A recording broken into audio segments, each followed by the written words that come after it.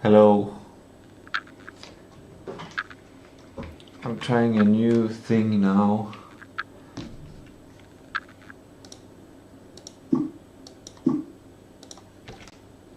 I have to make sure there's something coming out of the headphones, otherwise they will turn off. So put some music or something. Unfortunately you will not hear it because maybe there would be a copyright strike.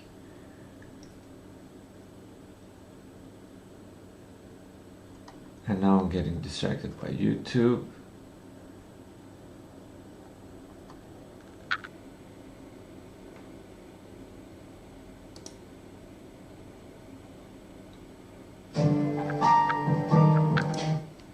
Wrong outlet. It's whose line narrative field noir Graham the Wild Private Investigator A.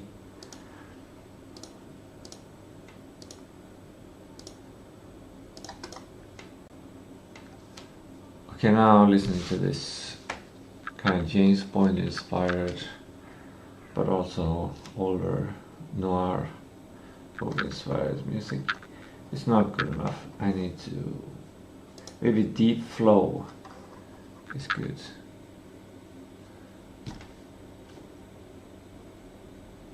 No, it's too nice. Hyper focus. Maybe I should share my screen.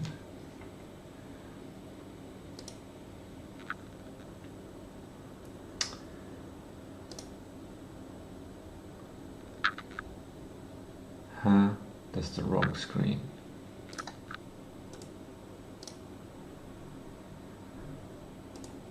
Okay, I got some calm music.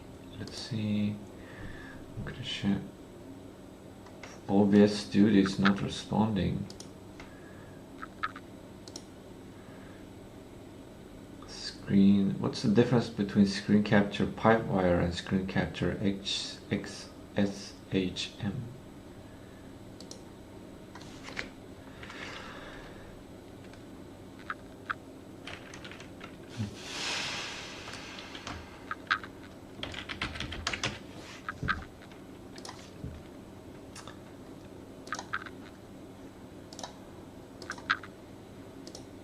Okay, now you see that.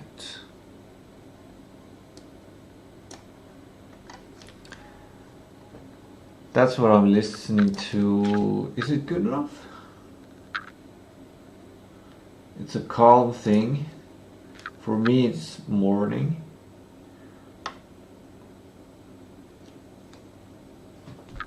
What I'm gonna do, I'm gonna mix my private life into the stream a bit.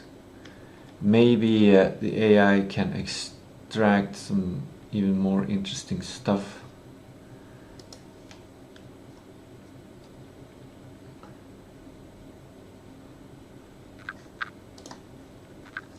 Let's see.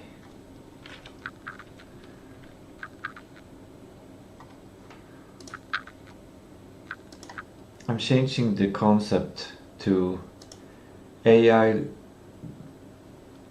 all the day. I will still work on the same thing.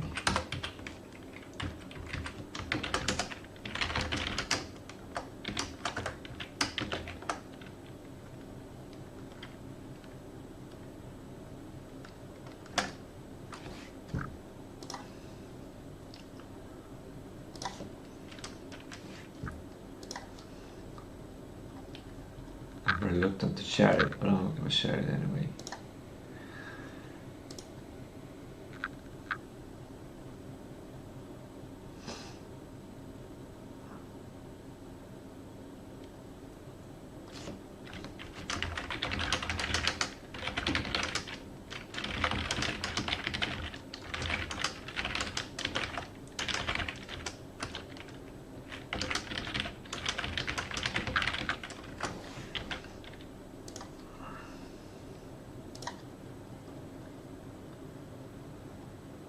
Now I'm getting distracted by Facebook, and I just realized that you are seeing my Facebook right now. I guess that's fine. There's nothing. Maybe I shouldn't press on notifications or messages though. Yeah, it's a bit dangerous because I'm a little bit tired because I just woke up. So I'm just gonna turn off that screen for a little while. Go back to the webcam. And then let's see. Continue sharing. Why is OBS Studio not responding? Sometimes. Is it because I'm transcribing? Or yeah. I have one I want to show you.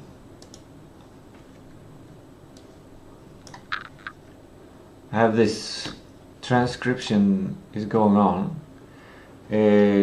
I've told this many times, but I have this recording device, offline type of shit, and it's just so easy. When I'm sleeping and I get an idea, or I'm on a walk, I can just click.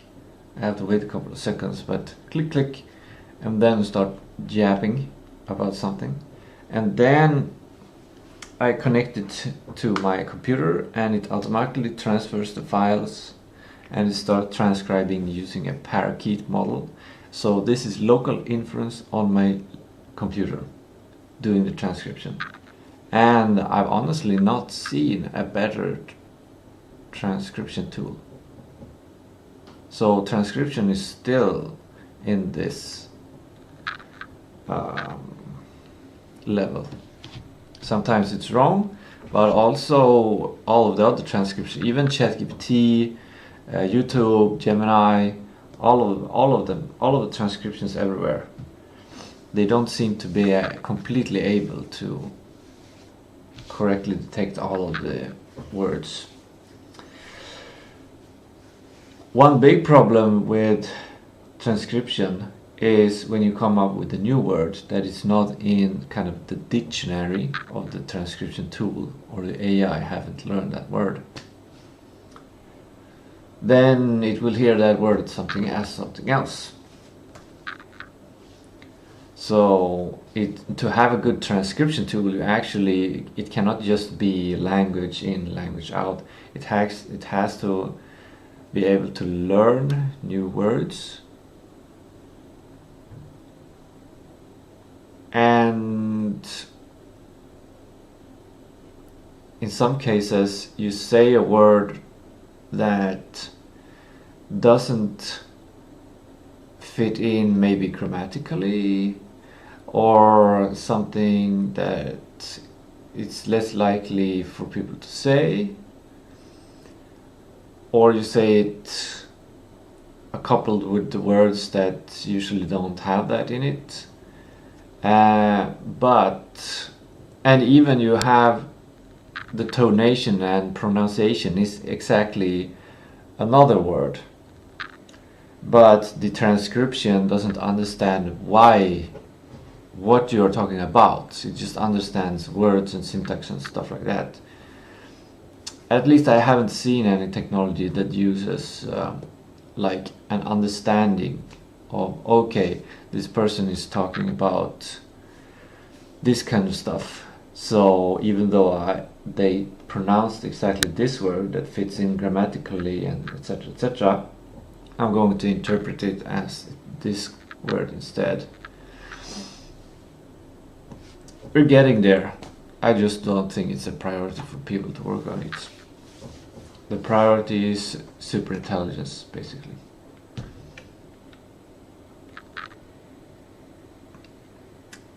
And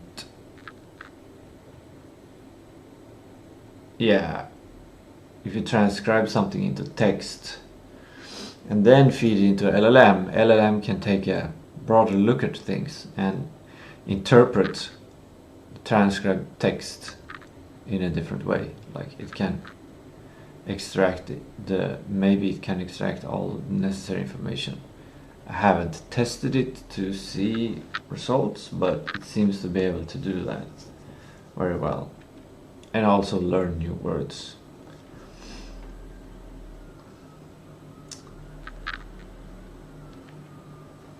Anyway, I'm going back to the webcam.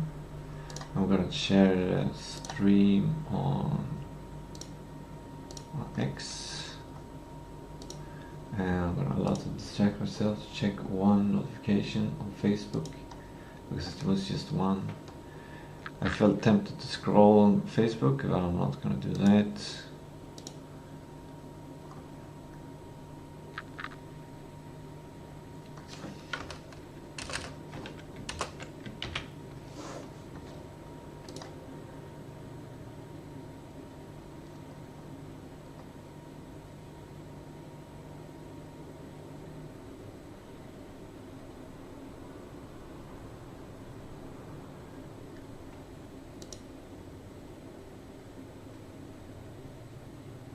Now I needed to check my one notification on X and like some beautiful image that I saw there.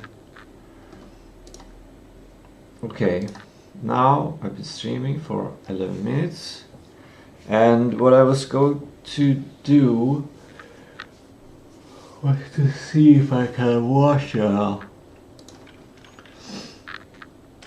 YouTube.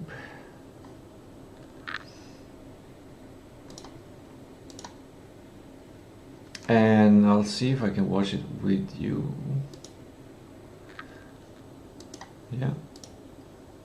Maybe it work, maybe I'll get a copyright strike, I don't know. This is my new kind of idea. I have to move things around a bit so I can see chat if someone says something. Here we go. My new idea is to watch something about to learn LLMs or AI to get the day started with that. So, and I also need to add sound so you can hear output.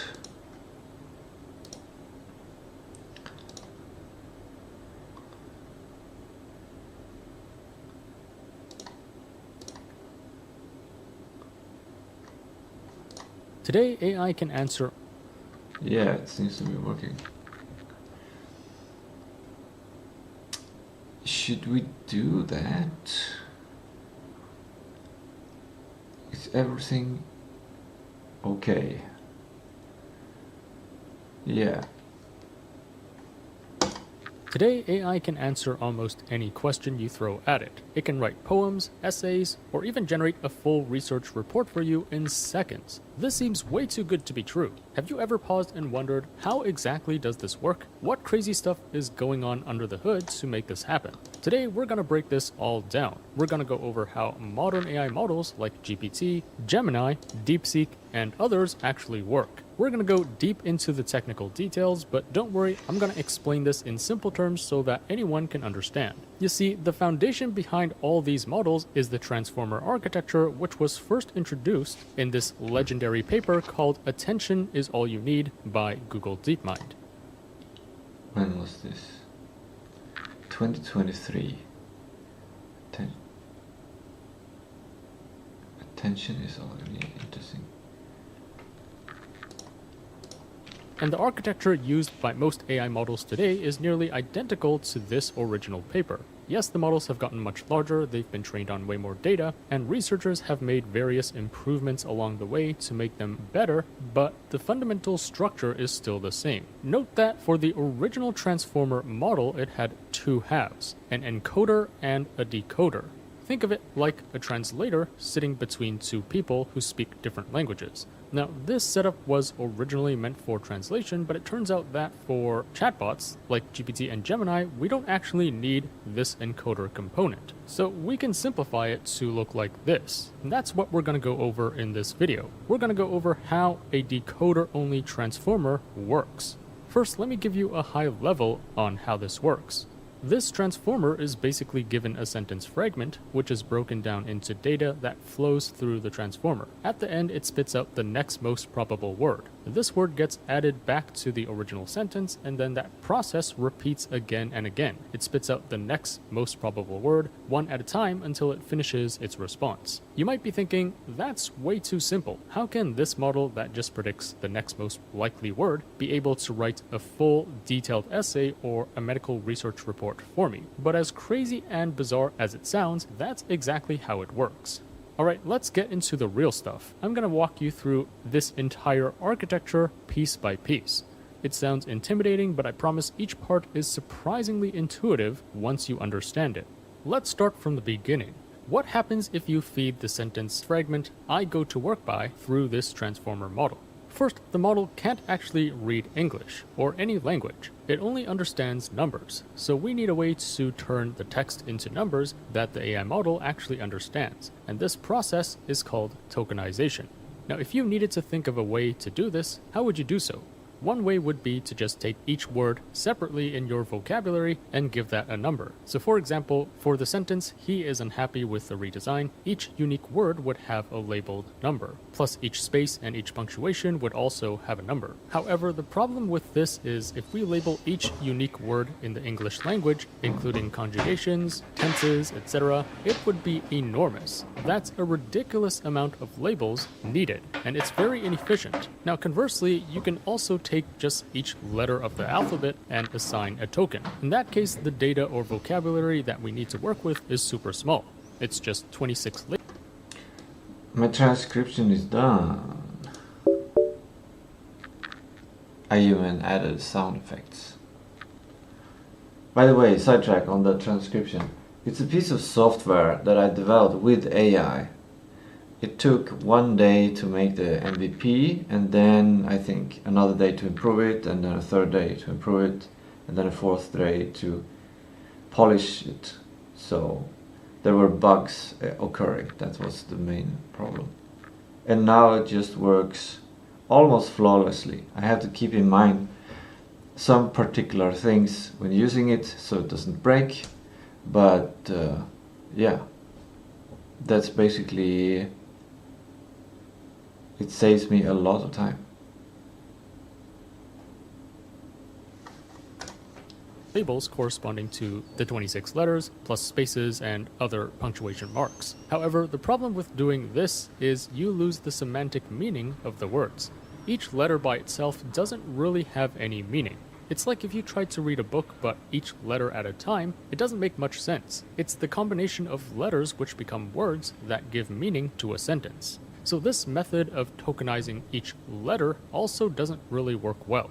It turns out the ideal approach is actually somewhere in between, where we don't label all the possible words in the English vocabulary, nor do we separate each individual letter, but instead we separate words into meaningful subparts. Going back to our sentence here, for example, unhappy might get broken down into un and happy, and redesign would be separated into re and design. So it kind of learns common prefixes, suffixes, and root parts of words. And this actually does a couple of amazing things. First, it keeps the vocabulary size manageable, much smaller than assigning a label to each unique word. Second, it handles unknown words really gracefully. If the AI gets a brand new word it has never seen before, say webinarification, instead of just saying "I don't know," it would break this down into webinar and ification, and it can use its understanding of those parts to guess the meaning. So this way it can sort of... This is interesting. This works if you write to the AI, but if you talk to the AI, the translation will not create these new words. It will use So you have the right in order to use this feature. Novelty and words it has never seen before. This makes AI much more adaptable to new words, slang, and typos. And often, these subwords capture meaning better than just the whole word or single letters. For example, after training, it would understand that un often means negation, and re often means doing something again. Alright, so after this tokenization step, the AI can identify each word or subword by a token, but it still doesn't know the meaning of each word. How do we give these numerical tokens a deeper meaning? We need a way to represent these words with numbers, but it needs to actually capture meaning, semantic relationships, and how words relate to each other.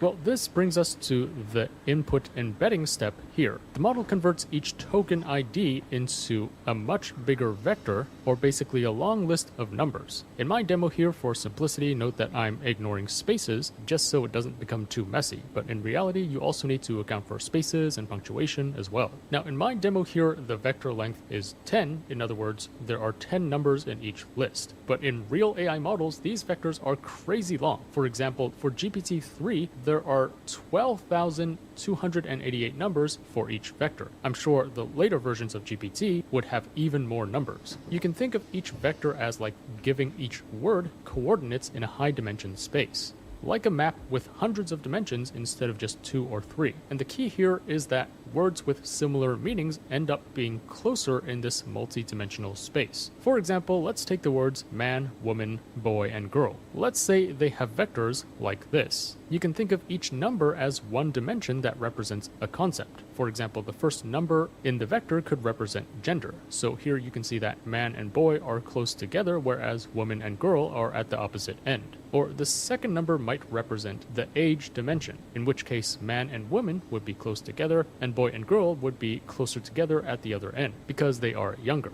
At least conceptually, that's how you can kind of think of this. Next, you might be wondering, how do we figure these numbers out? Well, actually, we don't. The model learns these values during training. I'll talk more about training later in the video, but now let's... But this is interesting.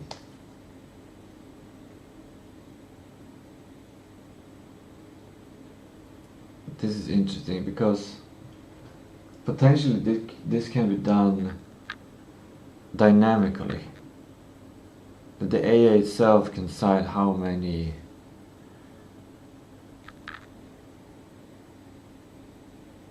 numbers, how many dimensions there should be. And to optimize an AI, it might just need... Oh, this is so interesting! Because every dimension like this, it's a spectrum. At least in the AI, it is interpreted as a spectrum, probably. So it has extremes on the end that are opposite.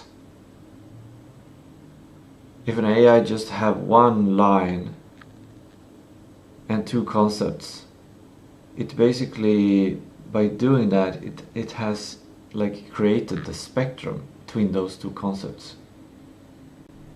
I don't know exactly how this high vector space is created. I would like to know that.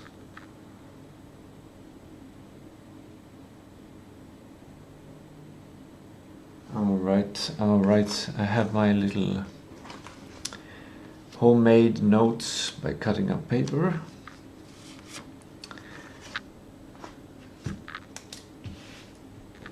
How is the vector space embedding matrix initially defined or trained? how are dimensions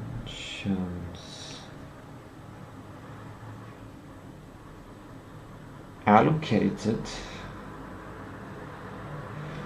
It's very hard to write a note about these things because we don't, like, it's not common to use words to describe these things.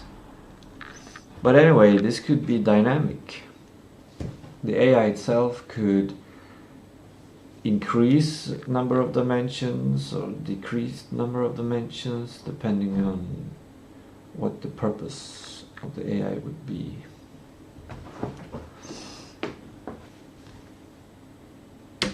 Assume that we all... Should I write that down or just have it in the back of my head? It's kind of a wish feature. Something that would take time to develop. Dynamic amount of dimensions in vector space. Ready? During training. I'll talk more about training later in the video, but now wait, did you just say? You might be wondering, how do we figure these numbers out? Well, actually, we don't. The model learns these values during training. I'll talk more about training later in the video, but now let's assume that we already have a fully trained model where the numbers of these vectors are already optimized. Alright, so going back to our input sentence, I go to work by, it gets converted into these embedding vectors that capture the meaning of each word. That's this part here. But there's one interesting thing when talking about artificial general intelligence and connected to this, that every person has a personal relationship with every word that they know, which means there's most words that you use and you talk to someone else and you use the words and they will not see the same thing as you or understand the same thing as you if you were hearing those words.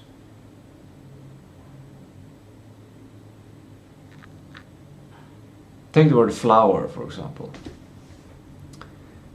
Technically, what it means, you can have a technical definition.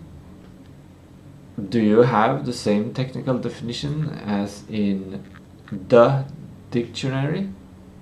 And if it's the dictionary, which dictionary is it? And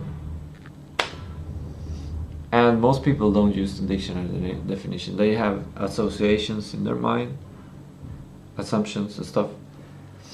If I say flower right now, I will think about this flower. It's dandelion. Dried up dandelion. And I was saying that every person have a different vector space. AGI. Oh, let's continue the video. Back to our input sentence, I go to work by, it gets converted into these embedding vectors that capture the meaning of each word. That's this part here. But that's not enough. There's a subtle but crucial problem. Unlike your brain, which naturally reads words left to right, the transformer processes all words simultaneously. It sees the whole sentence at once, which is great for speed, but it means the model has no idea what order the words are in.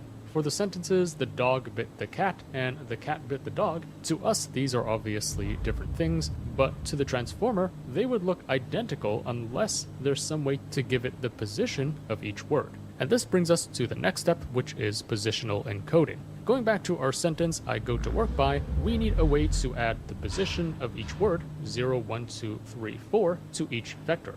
But here's an important thing you need to remember. We can't just add a single number, 1, 2, 3, or 4, to each vector. we need a way to represent 0, 1, 2, 3, 4 as a list of numbers of the same size, in our case 10 numbers, to add them to our existing embeddings. Now, the original Transformer paper solved this using sine and cosine. This is my weakness, math.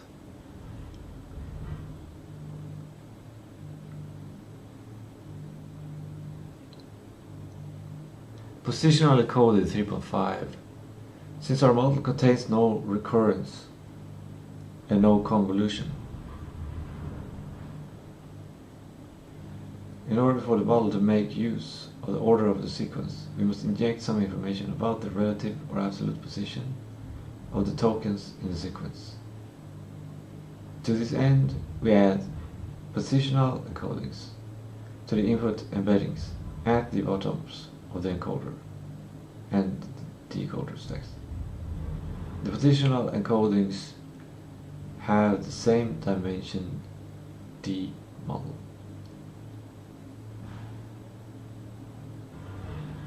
What does that mean?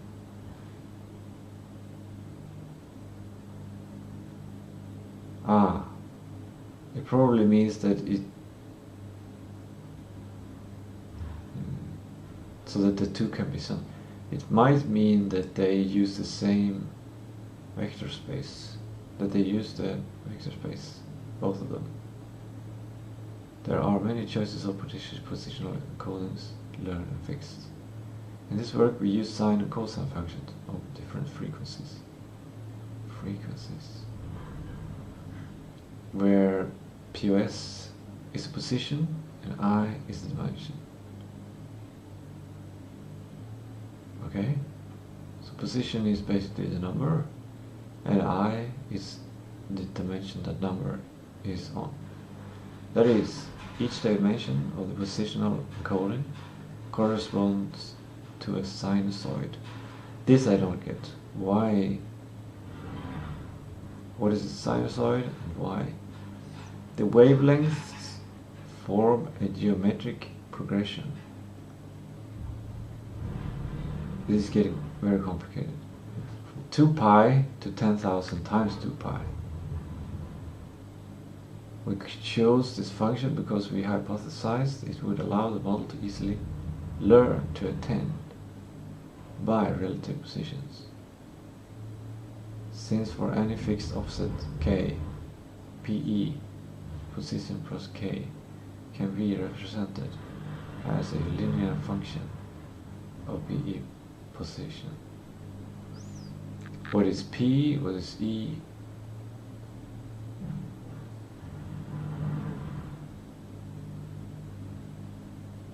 Positional encoding. It's the name of the function.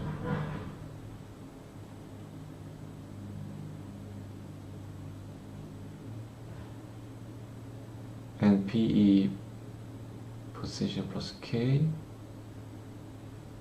is just feeding in position plus K. Chose this function because we hypothesized it would allow the model to easily learn to attend by relative positions, since for any fixed offset K, PE plus K can be represented as a linear function, PE pos.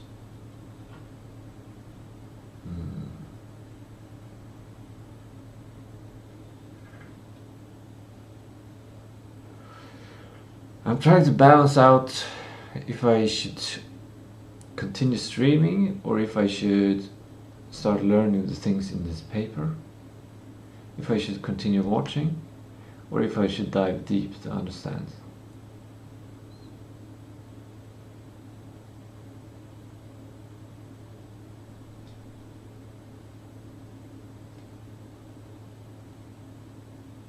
I want to take print screen for this and save it.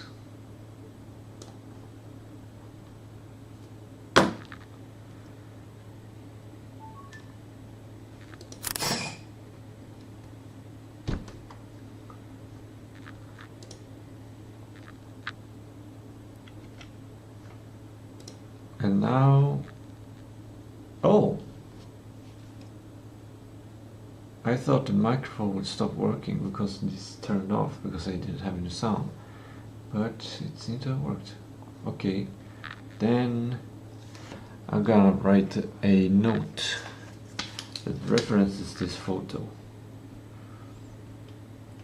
Photo about PE plus K. That's something that might be worth looking into, but I think it's better to continue this video because it will give an overview of everything. But here's an important thing you need to remember. We can't just add a single number, 1, 2, 3, or 4, to each vector. We need a way to represent 0, 1, 2, 3, 4 as a list of numbers of the same size, in our case 10 numbers, to add them to our existing embeddings. Now, the original transformer paper solved this using sine and cosine waves, which was quite genius. If you're curious, here's the original formula. And I know it sounds random, but it turns out that if you use alternating sine and cosine functions at different frequencies, you get a unique list of numbers at every position. No two positions ever produce the same combination. So 0 would look like this, 1 would look like this, 2 would look like this, and so on. Each number can be turned into a unique pattern of numbers, just like a fingerprint. Now for our example, since our vector length is only 10, we only need to use the first 10 numbers here. So after applying this... Okay, so this PE is just about creating a fingerprint. A unique number. Length is only 10, we only need to use the first 10 numbers here. So after applying this position, 1 would look like this, 2 would look like this, and so on. Each number can be turned into a unique pattern of numbers, just like a fingerprint. Now for our example, since our vector length is only 10, we only need to use the first 10 numbers here. So after applying this positional encoding formula, the positions of 0, 1, 2, 3, 4 would look like this. And we just need to simply add these to our original embeddings to get a new vector. Now these... This is interesting. These new numbers basically store information about not only the meaning of each word, but also its position in the sentence. And that sums up the positional... Interesting solution. It's kind of a, I feel like it might be a kind of a brute force solution, but at the same time, it might be the most efficient solution as well. Positional encoding step. Encode each word, but also its position in the sentence. And that sums up the positional encoding step here. Afterwards, we can finally plug the data into this transformer. Alright, so the next component is called masked multi-head attention. The job of this is to build a deeper understanding of the sentence. This part is like the most important idea in the entire transformer architecture. It figures out which words in the sentence are most important to each other. In other words, it tries to understand context. For example, if you take the sentence, "The cat didn't cross the street because it was too tired," it could refer to the street or the cat. But when we read it, we know that it's referring to the cat. Now, before transformers, older AI models had a really hard time understanding context like this. That's because they mostly process text. Why aren't you seeing the video? One word at a time. By the time it reaches the word "it," the connection to earlier...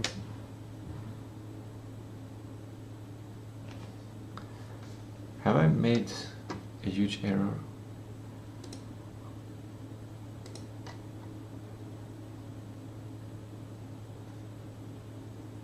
Strange.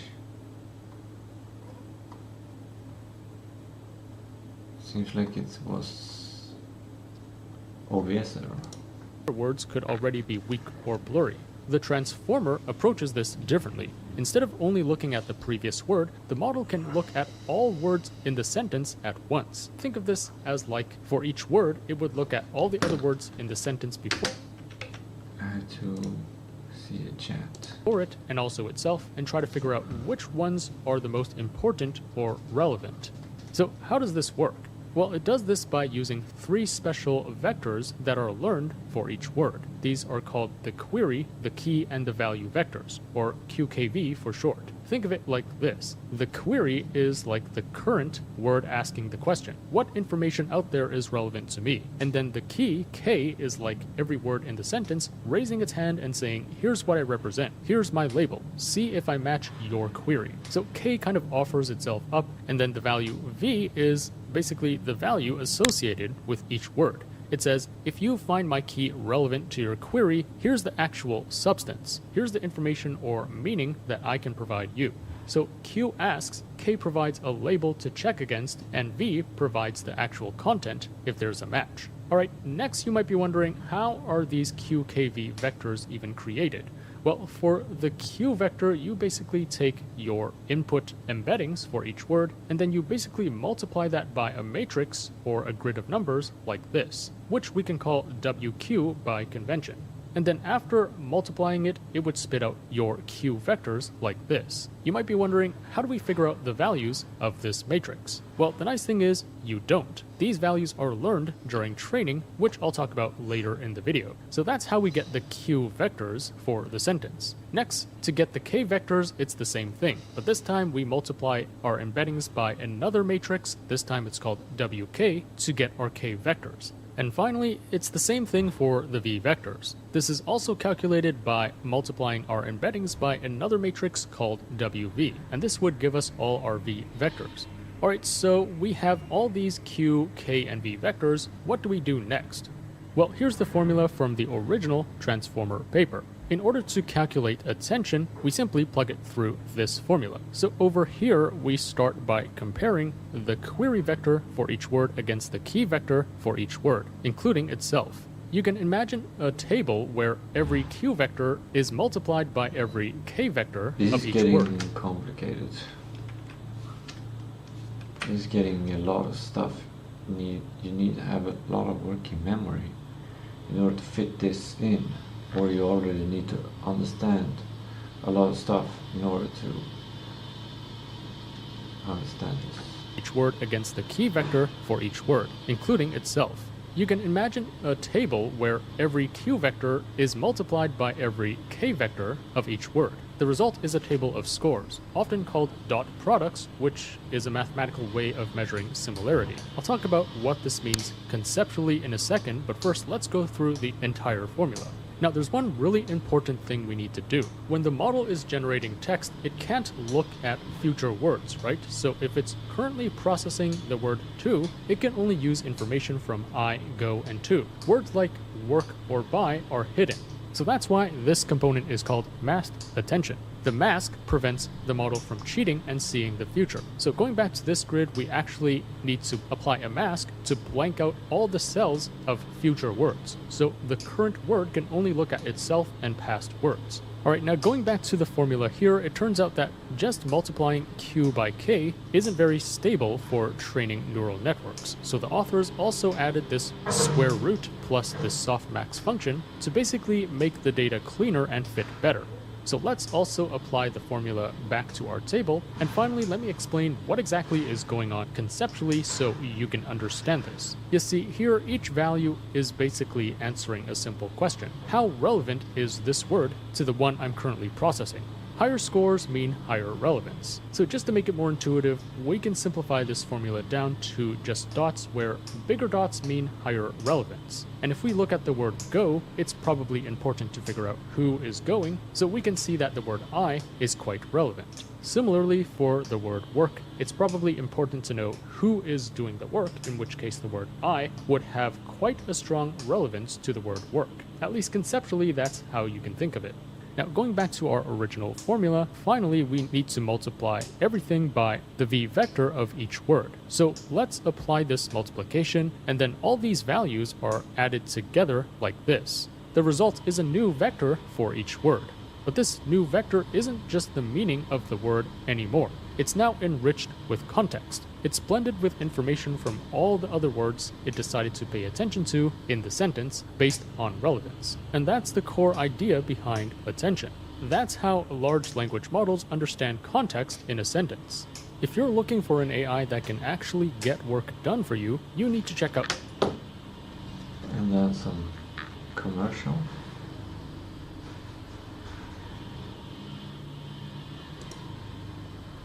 arc today. Now all the calculations we just went over, from calculating the QKV vectors to calculating this dot product table and summing everything up, that's what happens in one attention head.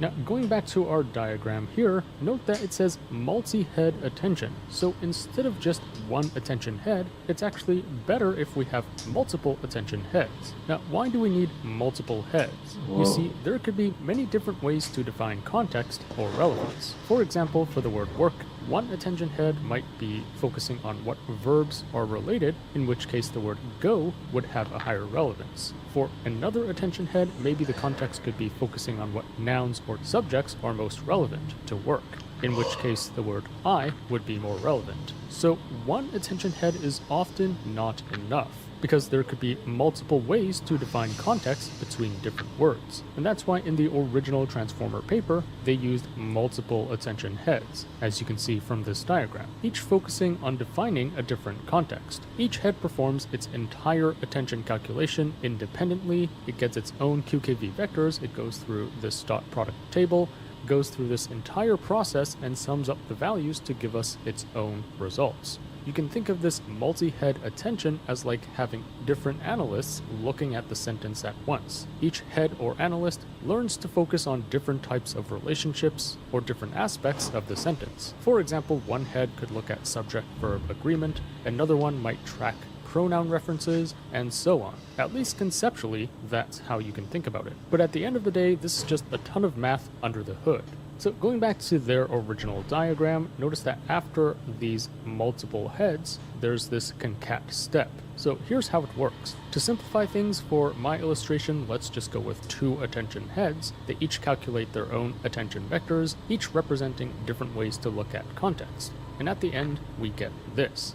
Next, the resulting vectors from each head would basically be concatenated or glued together into a single vector like this. So that's the concat step in this diagram from the original Transformer paper.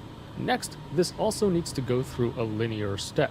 In other words, the vectors are then multiplied by another matrix, which we can call WO by convention. So we take our concatenated vectors and we multiply them by this matrix in parallel. And finally, we are done with this multi-head attention component, which is basically this component here. We've done so many calculations. We calculated the QKV vectors, computed this dot product table, concatenated the results, then ran it through another matrix. To simplify things, let's just wrap this entire process into a block like this. And after going through this, it spits out 5 vectors with the same dimensions as... What was the part of the O? Notice that after these multiple heads, there's this concat step. So here's how it works. To simplify things, for my illustration, let's just go with two attention heads. They each calculate their own attention vectors, each representing different ways to look at context. And at the end, we get this. Next, the resulting vectors from each head would basically be concatenated or glued together into a single vector like this. So that's the concat step in this diagram from the original Transformer paper.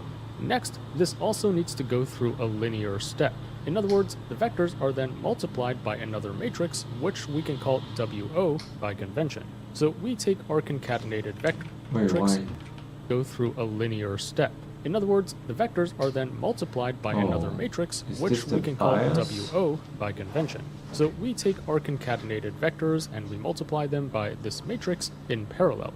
And finally, we are done with this multi-head attention component, which is basically this component here. We've done so many calculations. We calculated the QKV vectors, computed this dot product table, concatenated the results, then ran it through another matrix. To simplify things, let's just wrap this entire process into a block like this.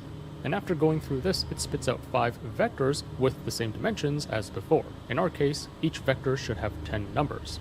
Now, if this is your first time learning about the Transformer architecture, by now your head is probably overwhelmed with numbers and calculations. Just from this one component, we've gone through so many steps, it has almost completely transformed the original vectors into something else. And that's not good. You see, the original vectors contain information about the meaning and the position of each word. After going through so many steps in this masked multi-head attention component, we risk losing that information. So how do we prevent this? Well, what the researchers designed next was also quite genius. Right after this multi-head attention block, they added this add and norm step. So let's go over each of these really quickly. Let's go over the add step first. Like I said, after the original vectors go through this multi-head attention block, the resulting vectors can be very different. Well, this add step basically takes the original vectors and adds them back in with these new vectors. This way, the original information of meaning and position are still kind of retained. You can think of this as like a shortcut for information to flow past or skip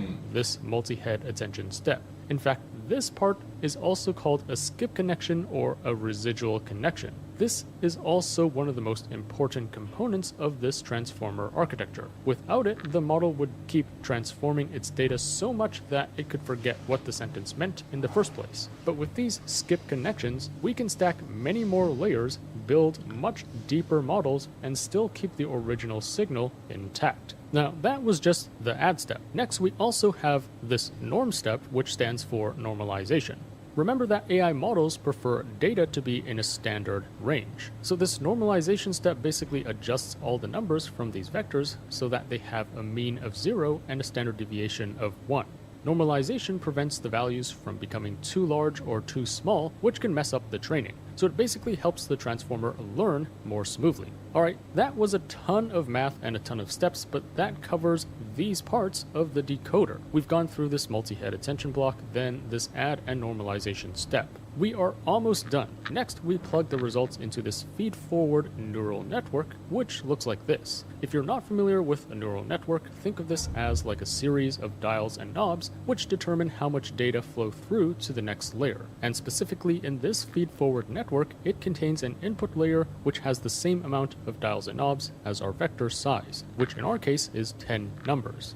And then it contains a middle layer which has a lot more dials and knobs, often 2 to 4 times the input layer. And then afterwards, all of this is shrunk down to an output layer which is the same size as our input layer, which in our case is 10 outputs. So this outputs some new vectors of the same size as our input vectors. Now you might be wondering, why on earth would we do this? Why take our vectors and then expand them through this neural network and then contract them back down again to the same size? This seems like extra work, right? Well, conceptually, you can think of this step as attempting to capture deeper features or meaning from the sentence. After all, a neural network is great for capturing underlying patterns. So think of this as like giving each word some extra thinking time or processing capacity based on the context it just gathered via attention.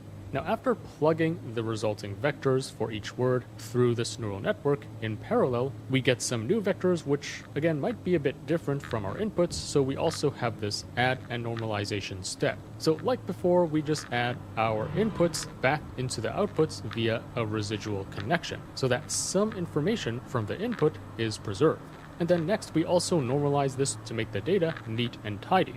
Alright, finally, that sums up one decoder block of the transformer model. Let's quickly summarize what we've gone through so far.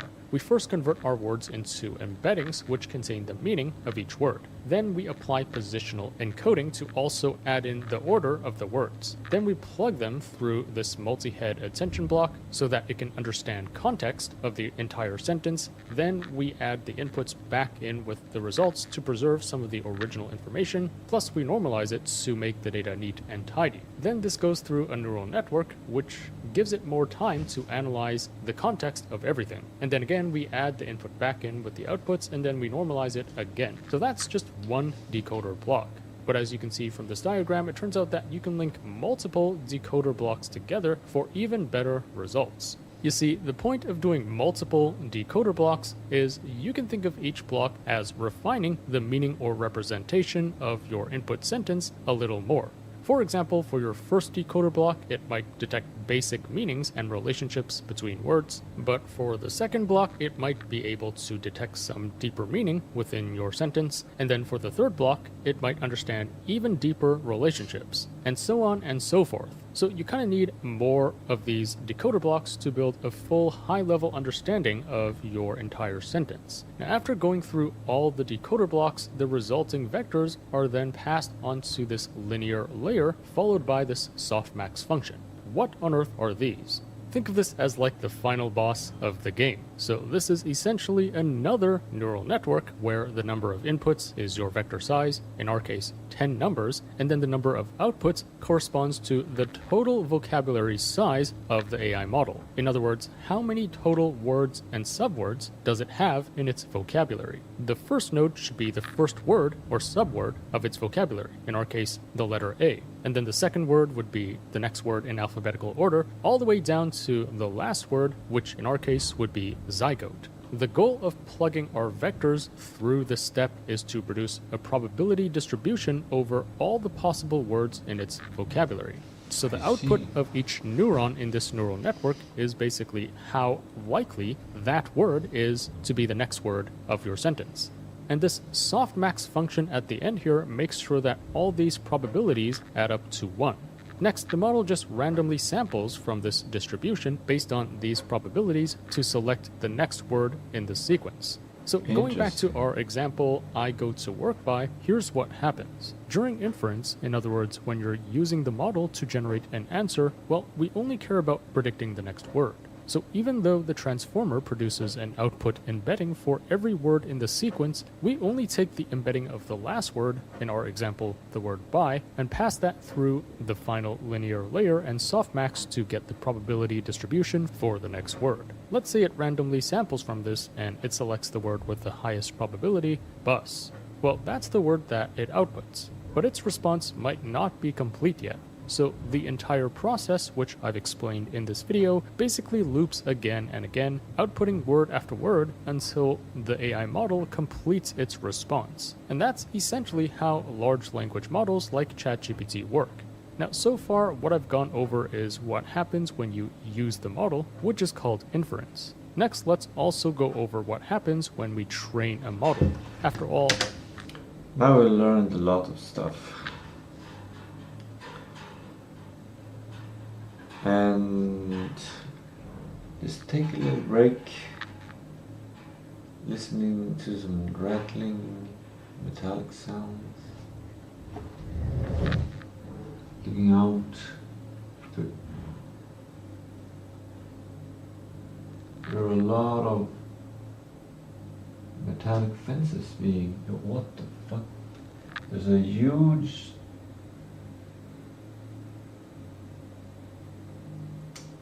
truck outside, a huge roll of orange square wire. I think that they're going to install something. Maybe they're going to install fiber to this building, which would be great. Okay, let's get back to the training. How does it know which values to use for all these calculations in the transformer? Well, let's go back to the very beginning. Let's assume we're training a model from scratch and it has no prior knowledge about the English language. Well, to train it, we basically feed it a ton of different examples of the English language, like all the data from the internet. For one round of training, just as a quick example, these when we train a model. After all, how does it know which values to use for all these calculations in the transformer? Well, let's go back to the very beginning. Let's assume we're training a model from scratch and it has no prior knowledge about the English language. Well, to train it, we basically feed it a ton of different examples of the English language, like all the data from the internet. For one round of training, just as a quick example, we can feed it the sentence, I go to work by, and it needs to guess the most probable word, which is bus. Now, because it has no prior knowledge about the language, it doesn't actually know the meaning of each word. So actually, and this is why training data is very important. The term garbage in, garbage out. That's why you need good data.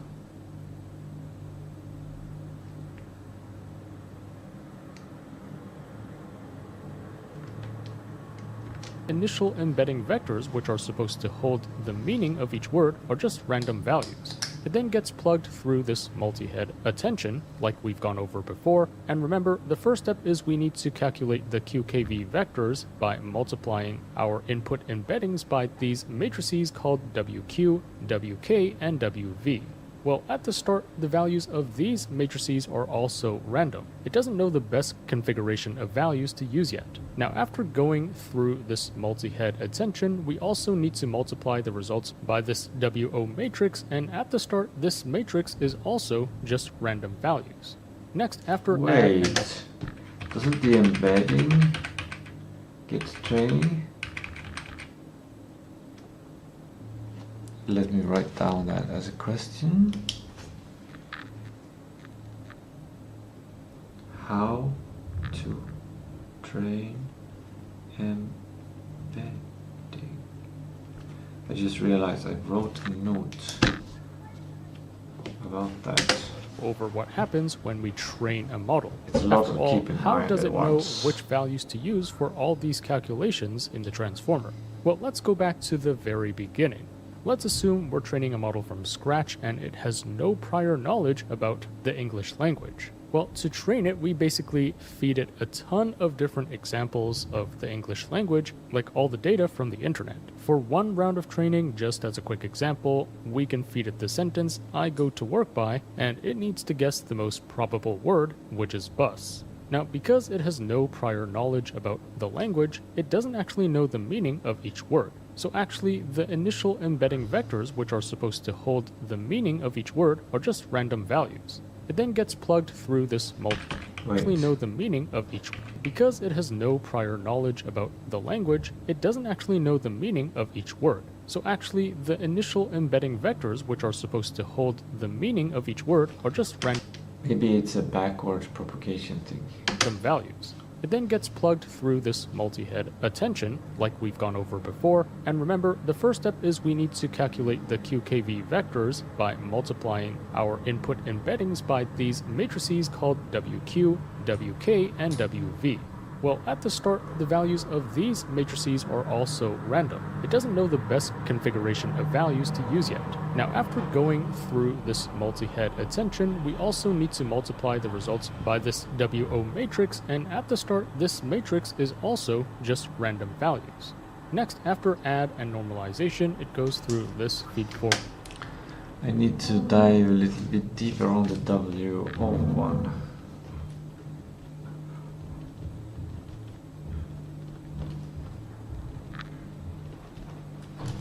To see if it's just a bias or something. Random values. Next, after add and normalization, it goes through this feed-forward neural network, and the values of these dials and knobs are also random at the start. And then after another add and normalization, and then after going through multiple decoder blocks where the values of all of these are also random, we end up at the final linear layer. And the values of these dials and knobs are also random at the start. So before you train it, you can think of this entire transformer as just a giant pile of random numbers. Now at the end, here's what happens. If somehow it outputs the word bus, which is the correct answer, well, it might be that this configuration of values is actually pretty good. We don't actually need to change anything, but chances are at the start, it's probably going to output a random word like banana. Because that's not the correct answer, it incurs an error or a loss. But knowing that it was wrong isn't enough. We also need to figure out what parts of the model caused this error. And this is where something called backpropagation comes in. Backpropagation works by sending the error backward through the entire network. It looks at every random value that was used in the calculation and determines how... I need to add some kind of backpropagation to my goal hierarchy.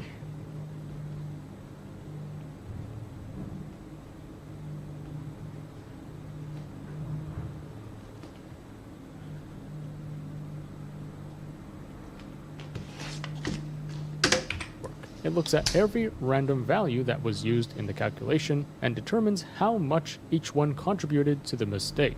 And once we know that, we use a method called gradient descent to update these values. Gradient error backward through the entire network. It looks at every random value that was used in the calculation and determines how much each one contributed to the mistake.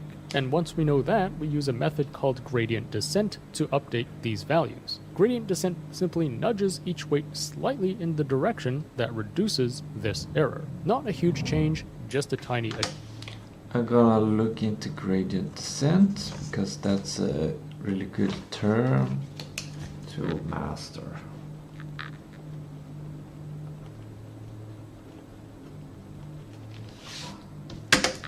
adjustment. Then we repeat the whole process again for the next round of training. If it gets the word right, we don't need to change the values of the model, but when it gets a word wrong, then it incurs a loss and the model's values are adjusted slightly to fix the mistake. And this loop basically happens again and again. We feed it sequence after sequence, we train it millions or even billions of times using different samples of natural language, and slowly but surely, the model's dials and knobs get better and better at correctly predicting the next word in the sentence. The model begins to learn that certain words tend to follow other words. It starts to learn grammar, then sentence structure and meaning, and then even more subtle relationships across long pieces of text. Eventually, after enough training, these random numbers turn into a system that can actually correctly generate natural language. And that's how a transformer learns. Alright, we've gone through a ton of math, a ton of calculations, and a ton of steps, but in essence, that is how large language models that you and I use today work. It's all based on the transformer model from this legendary paper, Attention is All You Need. Without this breakthrough, ChatGPT or any other large language model would not exist today. And the reason that this paper changed everything comes down to... I should probably read and understand this whole paper.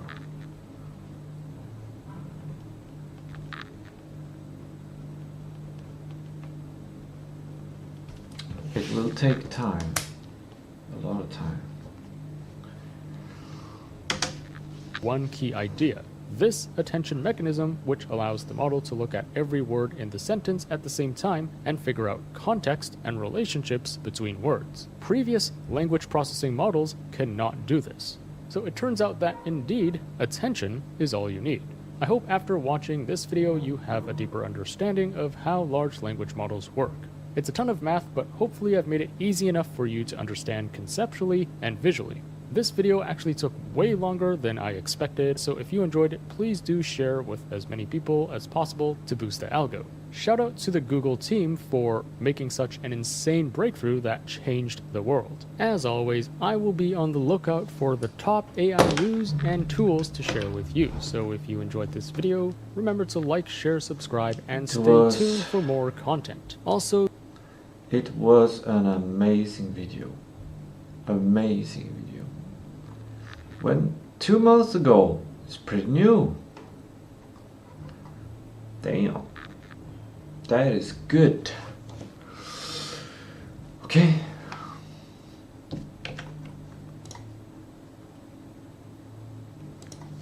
Here we are in the real, back in the real world.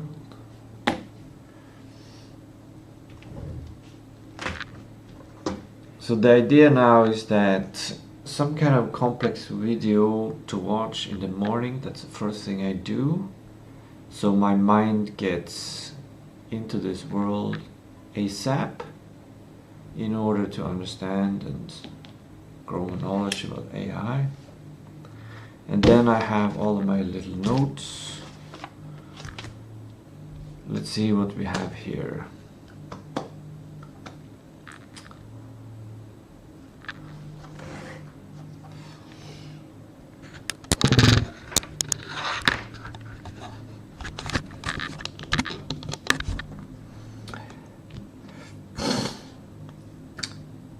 Photo about P. This was about the fingerprint. So I'm gonna unprioritize that one. I'm just ripping it up and throwing it in my little trash can. Should I have? Like, is it possible to have it in this stand?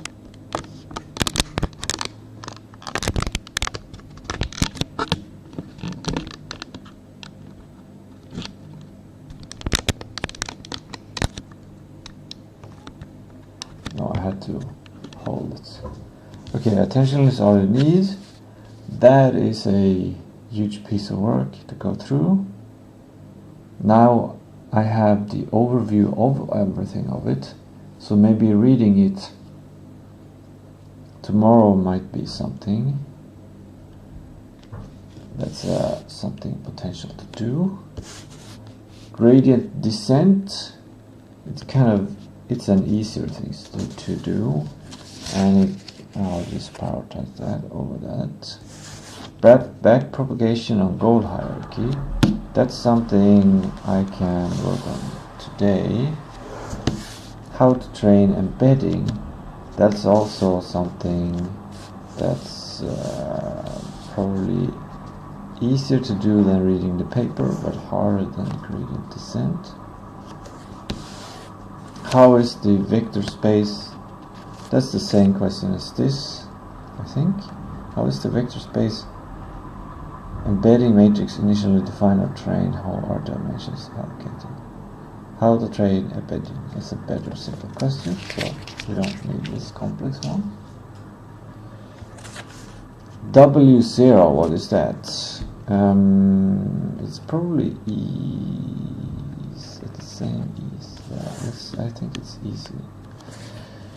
And then we have a wish.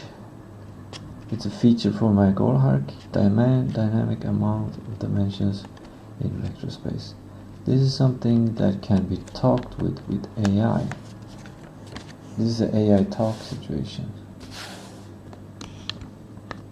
So I think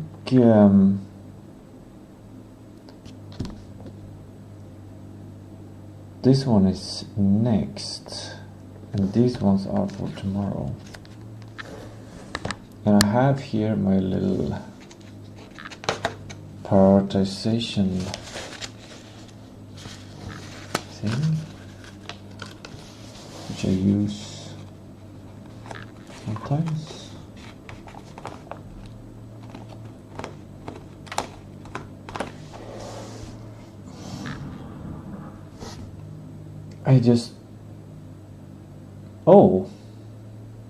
It seems like I'm using the webcam microphone.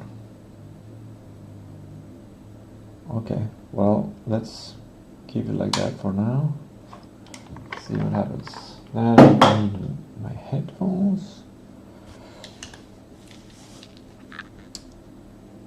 I need to plan June, or maybe I don't know.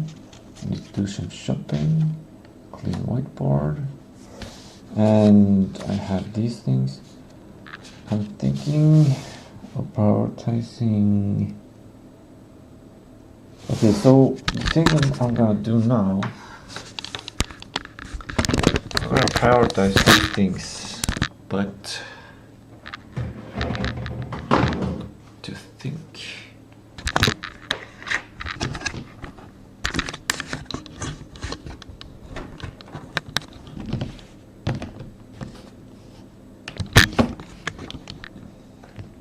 Can I have some kind of thing that can keep it up?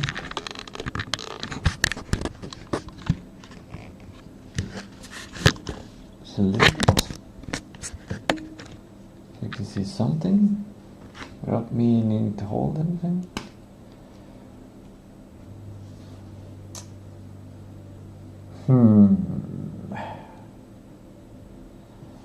Okay. I need to do some training,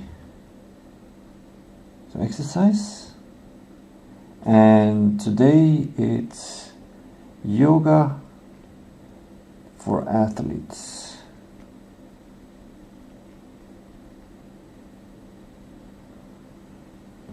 I'm feeling quite sore from yesterday. I was jogging, and I'm not used to jogging, so I've got a bunch to recover there. Then after training, I'm gonna shower or eat first.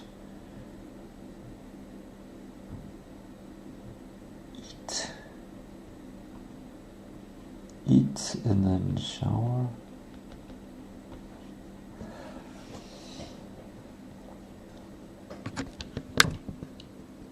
train, eat, shower, and then after that, should I do prioritization then, or should I do prioritization now? If I do prioritization now, then my mind will be pretty... I can work between these sections. I can train, which will help me release a bunch of stuff from my brain, and then I can try to prioritize. And then I can eat, and then I can shower. Is that how I do it? I prioritize and eat at the same time, and then I shower, and then I work on the thing that I prioritized. This is my plan. Train yoga for athletes, prioritize and eating, then shower, then work on the thing that I prioritize. Okay. I'm gonna get me some clothes, and then let's do yoga together. Let's see if we can do yoga together. I'm gonna need to move my whole stuff.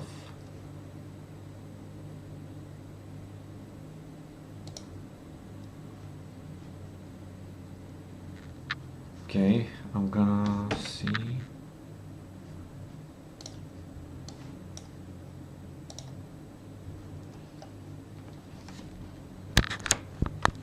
I'm gonna take a break. Be right back. Well, not be right back, but it's a little bit longer text.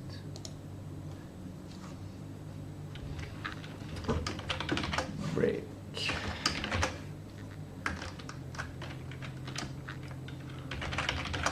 Let's be very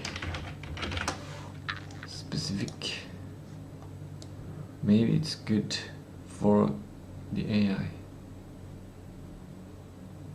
Where's the middle?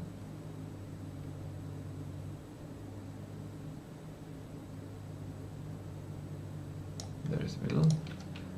Okay, I'm going on the toilet.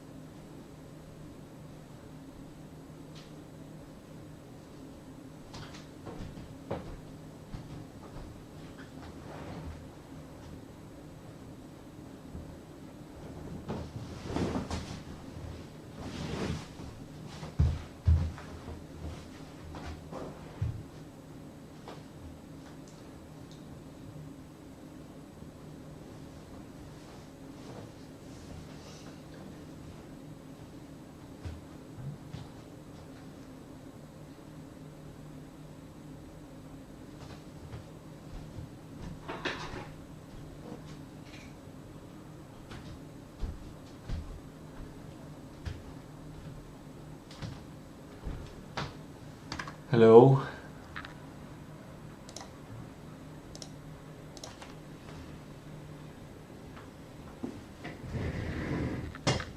Now it's time to do some yoga. I need to move my whole situation to get some space for yoga.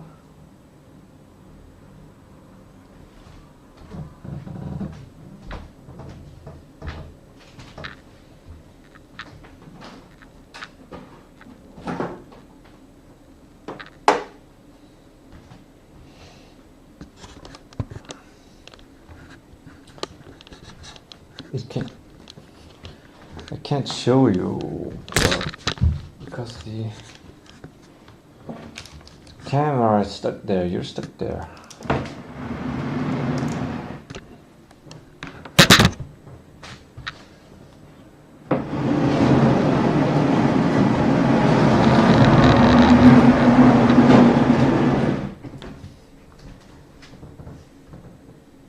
There we go.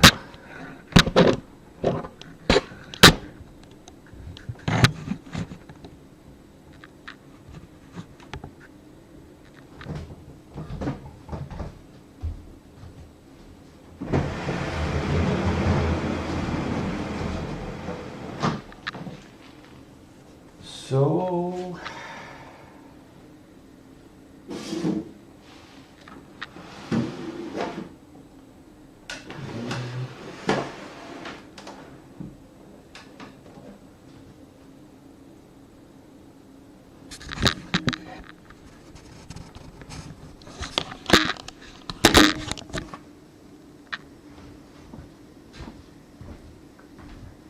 and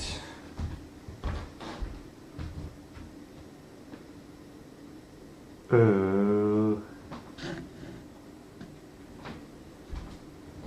have so many screens.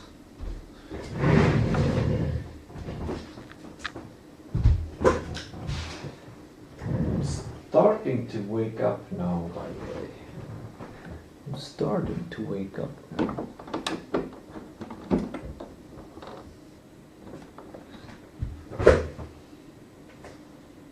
Now I have my third monitor attached.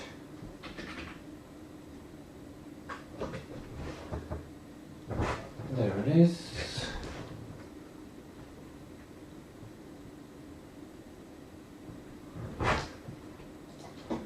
Perfectly.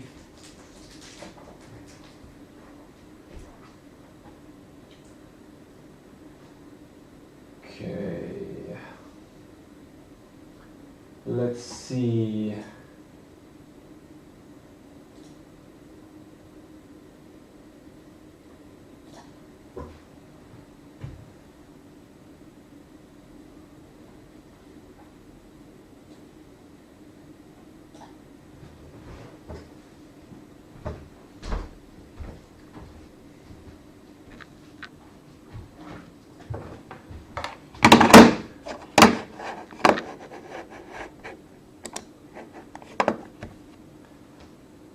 How do I get a good angle?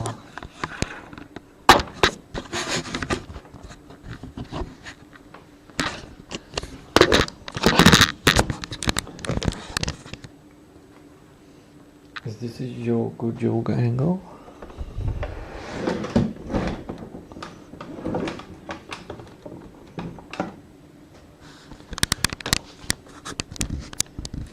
It's a bit of a top down situation.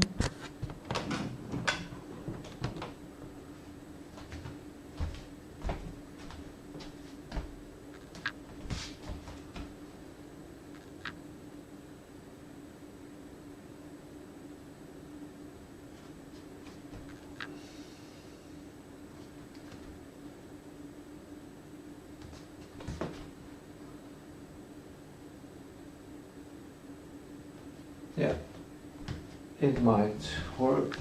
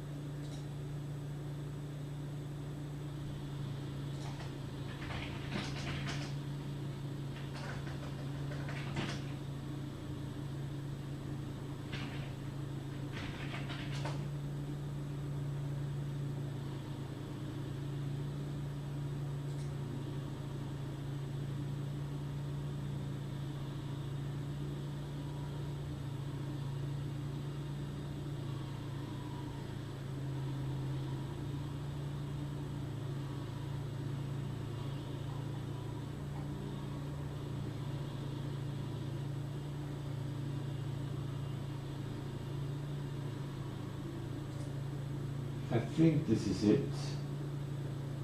Hello and welcome to... Whoa, that was pretty loud.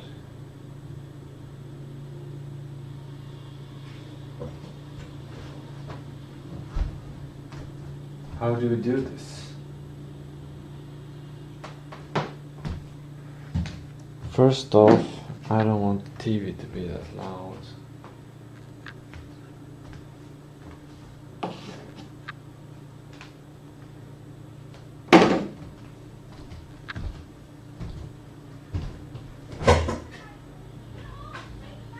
To yoga for athletes. This is a full body... I think what we'll do is basically mute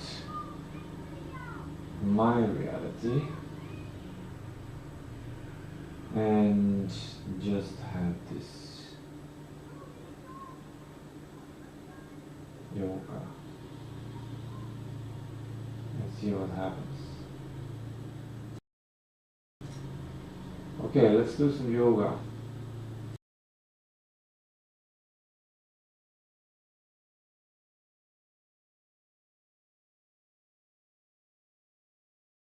Yoga practice intended to improve your mobility and aid recovery. When you're ready, we'll begin.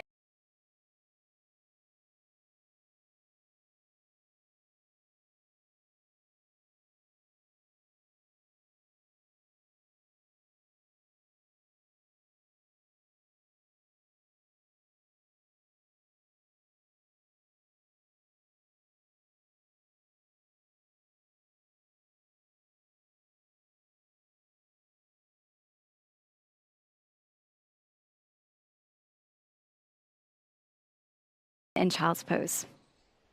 You can either keep the knees together or open them apart, then walk the hands forwards and lower your head down to rest on the mat. We'll take the first few breaths here just to relax into position.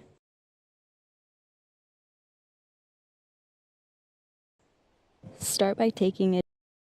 You can either keep the knees together or open them apart, then walk the hands forwards and lower your head down to rest on the mat. We'll take the first few breaths here just to relax into position. Start by taking a deep breath in through your nose and a slow breath out through your mouth. Inhale deeply. Exhale completely. A few more times like this.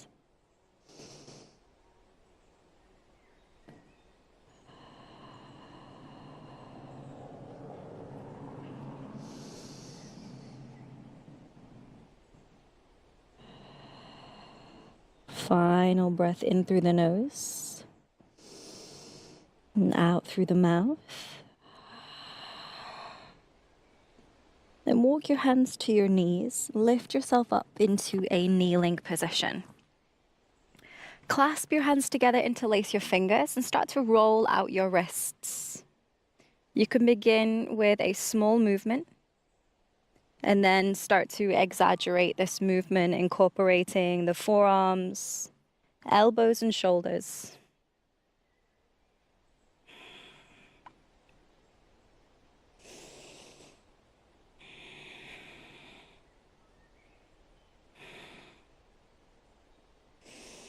Shake out your hands all together, then come into tabletop or hands and knees position.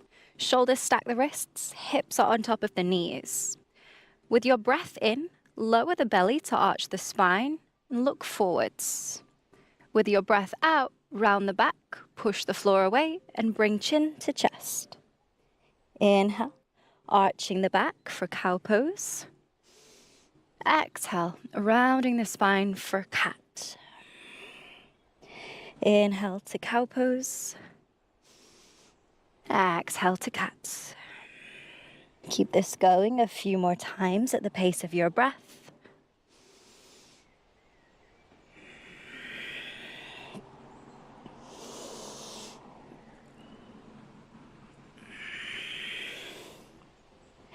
Final inhale to cow pose. And exhale to cat. Then find a neutral spine. Rock forwards to send the shoulders past the wrists. And bend your arms, keeping them close to the side of your ribs as you lower yourself down with control. Come all the way down to your belly. Bring the forearms to the mat so the elbows are under the shoulders for Sphinx. And as we hold here, focus on drawing the chest forwards, rolling your shoulders back.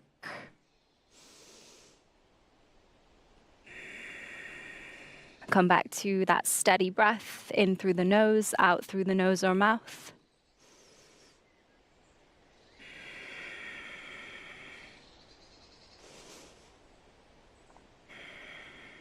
Hold for one more breath in.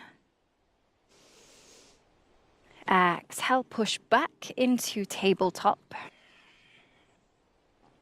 Then extend the legs to find plank. And start to pedal your legs here, just tapping one knee down to the mat, and then switching.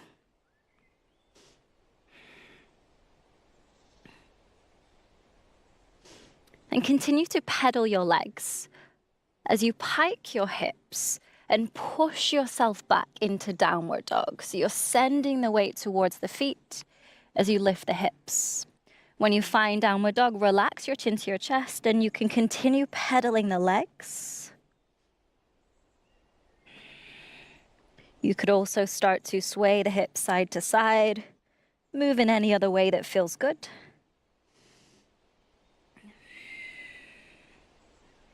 Good. Then look forwards and take baby steps to walk the feet to the hands. You could bend your knees to make this more accessible.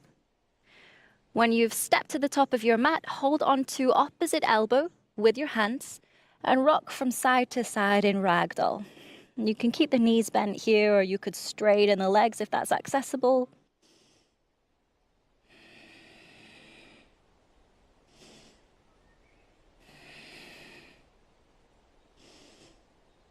Good.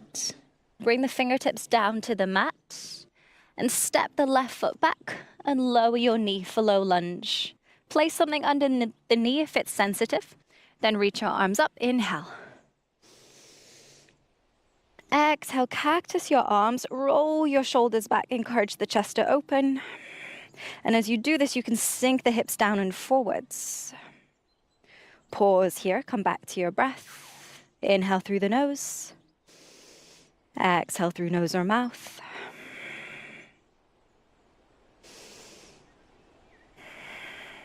Final breath in. Exhale, hands come down to the mat. Send your hips back so they're in line with your back knee. And edge your front foot forward so that you can straighten the legs. The leg.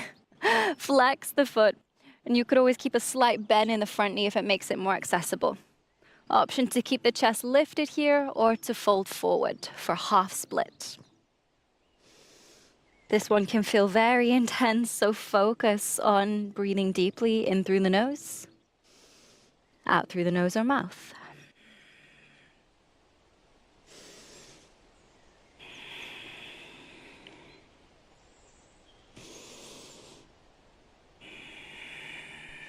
Hold for one more breath in. At the end of your breath out, rebend the front knee to come through low lunge.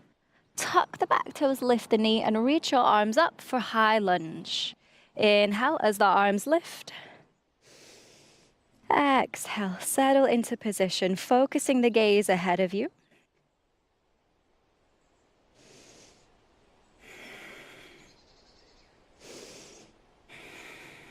Hold for one more breath in. Exhale, hands come down to the mat, step to plank. Inhale, hold your pose here. Option to lower the knees for this next part. As you exhale, rock forward so shoulders go past the wrists. Bend the elbows close to the side of the body to lower down through chaturanga with control. Come all the way down to your belly. Keep the hands close to the lower ribs as you inhale. Drag the chest forwards, roll your shoulders back and lift the chest for Cobra Pose. Pausing here, continue to roll the shoulders back, drawing the chest forwards.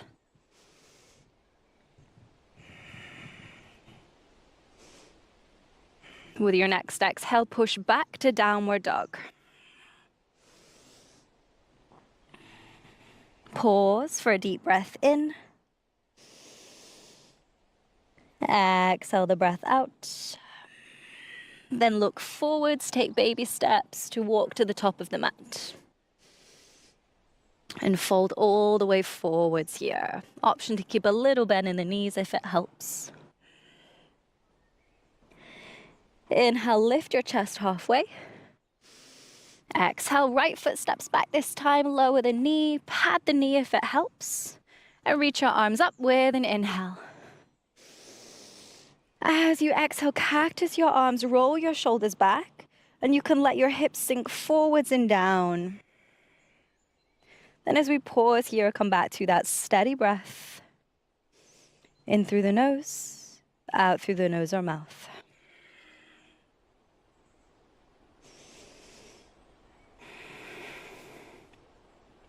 Final breath here, inhale. At the end of your exhale, fingertips come down to the mat. Shuffle the front foot forward so that you can extend the leg. Flex the foot, and you can either keep the chest lifted or fold for half split. If it becomes too much for the hamstrings, find a little bend in the knee to make it more accessible.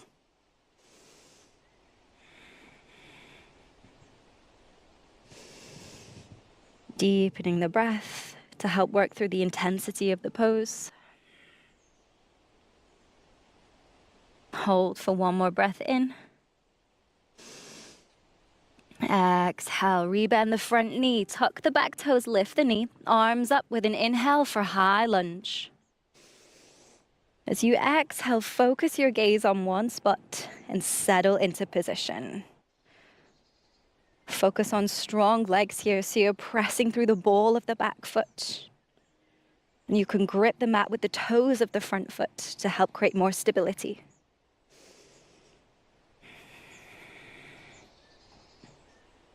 Pause for a breath in. With your breath out, step to plank. Inhale, hold your pose.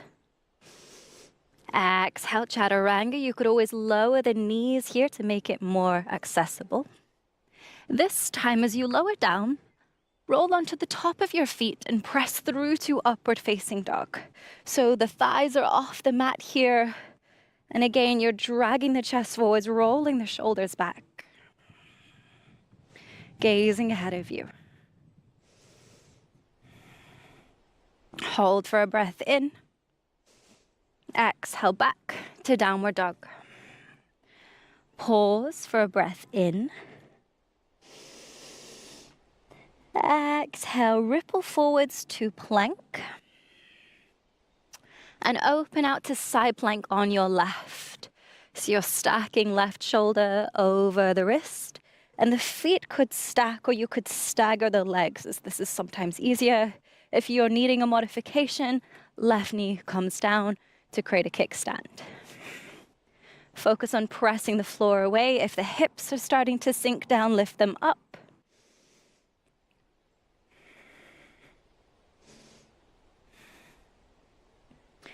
Then look down for a balance, and you can either sweep the right leg forwards, or you could bend the knee and take a big step forwards to come into a twisted lunge.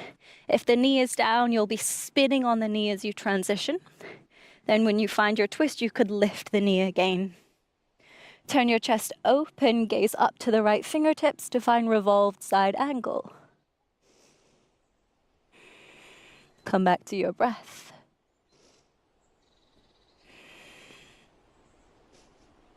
Hold for one more breath in. With your breath out, bring the right hand to the inside of the right foot. Open out your back foot and reach the left arm up, turning the chest open to the left side this time for extended side angle. Gaze up to the left fingertips.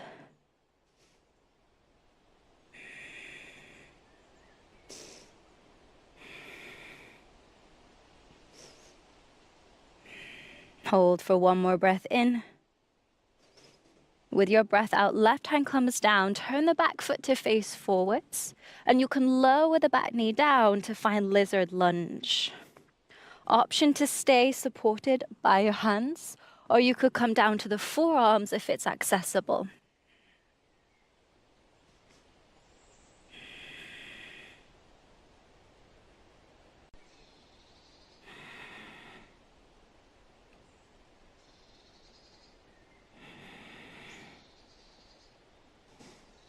Final deep breath in here.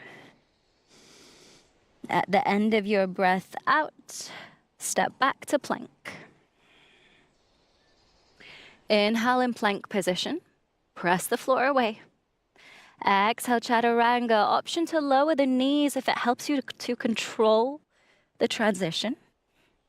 Then inhale, roll onto the tops of the feet, press through to upward facing dog. So you'll drag the chest forwards, roll the shoulders back, gaze ahead of you. Pause for a breath in. Exhale, push back to down dog. Pause for a breath in. Exhale, come forwards into plank. And open out into side plank on the right side. So you can either stack the feet, stagger the feet, or lower the right knee down to create a kickstand for more stability. Push the floor away, lift the hips if they're starting to sink down.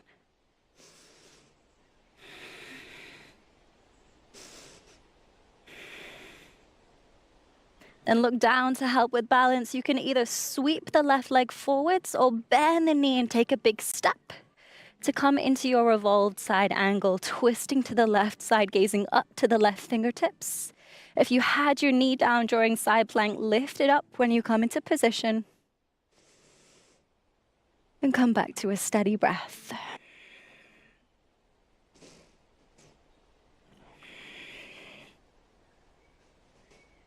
Final deep breath in here. With your breath out, lower the left hand to the inside of your foot. Open out the back foot, reach the right arm up. Turning the chest open to the right side for extended side angle. Gazing up to the right fingertips.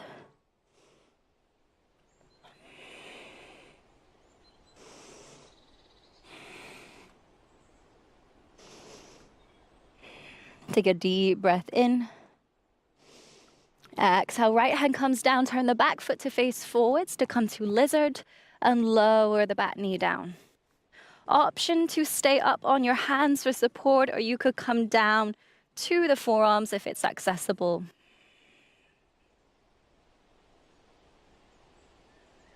Bring your focus back to your breath as we pause here.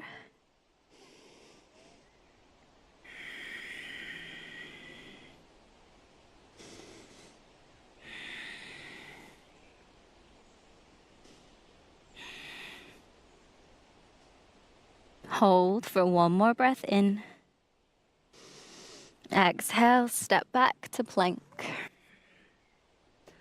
Push the floor away, hold for a breath in. Exhale, chaturanga, modifying if needed. Inhale, come through to upward facing dog for a deep breath in. And exhale, push back to downward facing dog. Hold for a breath in. Look forwards. With your exhale, you could hop, step, or jump to forward fold. Folding all the way forwards here. Option to keep the legs a little bent, or you could work towards straightening them, perhaps catching hold of the backs of the ankles to draw yourself in, compressing the belly to the thighs.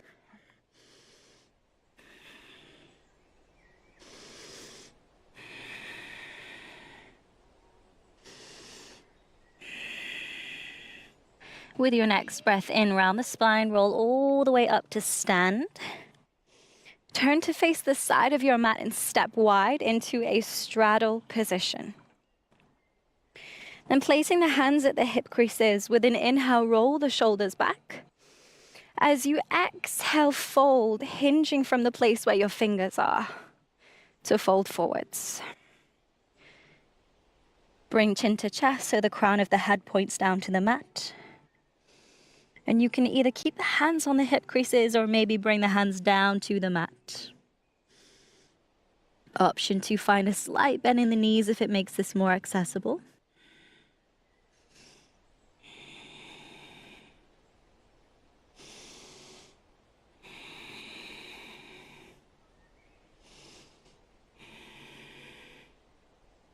Inhale to lift the chest halfway. Walk your hands over towards the right foot and bend the right knee to come into a side lunge. Option to keep the left foot flat to the mat, or you could spin the foot so the toes point up and you're just balancing on the heel as you sink the hips towards the right heel to come to Skanasana. If you're here and the balance is steady, bring hands to prayer.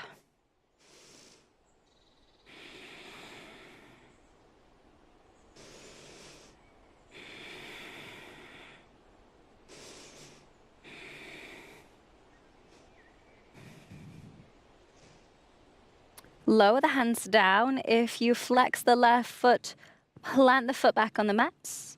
And then straighten the right leg, bend the left, and walk the hands over to the left side. Option to stay here.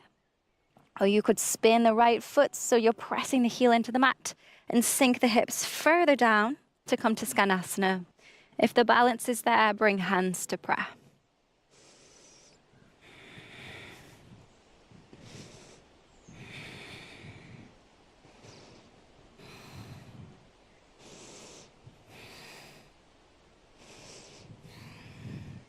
Plant the right foot down, straighten the left leg, come back through center. Then shuffle your feet in so they're just a little bit wider than hips width. Turn the toes out so the feet are at an angle. And bend the knees to sink the hips down. You could either come down into a squat, so keeping the hips about level with the knees, or you could sink further down if it's accessible for Malasana. If the heels are lifting here, that's okay, perfectly fine. You could always roll up a blanket or something and place it under the heels. And you can use your hands for stabilizers here, or if you're feeling quite balanced, bring hands to prayer.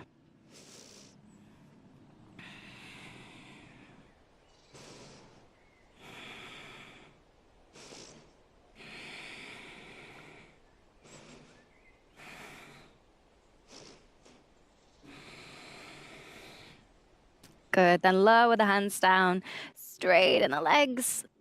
Turn to face the front of your mat and step forward into a forward fold.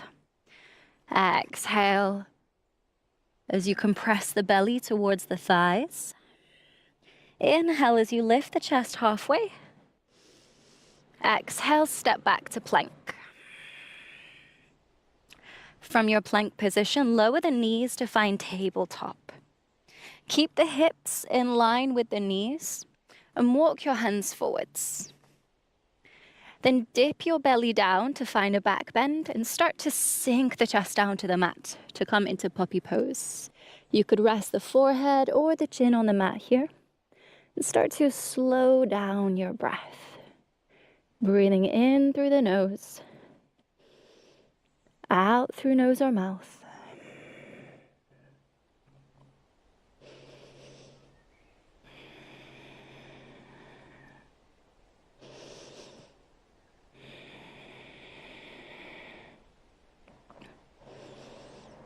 Hold for one more breath in.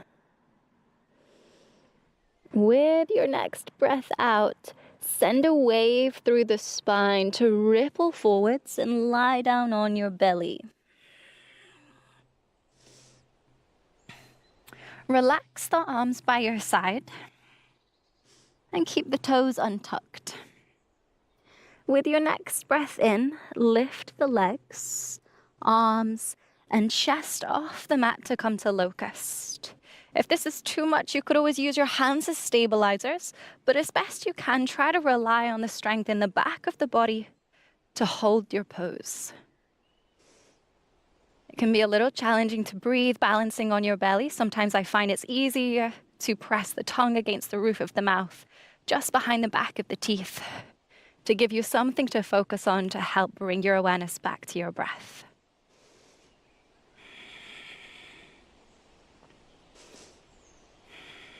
Holding for one more breath in.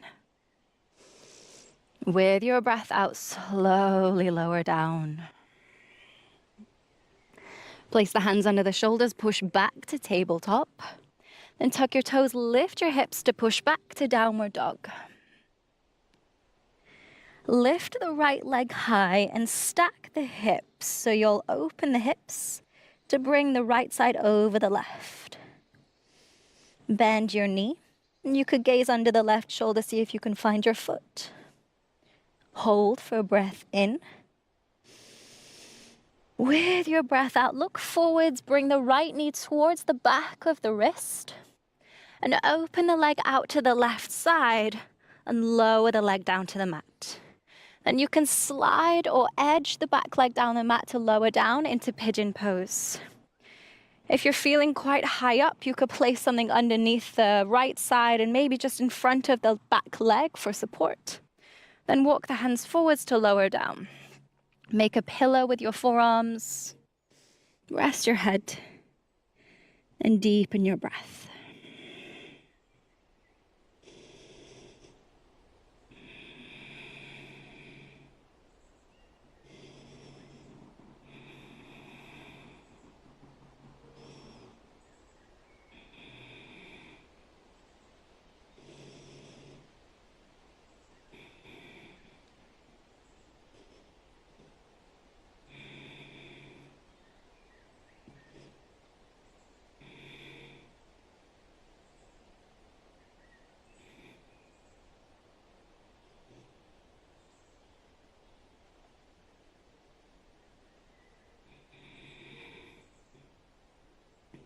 Sit back up, plant the hands on the mat, and step back to downward dog.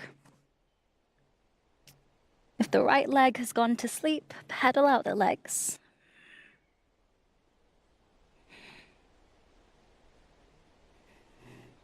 And with your next inhale, lift the left leg. Open the hips to stack the left side over the right, and then bend the knee. You could gaze under the right shoulder, see if you can find your foot. Pause for another breath in. With your breath out, sweep the left knee forwards to the back of the wrist. Open the leg out to the right side, lower it down. And then edge your back leg down the mat to come down to pigeon pose. When you're here, support yourself if you need. Then walk your hands forwards, make a pillow, rest your head, and settle into stillness.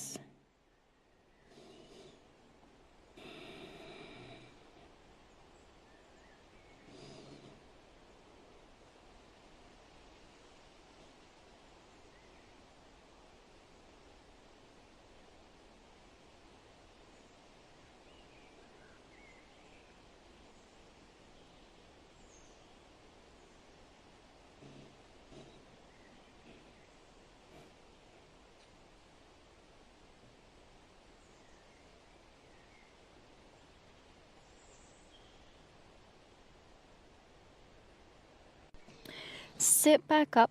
If you're using any props for support, take them out of the way. Then sit over on your left side so that you can swing both legs in front of you and come and lie down on your back. When you lie down, hug your knees into your chest and take a gentle rock side to massage the back.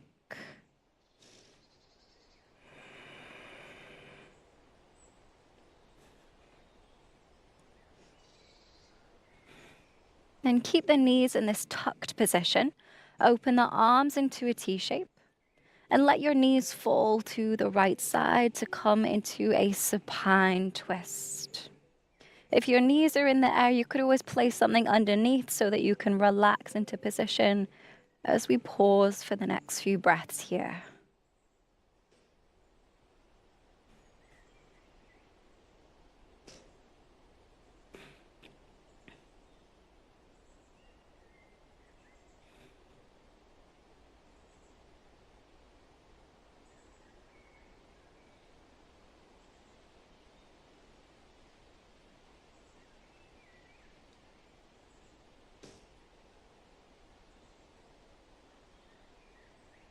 Lift the knees back up, and then take them over to the left side, twisting in the other direction.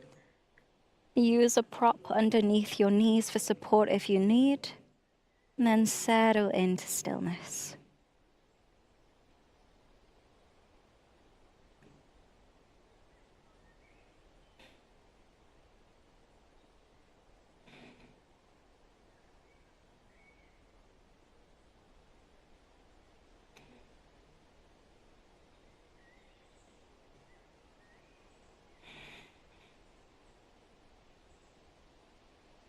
And lift the knees back up. Extend your legs down to the mat and relax your arms by your side to find Shavasana, our final posture. Make any adjustments you need to, and then be still.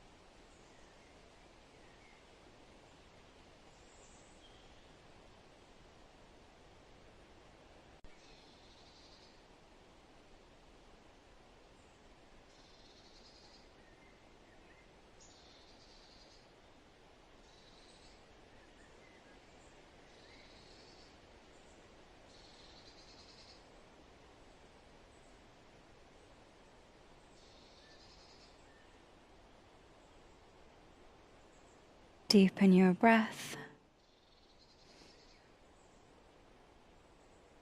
Move your fingers and toes. Hug your knees into your chest. And roll onto your side.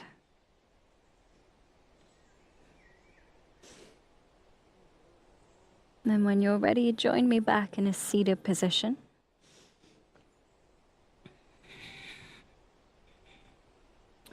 Just sitting up tall, resting the hands on your knees. You can keep the eyes closed for a moment. Then take a deep breath in, lift the shoulders up to your ears. And as you exhale, roll the shoulders back and down, just releasing any residual tension.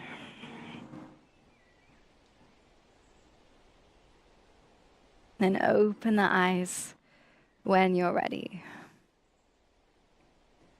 Thank you for your time and energy. I really appreciate you practicing with me, and I hope that you enjoyed it. Take care. I'll see you next time.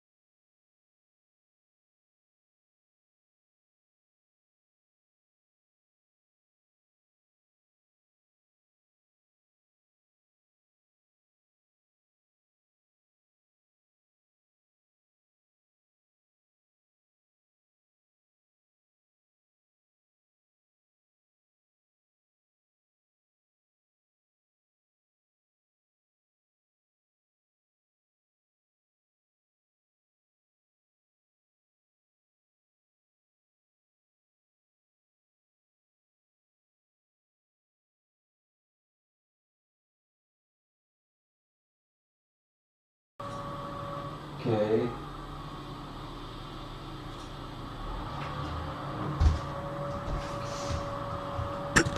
Look outside the window. They're doing something.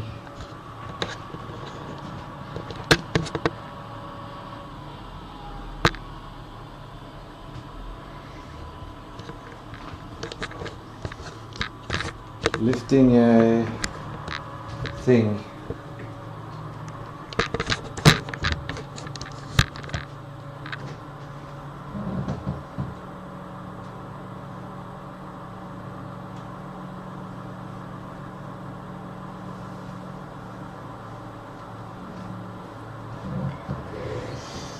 Anyways,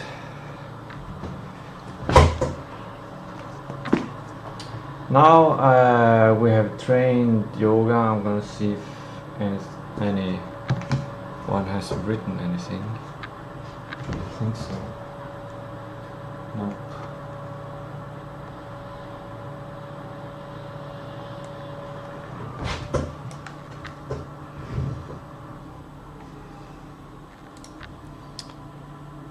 So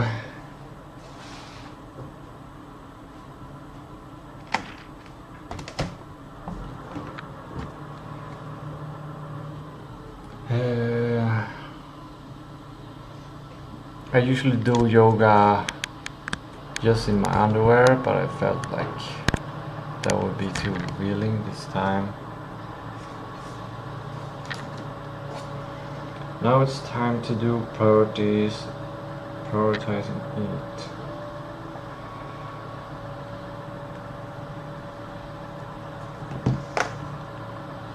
Recently I've been trying to do breath work during yoga. I didn't do this time because I was so conscious about the stream. Let's see, can I bring you into the kitchen? No. If I had used my laptop for streaming, then that would be possible. But you'll have to be satisfied with looking towards the kitchen.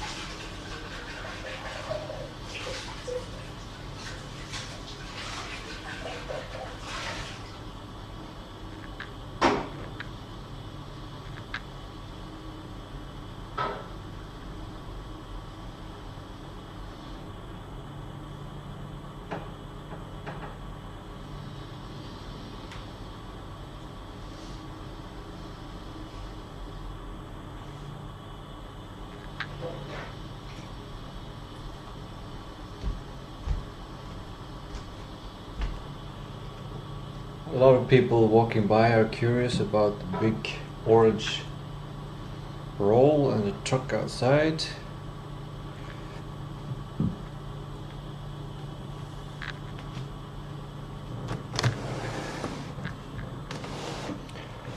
I have still not woken up completely. I think it's partially because I didn't sleep so well.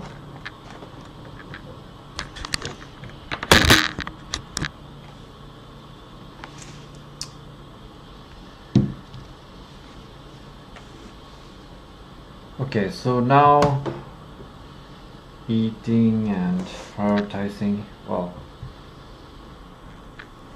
I've ate my vitamins and stuff.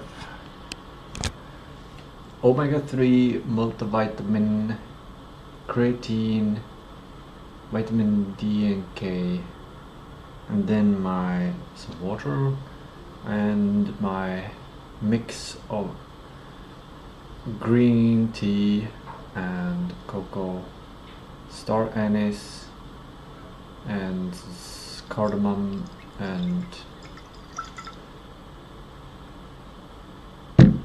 something like that. I don't know if I should eat something more.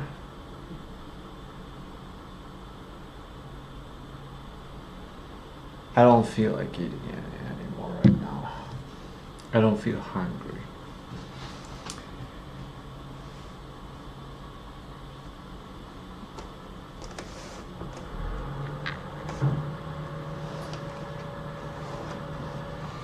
This desk orientation is not optimal. It's right next to the window, so I've got a glare on my screen.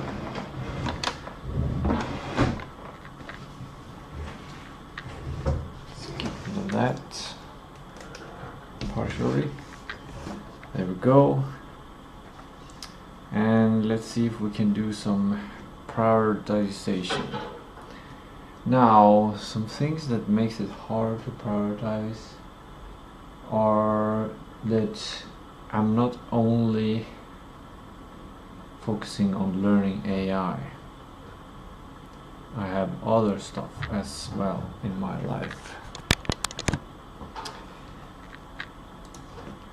I'm gonna check my calendar if I have any obligations. nothing except a bunch of small tasks.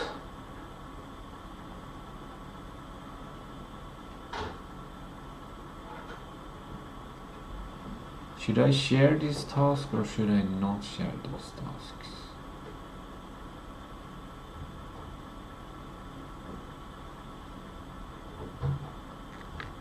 Let's share these tasks.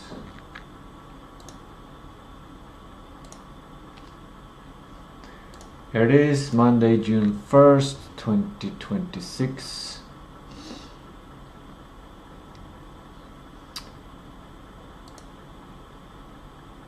I have to report my jobs that I have been searching during May, and I have to report to Försäkringskassan so I get my aktivitetsstöd for searching for jobs, and I actually need to search for a job.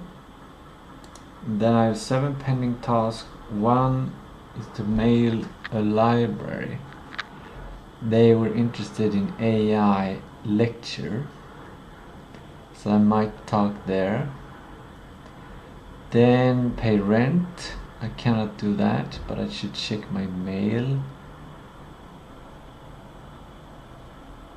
because my income got delayed 1 month, so I can't pay the rent for May. Now I have to pay for May and June in end of June, and then talking to someone about this town, Jörn, to learn more about it for the game, Jörn Mysterium game. And another task for Jörn Mysterium game is to plan of starting a company until August, because I can't afford to travel to Stockholm to pick up the documents I need to start the company. I thought I needed just like 2,000 to go down there and up, but travel has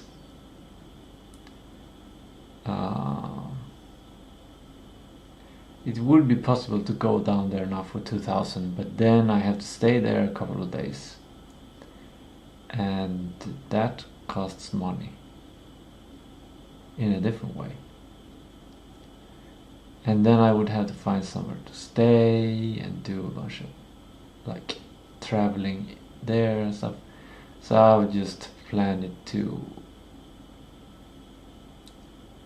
maybe do it later. Well, it's not impossible. Well, it is impossible to do right now. At least until end of June. So this one again, reschedule until the 26th of June.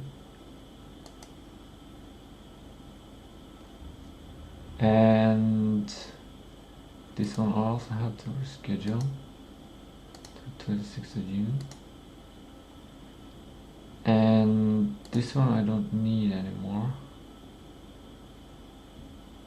because I'm not working on Proactive Body anymore. Let's see how I can remove this task. Open tasks maybe. Body Pro delete.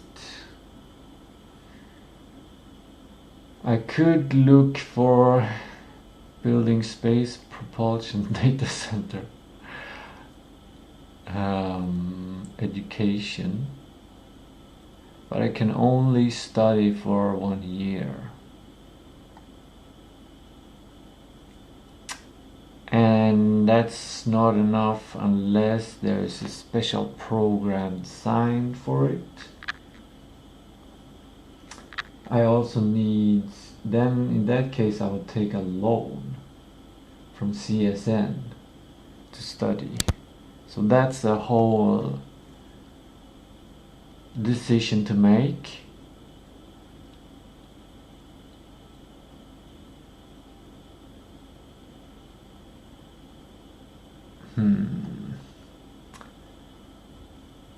let's actually move this until today. And then it feels so silly because all these details and stuff, it feels like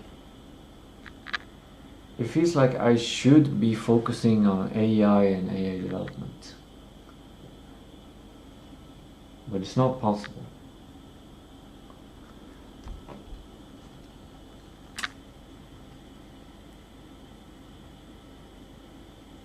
Anyways, so I need to fix all these basic stuff first. And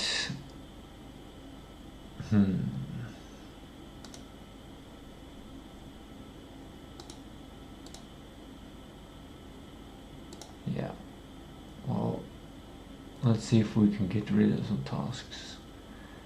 This one,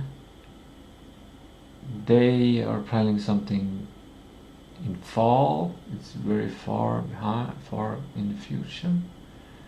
So I can, let's just push it up until next week. And or maybe I should just mail them something quickly, like, or are you interested in the talk?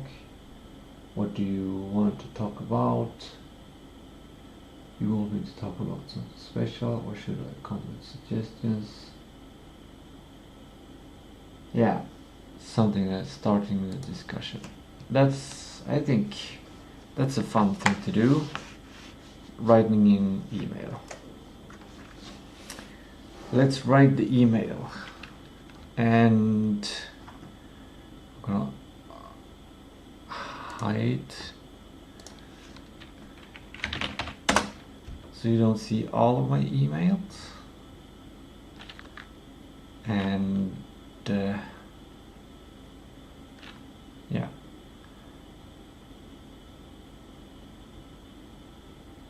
I'm basically going to open a notepad.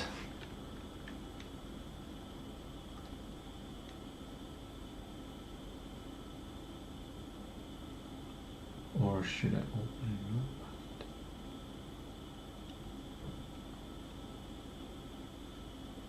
Yeah.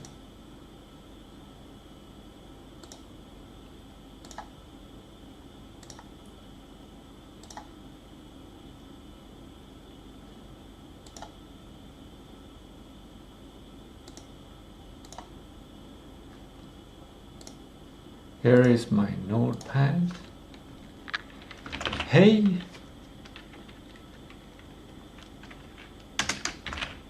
Bibliotek.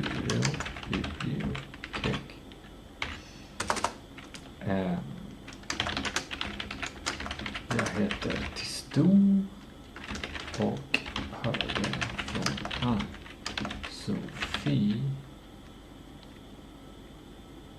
Heter Ann-Sofie? Att ni var intresserade av en AI-presentation eller workshop.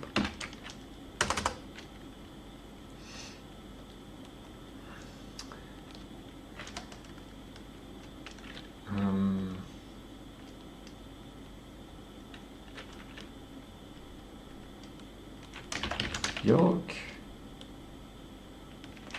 lär ut om AI från många perspektiv. Och jag tror att samhället behöver anpassa sig efter AI. Förr eller senare. AI-teknologi.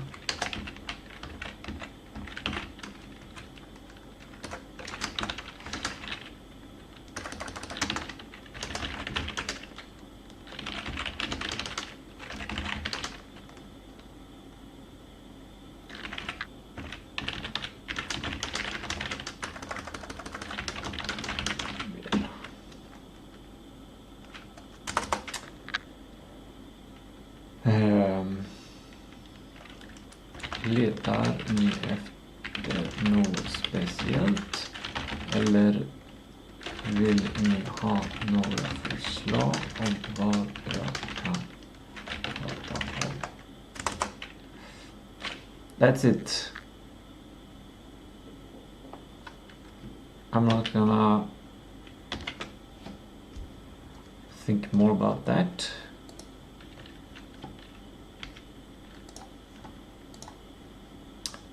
Let's find email.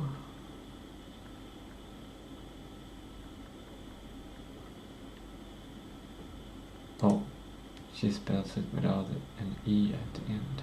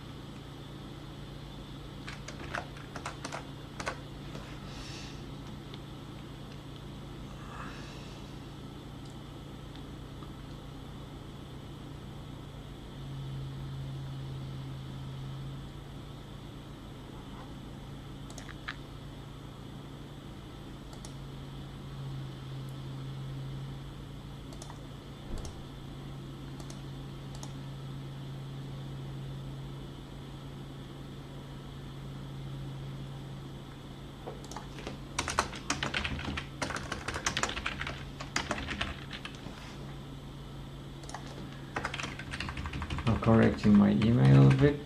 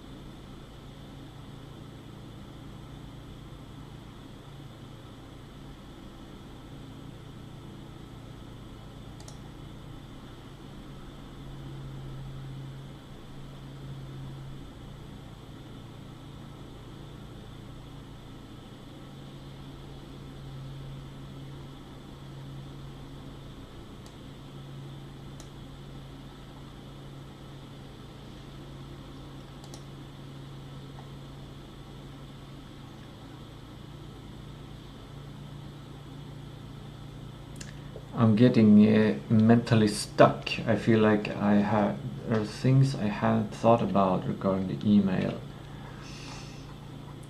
that I should think about, but I probably should just allow myself to be human and just send. Now the email has been sent. Good job.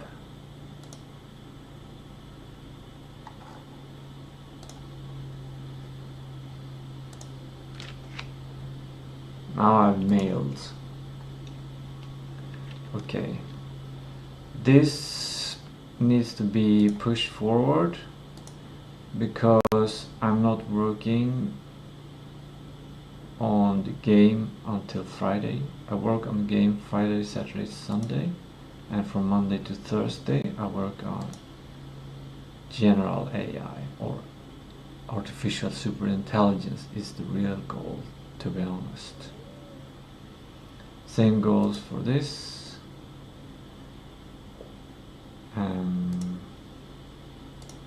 Friday. Is there anything else regarding the game? Nope. Which one of these are easiest? I think in general, if you have a couple of tasks and you imagine you can achieve all of the tasks on your task list, then you should aim to finish.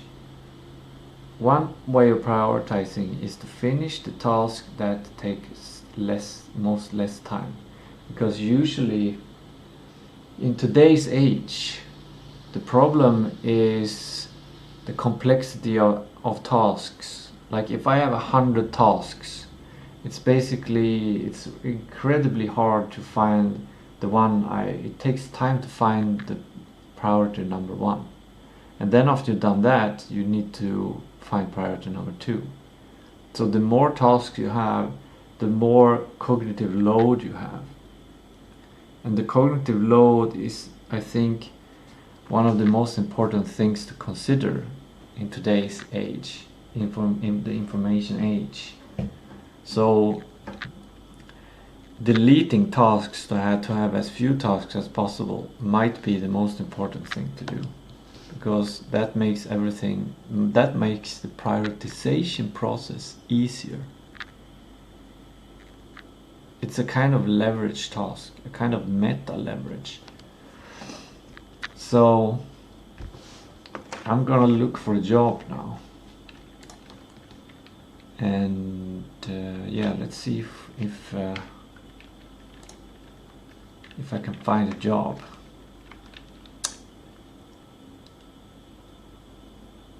I wonder how much I can share.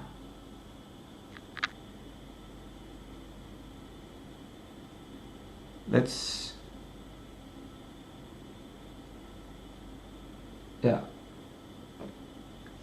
I don't think it's a big deal actually, because superintelligence is gonna come soon, and all of the details in my life will probably not be that significant for AI to use for its purpose. So I'll just share my workflow how to find a job. So basically I use some AI, either ChatGPT or Gemini or Grok. Today I felt like going to Grok, and what I've done is a project where I've fed in my studies and my CV and a piece of instructions, and then I just start a new chat, and then I said, find me a job, and then it tries to find me a job.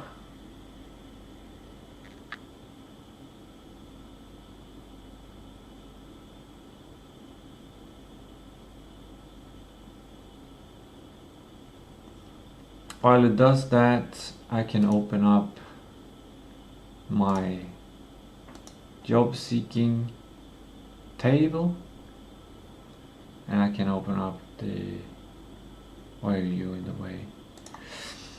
June, check the date,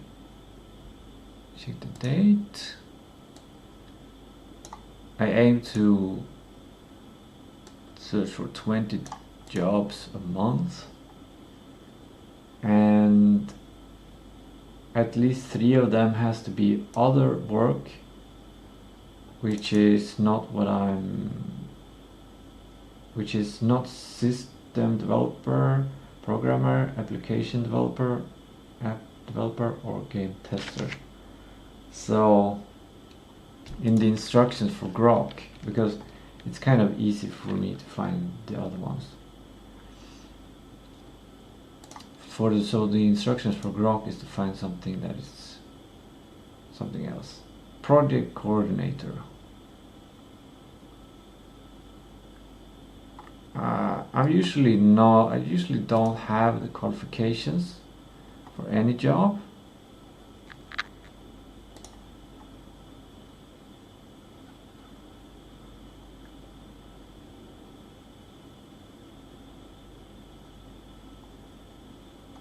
But this looks like I could potentially get it. I would have to move, of course, but that doesn't matter for me. I can move. It would be a little bit tricky since I'm making a game of this town. So I don't even know where Västervik is.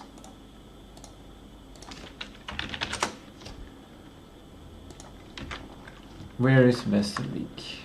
Show me Västervik. It's near the ocean. It's in south of Sweden.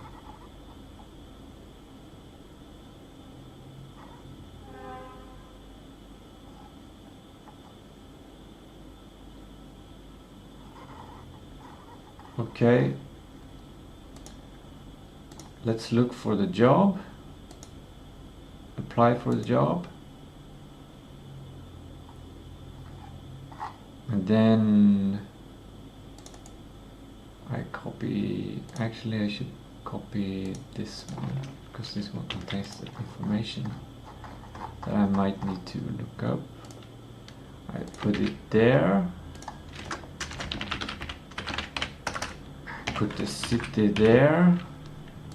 I put the title there.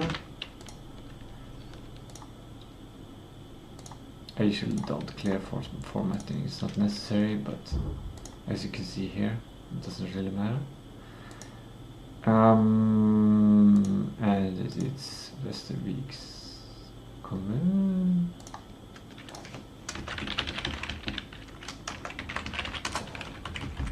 And then I actually have to do the application, and maybe I should keep this a little bit secret.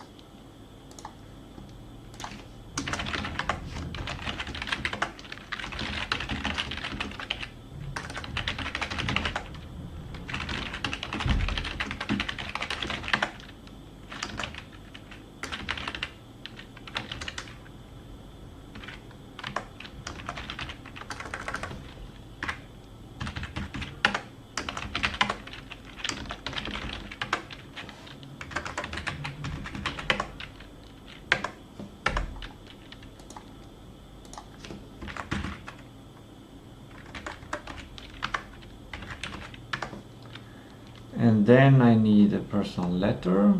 So then I just ask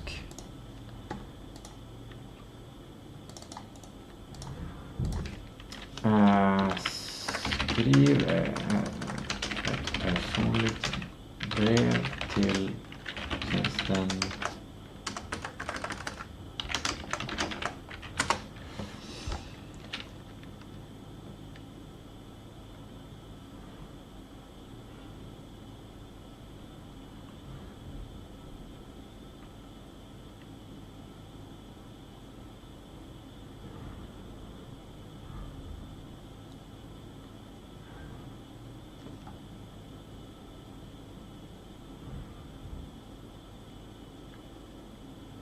Hej, jag söker tjänst som... Oh, that's a long one.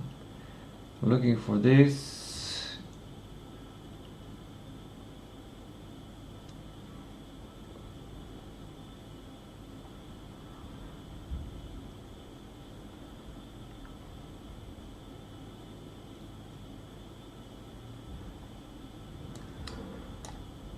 Sounds good.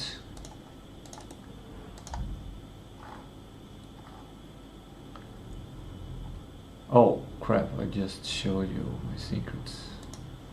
whatever. It's not something that can't be found on the internet anyways.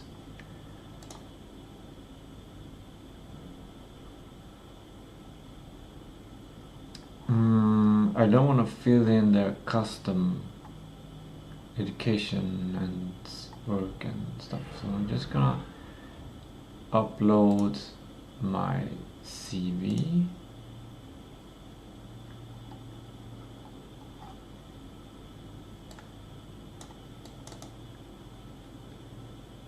And my study merits.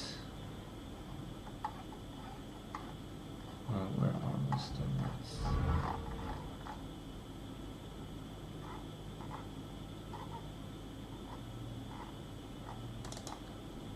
Go.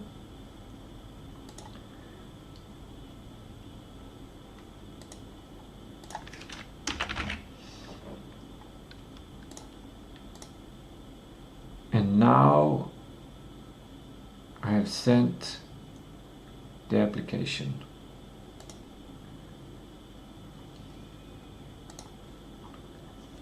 And I've got the information there.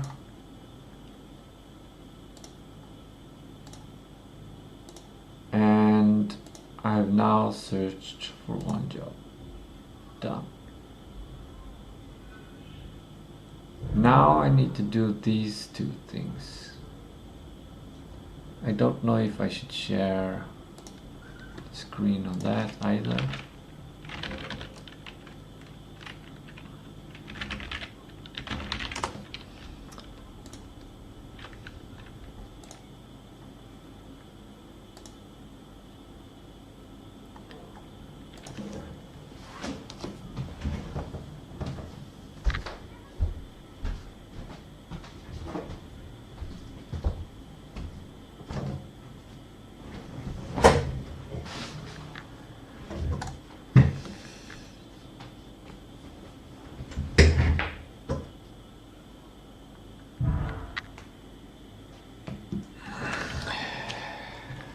It's ready to be drunk.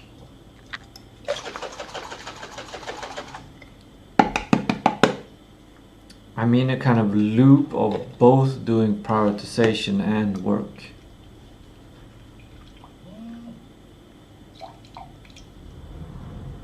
My cell phone is not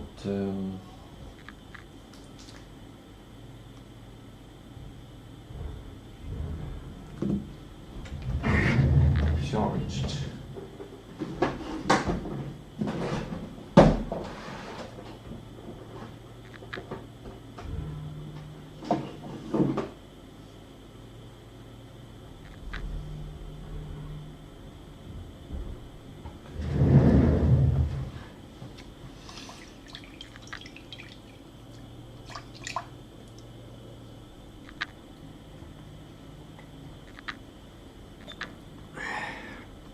Gotta make sure I get that green tea.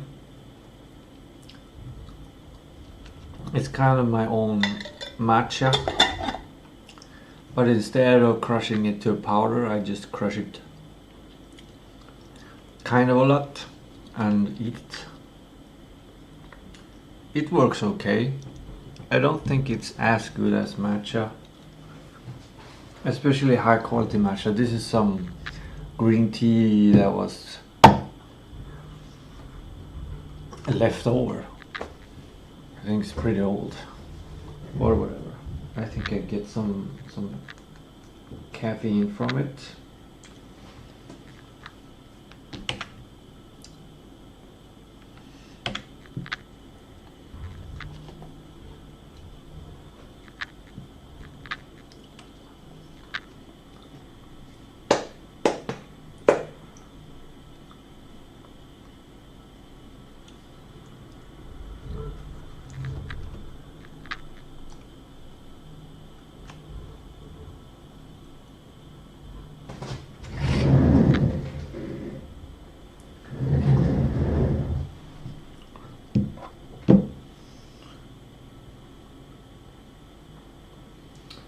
My phone is starting up. while it starts up, I'm gonna do some dishes.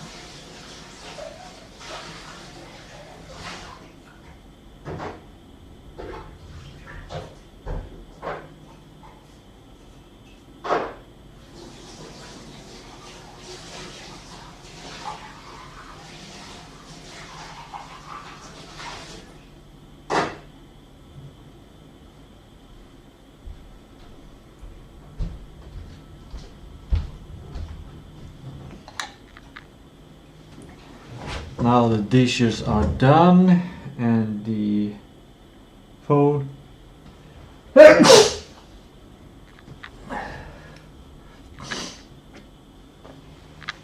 is ready. Sidetrack. I just noticed something. When I was sneezing, I was thinking my nose still has snot from the morning, and I usually clean my nose in the shower. I haven't taken a shower. And then I'm thinking, okay, my plan.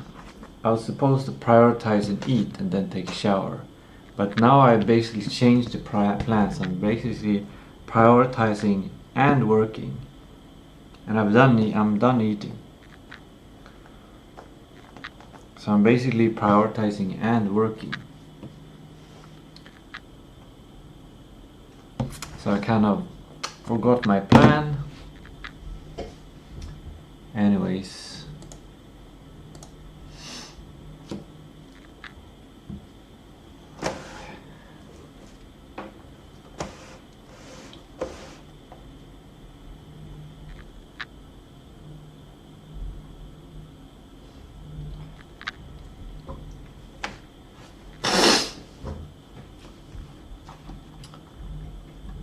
It is time to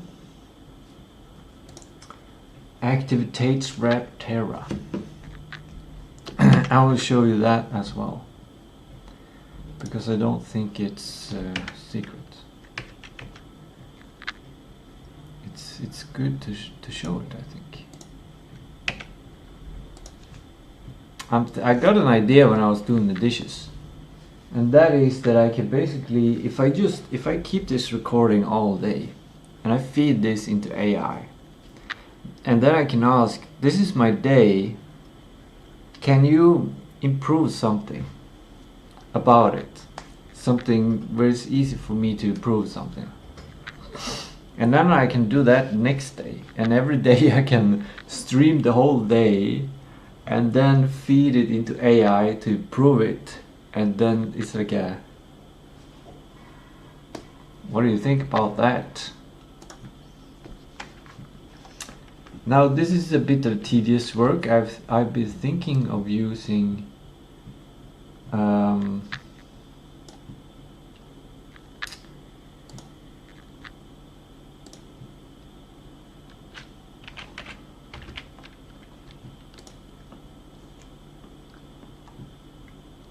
software, creating a software that would do this for me.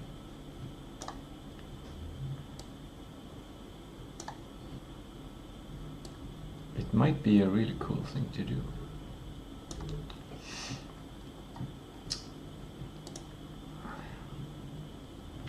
But it might, like, it's going to be like it's gonna continually to get bugs because it's, I don't think I can get API access to Arbetsförmedlingen. Anyway, I was looking to become CTO at, wait, Bright Buddy.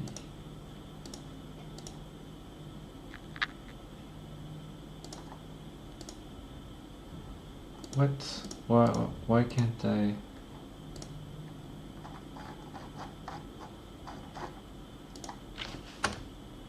Oh, if I can't find it.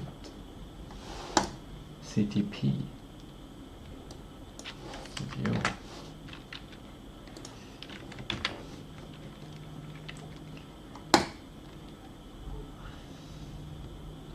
In Sweden, or let's say it's no, and the date 5th of May. That's when I look for that job. And you see here, it doesn't matter if it's unformatted because it still works.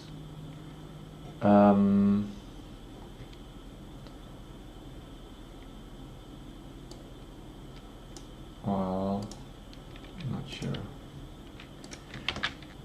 Sigma.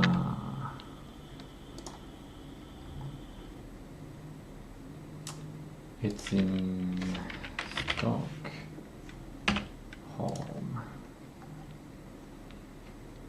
I look for it on the 14th of May. And you can see this big gap between the 5th and 14th. And that's because I was helping Rasmus at Proactive Buddy to do a bunch of stuff. And I just did not prioritize stuff like looking for a job, because I thought it would lead, it had potential to lead to financial income, but it didn't, not fast enough, and I decided to not continue.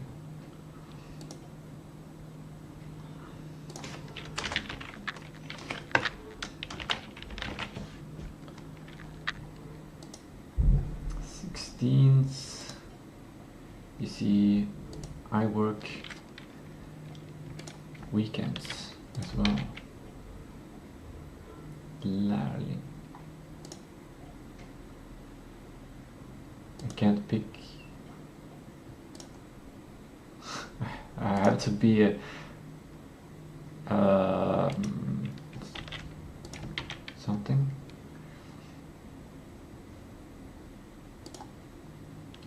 Arvidsjaur. That's close from here. That wouldn't be pretty cool, but I don't think I got the... I honestly don't know what I'm lacking. I think it's some kind of Swedish culture or some kind of culture mindset, professional mindset, or I'm overqualified, or yeah, I just don't know why I'm not getting any jobs.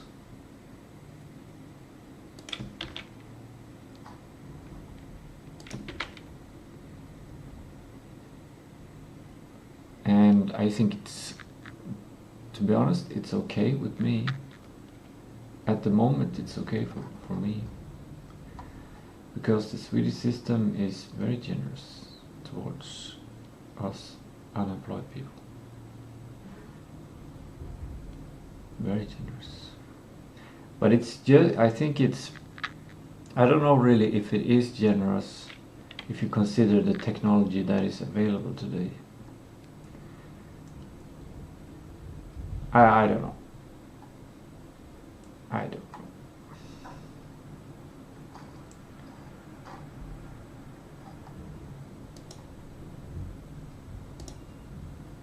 Also the 16th.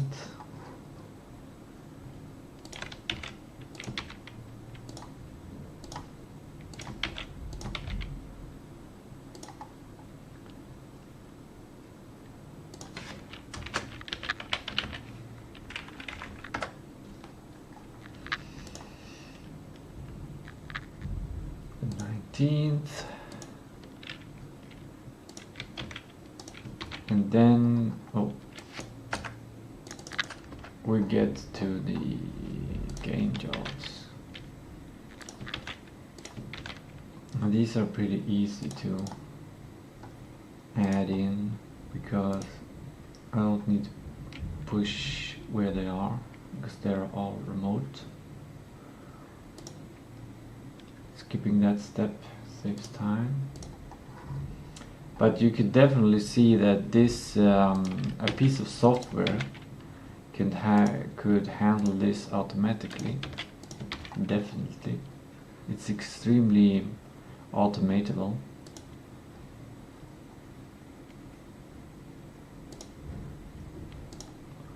But I don't know if it would save me enough time to actually do it. Because I think one of the main problems is the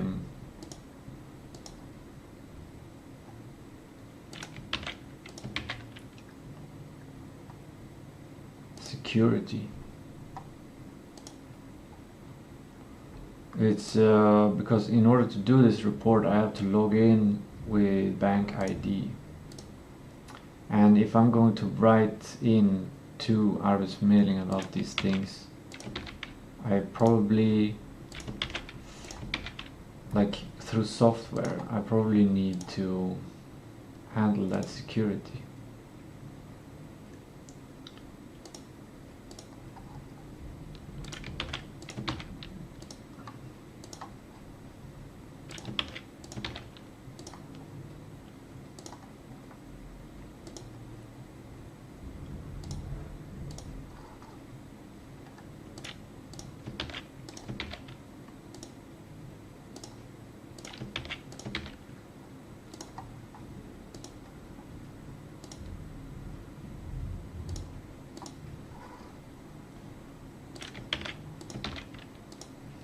And to be honest,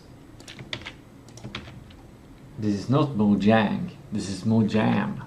I think they intentionally picked a name that was similar. There are a lot of, it's a Ukrainian company. It's very interesting how many Ukrainian game companies have been popping up. Like, it's really a lot.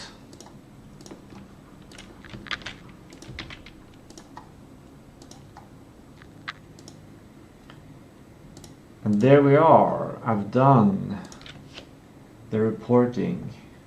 14 jobs I've applied to. And yeah, I think I got maybe 4 or 5 replies saying we're picking someone else, except for the CTO position, Project Buddy, where I basically got the job, but there's no money in the company, so I was working for free. So, and I can't do that forever.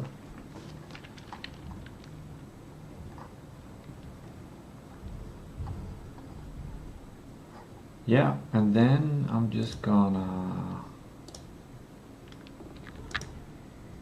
discard that one, and then just send it in. And I might need to do some security login stuff. No, I didn't have to. Great. Now I have done the report. Good. This feels good because now I have the right to apply for my support from Försäkringskassan, which I will do now.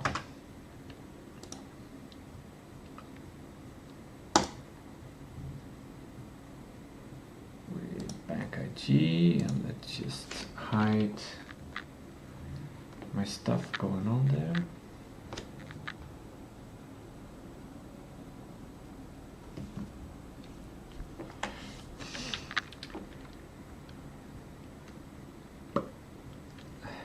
And I'm just gonna be super transparent. It's so fun to be transparent.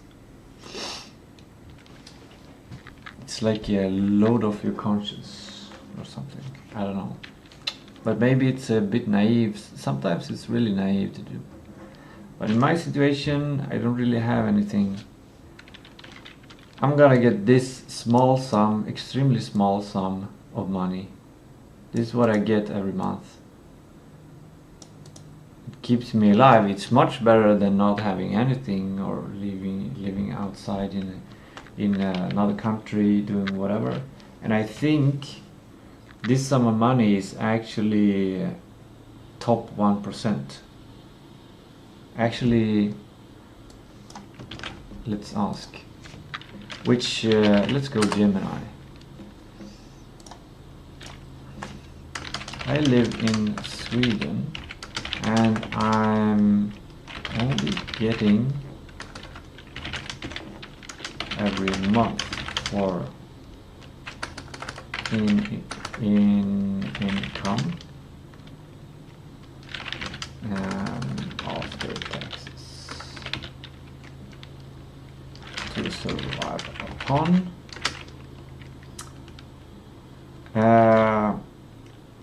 It is very low compared to Swedish standards, but it might still be globally top 1% income. Is that this correct?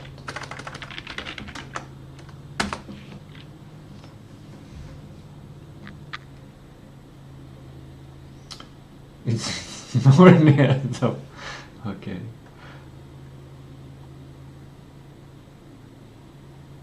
Breaking down the math.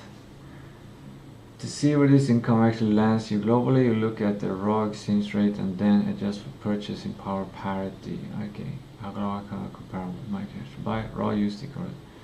It's 580 USD per month, or roughly almost 7,000 USD per year. The top 1% threshold. According to the Data World Inequality Database in the World Bank, to be in the top global top 1%, to be an annual, that's yearly, net income of roughly 38 to 45,000 just for purchasing power. In Sweden, that would require earning closer to. You see, I don't think this might. I think, yeah. Are calculating based on a different perspective than mine, I think you might be correct in this, in your reasoning, but if I present to you that I earn more than 99% of humans, I think I am correct, no?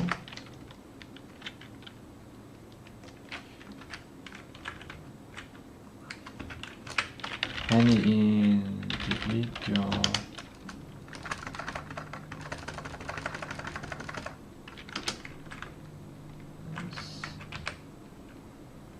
more than any individual of, because there are so many poor people in the world.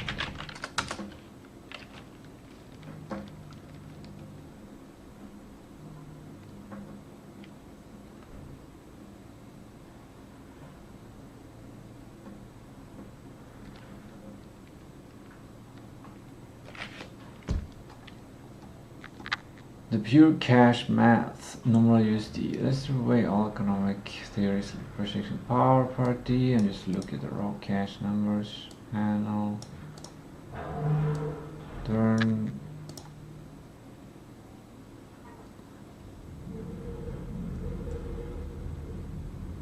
I don't know. I still don't know if this is correct or not. World Equality Database.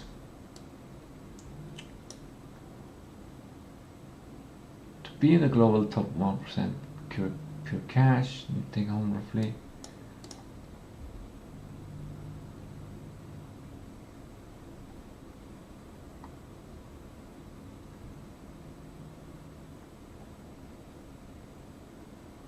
okay. I'm underestimating the sheer size of global middle and upper middle classes.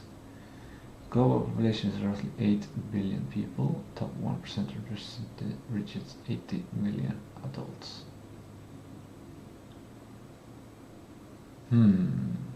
Okay, I can understand from that reasoning. That connects the dots. 80 million. These are 1%. While billions of people are indeed very poor, there are also massive populations of high earners and solid middle classes across the globe. So it's alone as 130. Okay.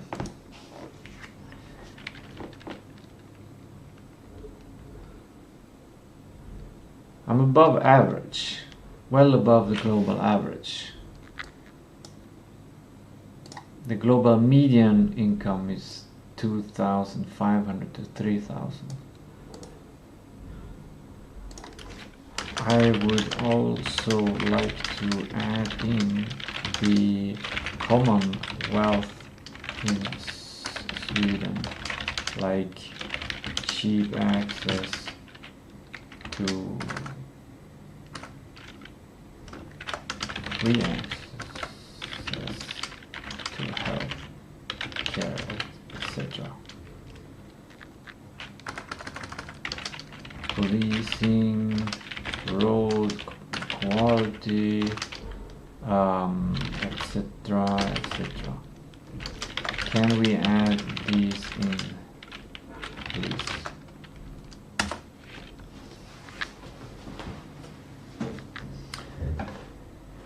Public infrastructure completely shifts the calculation. The social wage, extended disposable income. The statistics Sweden. Svenska centralbyrån, something like that.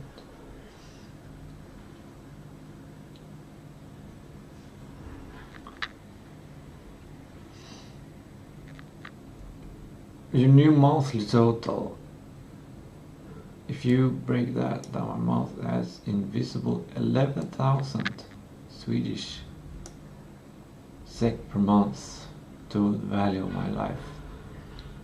My Swedish citizenship gives me more than my income. But then again, it is my Swedish citizenship that gives me the unemployment benefit, which is also not.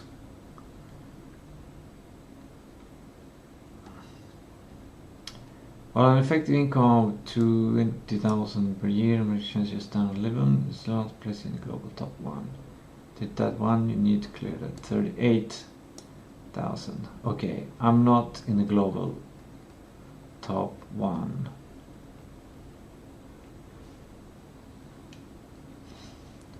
From the top 20 to the top 5. Top 5 to top 8 for global sense. So just an unemployed person in Sweden getting the bare minimum, below existential minimum in Sweden. Existential minimum income is more. I have the right to apply to social benefits, but I don't do that because it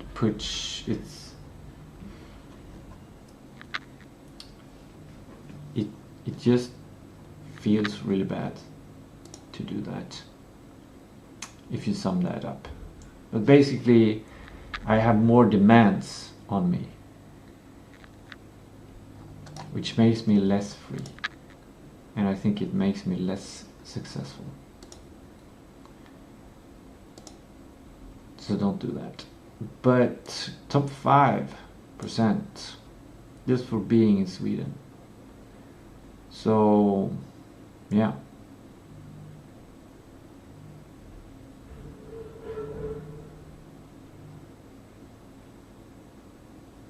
A person earning 20,000 USD in developing nation often has to pay out private security. Yeah, for these things.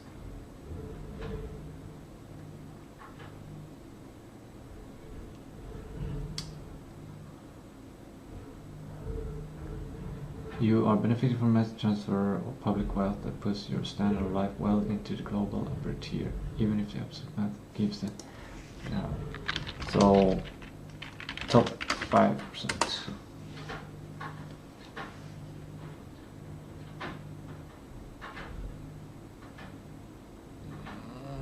Top 5% sounds better than top 5 to 8. And maybe it's more top 8, maybe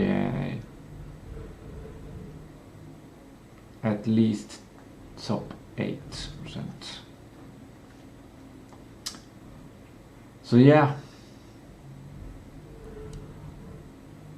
and that's why a lot of people want to immigrate to Sweden, I think also. My Swedish citizenship it might be the most, I don't think it is the most important, most valuable thing I have. I think my education is the most valuable thing I have. But I'm not utilizing it in the most efficient way.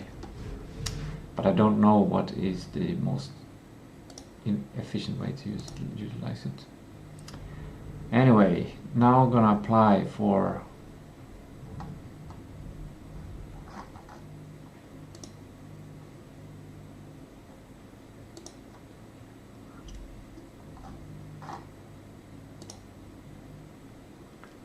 where do I apply?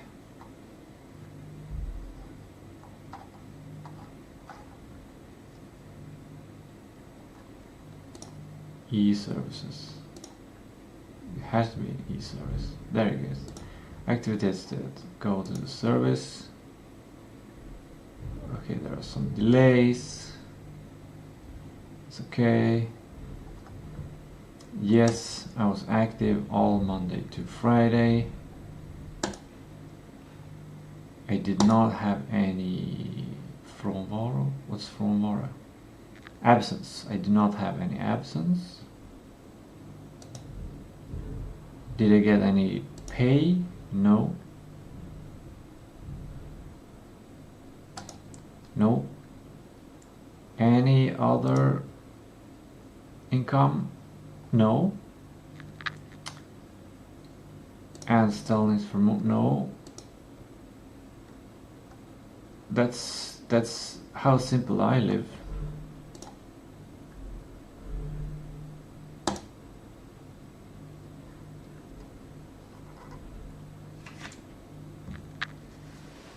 Then let me just hide I don't know why I want to hide this part, but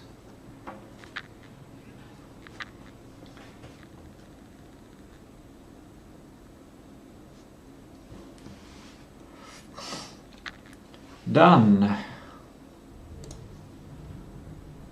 I will get the money the 26th of June.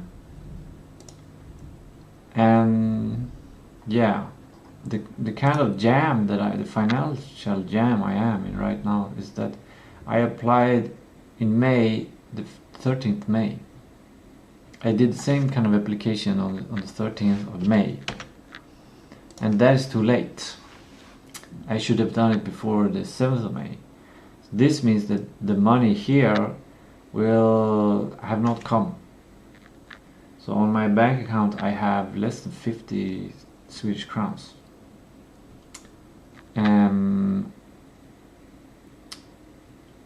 So this money will come later. It's the same sum that will also come at the same time.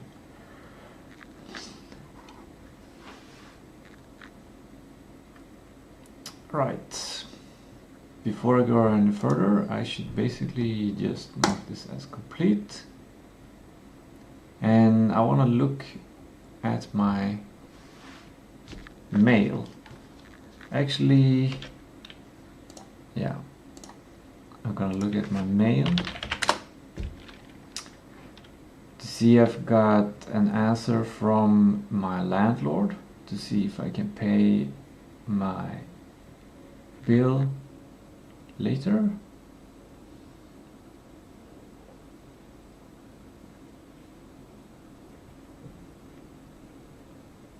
And it seems I can.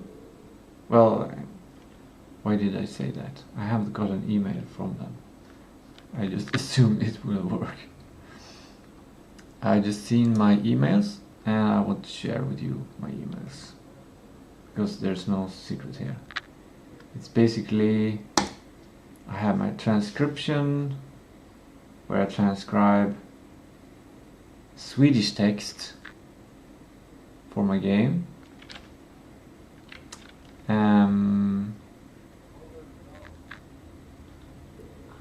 I do that every day because I get 3 transcriptions here.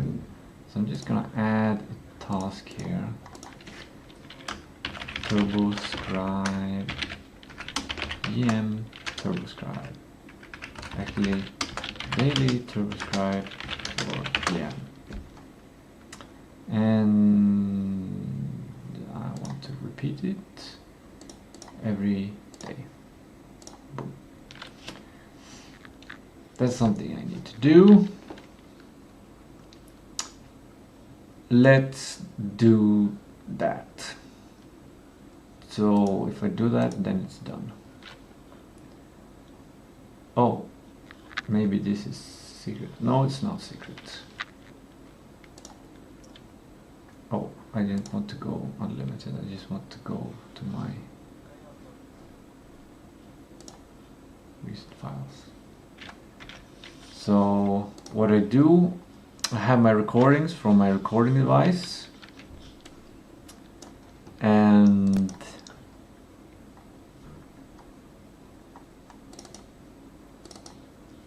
I'm gonna find the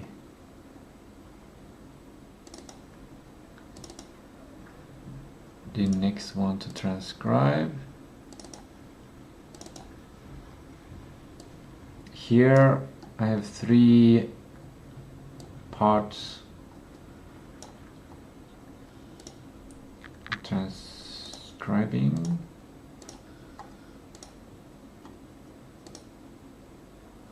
It's a 3-part interview that I did with the local knife artists.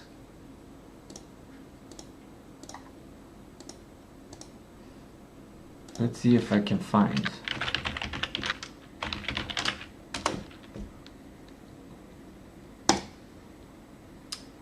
Here's one of their websites. I helped them make a website, but I'm not sure if we had it up. But anyway, do we have any knives somewhere?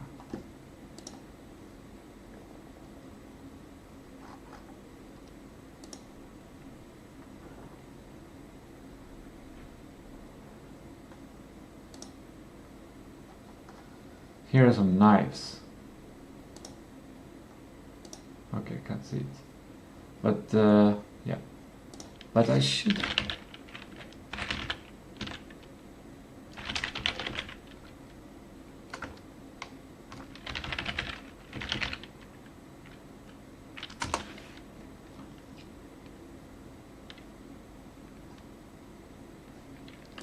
I think it should be.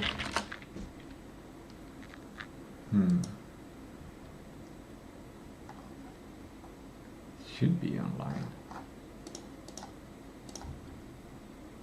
Anyway, she makes these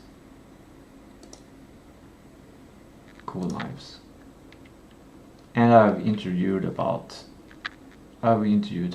it. There she is.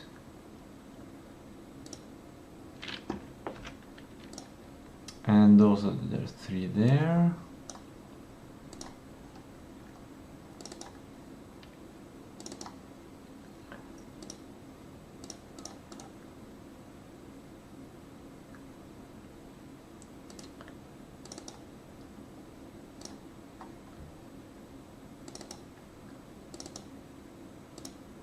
And then here is the next consultation that I did with the street kitchen.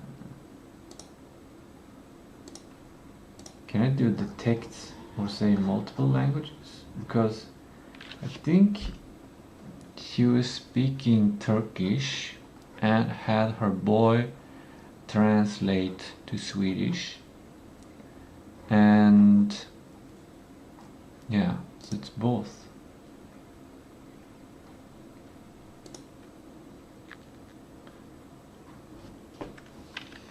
Anyway, those are the 3 transcriptions I can do today.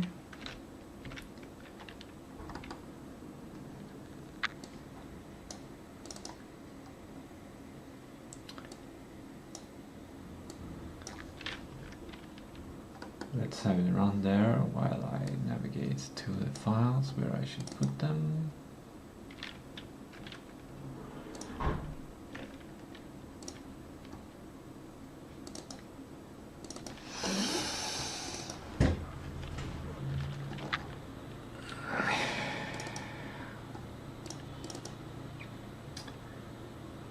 Okay, we got 2 of them done. Download them.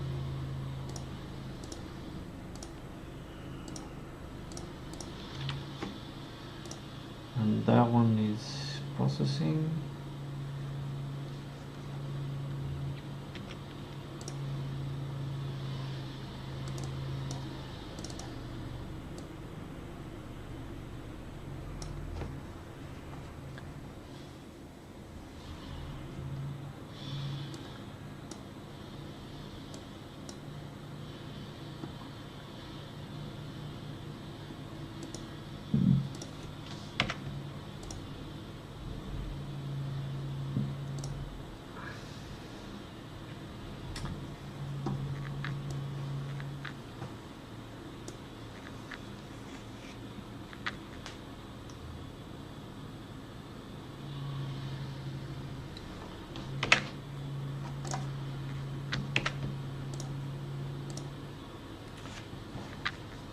They've been like sawing something all the time here. This is interesting. VTA Entrepreneur Nord AV. They're doing something. I wonder if the camera can stretch enough to see it. I don't think so. Almost. You can. Oh, there's a car there. Close.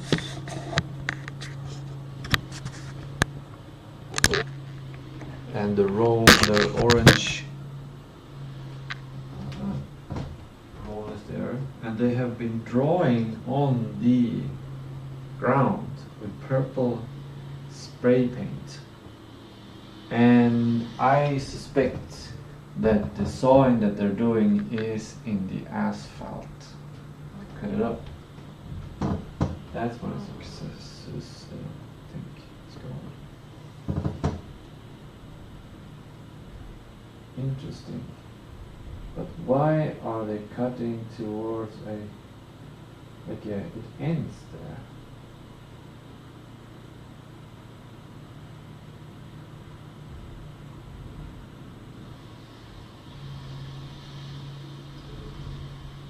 Do they know what's under there?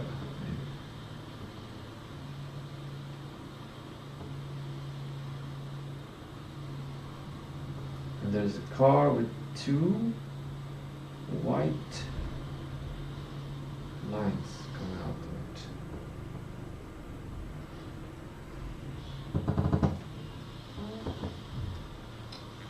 I think they're gonna lay that cable in the ground.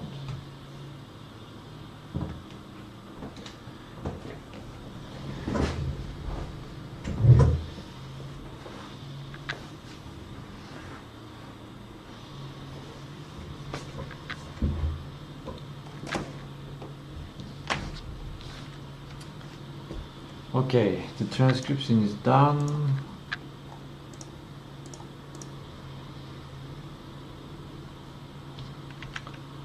Now I can move it to the right place.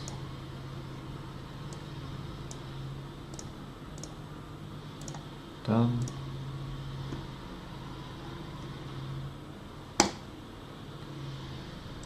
I'm starting to get tired. Okay.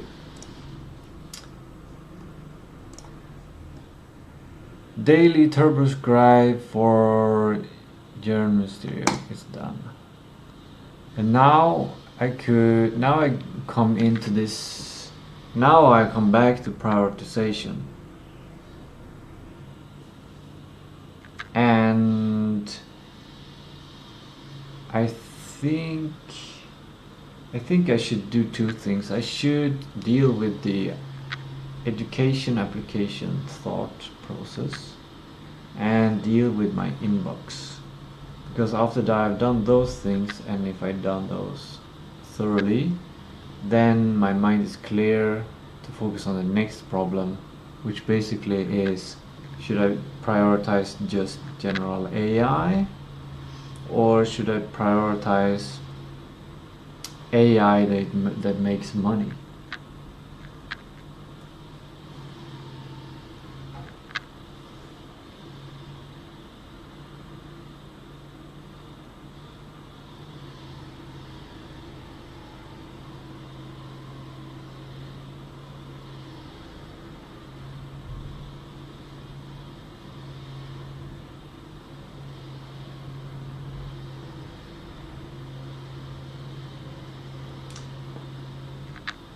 I want extraordinary results, so I need to prioritize in an extraordinary way.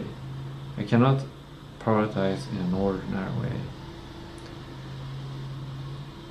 I think the right thing to prioritize is just accept that I this month made a blunder on the income situation, but it's not going to lead to a disaster down the road. It's actually going to lead to something, a better situation, because I can't use the money that I get that I don't get. So I'm basically forced to save my money, which can be seen as something good. The only thing, like, there are two things that are negative if I just continue like I do, and that is I might get a slightly worse credit since I'm not able to pay the rent on time. and I don't have the same amount of money for food, so I won't be able to eat as many eggs as I want, and I might need to eat instead more potato, and potato contains not at all close to the nutrition that is in eggs. I might need to level down from eggs to eating chicken drumsticks, but I still don't think chicken drumsticks contains the necessary vitamin B12, which is, I think, why I like to eat eggs so much. So beef liver, I think I'm gonna buy beef liver and make sure that I eat enough beef liver every day to cover my vitamin B12 needs. And yeah, so I've been making a shopping list because, yeah, another complex situation. I just have 50 crowns on my account, but I have a coupon of 1,000 Swedish crowns, so I have this amount of money to spend on food until the 26th of June. That's 25 days from now. So it's not perfect. It's not a lot in Sweden, but I have meat, enough meat. So I don't need to buy meat, and meat is one of the most expensive things to buy. I also have vitamins, and yeah, I have some things already. So everything is fine except that I could not afford basically eggs and milk. The tricky thing there is also that I have to spend these 1,000 in one go.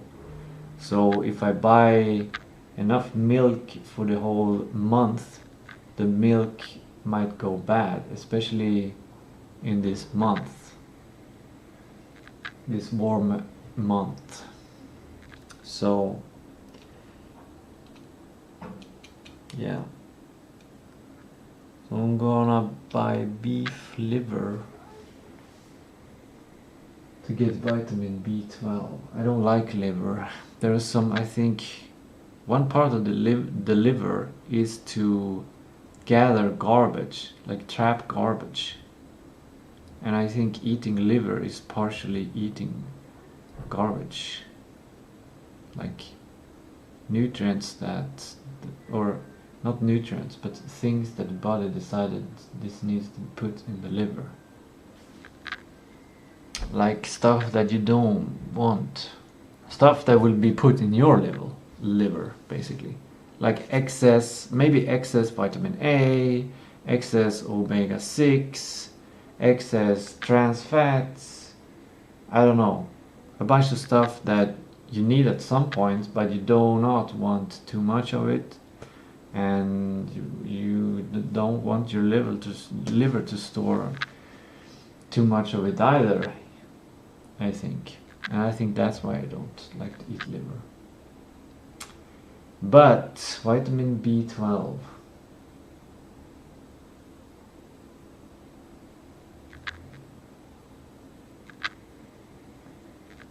and there's not a good supplement of vitamin B12 at the store. I could potentially go to the store, make photographs of everything in the store, and then ask AI, what should I buy to cover all of my nutrients? That would be a whole project. It would probably be a good thing to do, but it feels like a lot of work.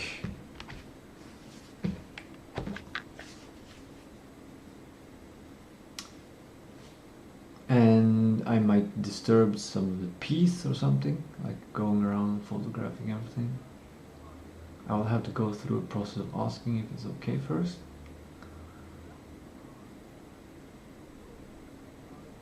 I'll save that project for another day.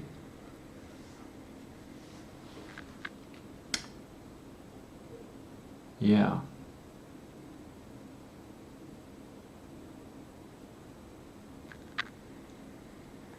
One thing I also know about my next step of doing a shower is that I take warm showers now, very warm showers, to simulate a kind of heat, a sauna effect, trying to get the core temperature to 39 degrees Celsius. I don't think I'm getting there, but I'm getting to some point of heat, which might be beneficial for the body, like Brian Johnson's sauna protocol, but I don't have a sauna. So maybe I can make, how do I make post shower a successful time? Maybe that's a good goal to have right now. How do I make post showering a successful time? I think I should focus on the shopping part. And what I do then is I basically just put all of my notes. I put my notes there, just somewhere. And then I take this one, let's see, which is shopping, and I'll just put it here. And that means that when I come back here, that's what I'm focusing on. Oh, this webcam is getting hot. Would be a little bit interesting to film out the window. I don't know if that's allowed though. Now we have an old lady sitting in her little wheel thing, overlooking the work. So yeah, now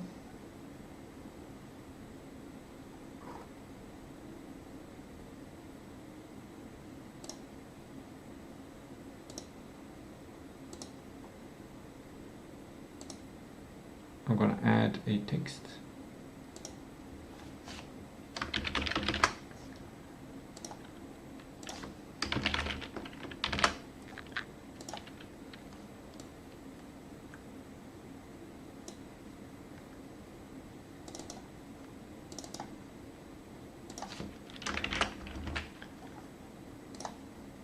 There it is, a bit big.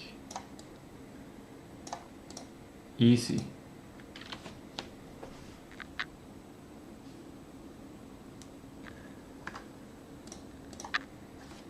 Okay.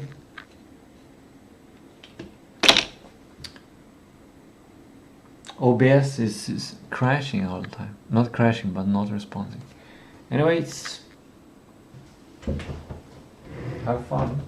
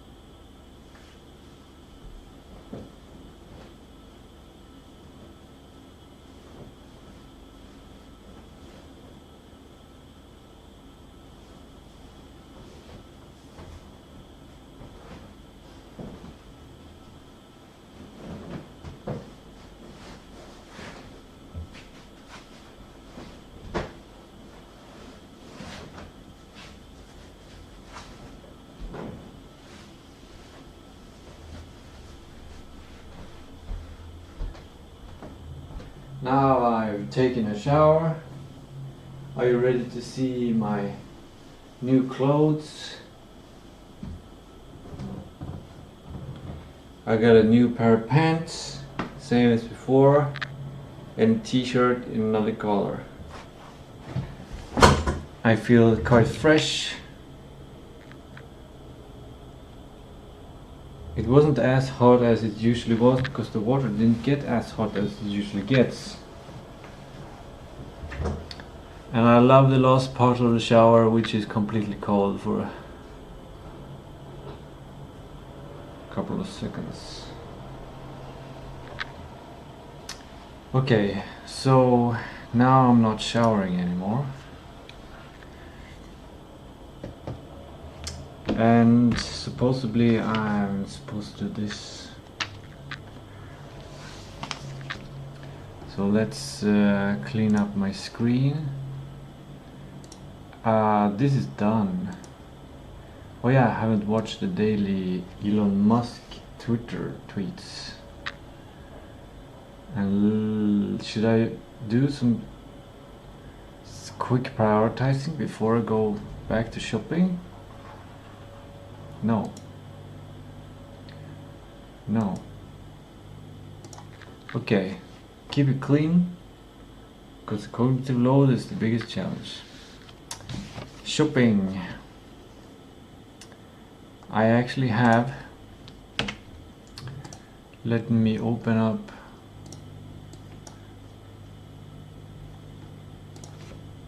I think it's Gemini.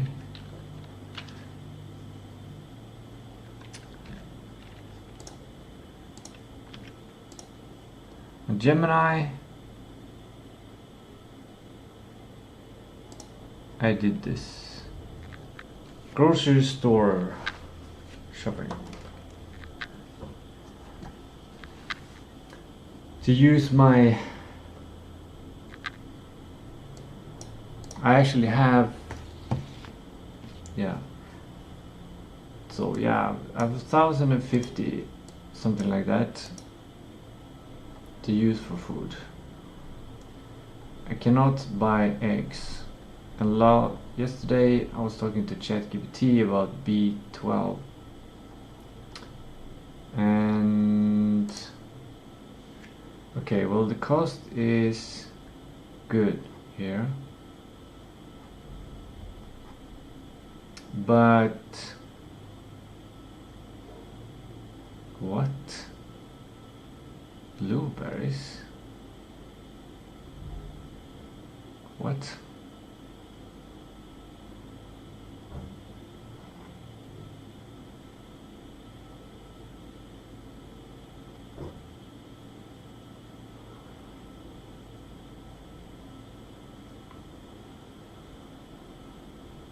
I love eating grapes. I was thinking of buying 10 of them.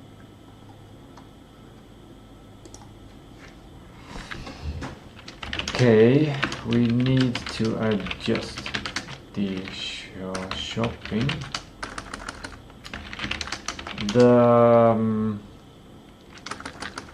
We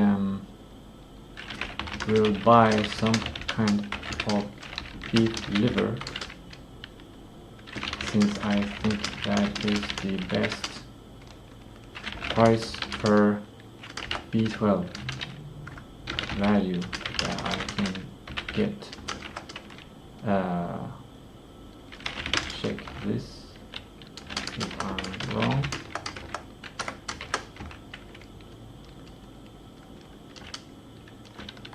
And we'll have to lower the amount of eggs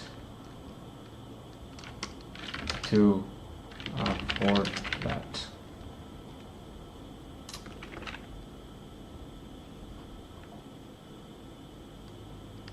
I think that's what we'll do.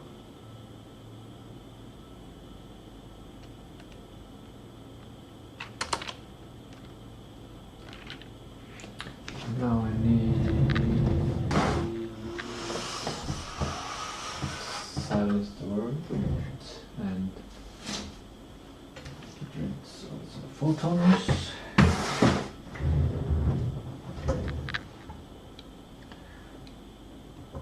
Okay. I'm spot on.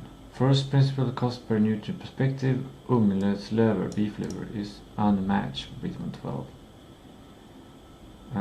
Standard beef cuts provides 1 to 3 micrograms of B12 per 100 gram. Raw beef liver yields between 60 and 71 micrograms per 100 gram. Okay. Given its retail density, it's ordered by match cheaper per microgram than any other whole food source. Fresh beef liver typically sells in chunks around 550 grams for roughly 45 sec. Okay. And it easily survives a 30-day shelf life metric when portioned and kept frozen. This is great. This chat session has all the context it needs. Context is king.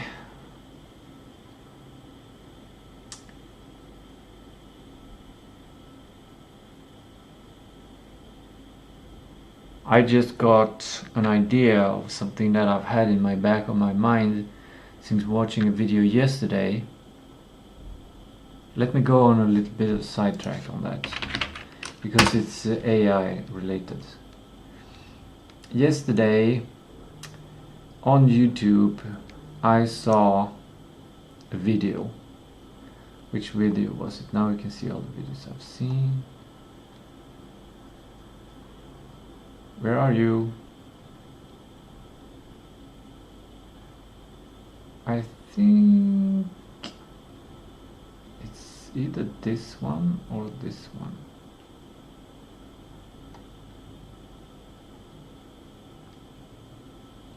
Yeah, I think it's So Claude Opus 4.8 just dropped, so I turned it into... Let me see if you can hear this. In this video, Nate Herc, my favorite Claude guy, he's like the perfect mix of knowing a lot about AI and making it practical use. So he uses a simple language to get use cases, and he does so in a very thorough, thoughtful way. He's not in the edge research of AI, and he's not in the mediocre news hype AI. He's in the space where he looks at the latest tools and he develops things that has immediate value, and you know how it has value. But it's still kind of to the theoretical side, so you still have to think about how to use his systems to actually reach some kind of goal. But anyway, in this video it talks about an AI OS. I don't like the term AI OS, but whatever. He says, here it says, AI is not the king, context is king. Meaning, you can use Gemini, you can use ChatGPT, you can use Grok, you can use Claude, and all of those are pretty similar. But what really makes the difference is the context, when it has the context. And he mentions that instead of using a lot of different systems, he preferred to use his own system every time, because then all of the context is there. Instead of using some AI for email, some AI for this and that, then this AI lacks the context that this AI got, and this AI lacks the context of these two.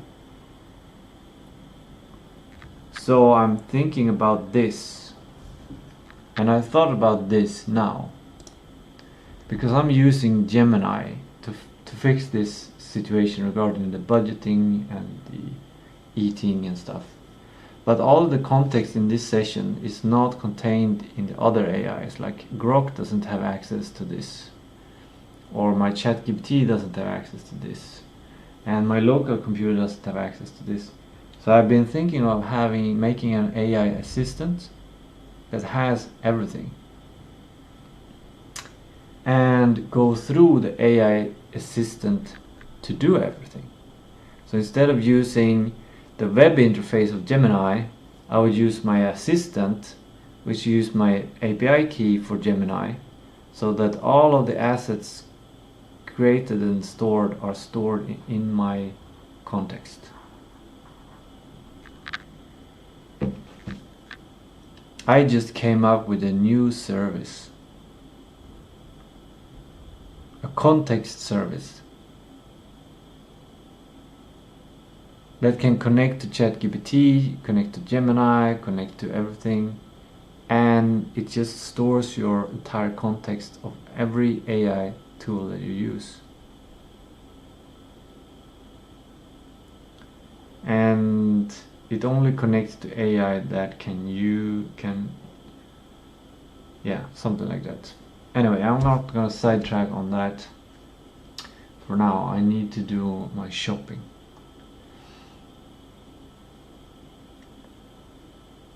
Okay, it feels so silly. I'm thinking about these advanced theoretical stuff,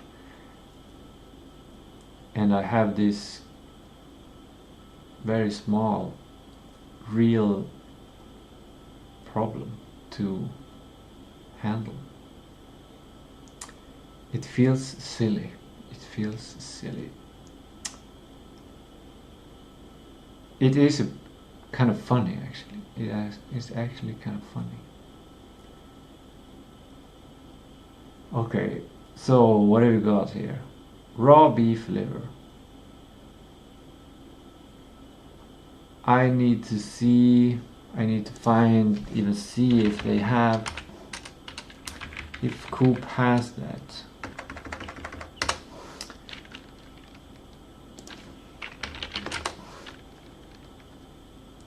Liver pasty might be something.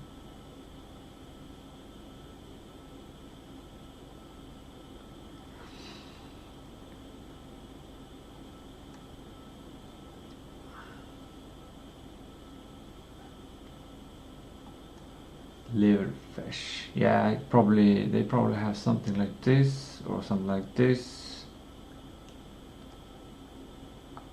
I guess I'll go to the store and look at what liver options they have, and then go back to the store.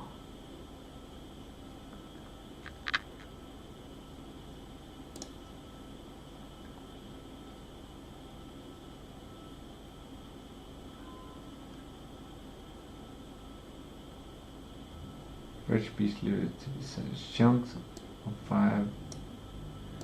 I would prefer frozen, I think. To integrate this while hitting your target range of blah blah blah blah, you swap out eggs cartons and downsize item quantity 2 packs, which yields 40 eggs total. Then I can eat 1 egg per day. I can eat 2 eggs per day for 20 days, and then I'll be 6 days without eggs. Here's the recalculated list. Grape. I feel like I should eat less grape and more eggs. I could get 1 more egg per day if I lower my grape quantity.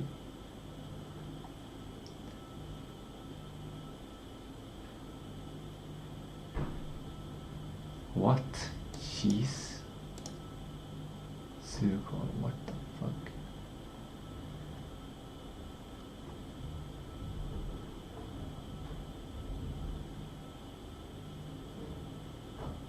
Huh.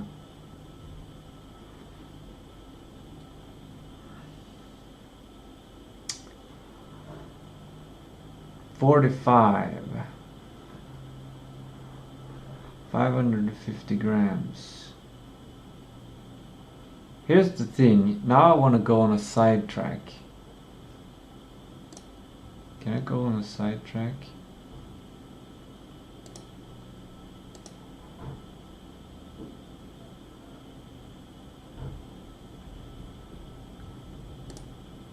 Let's make it smarter.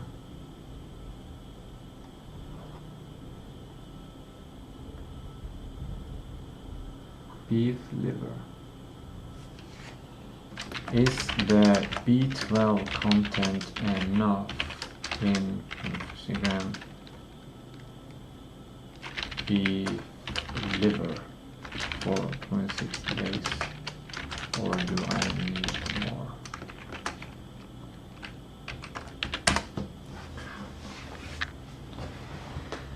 I want to have a therapeutic dosage of B12 because I don't think I have enough B12 in my system. So I want to have like double the recommended intake.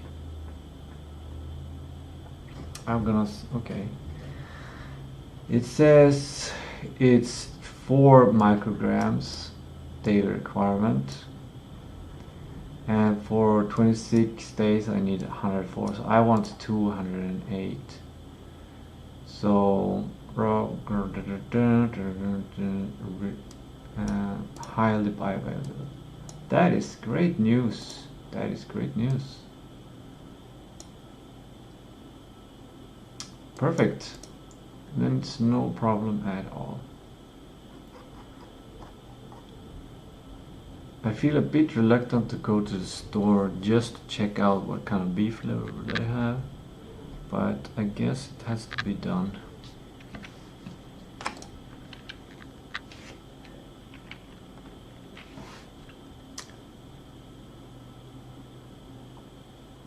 I'm gonna add a text.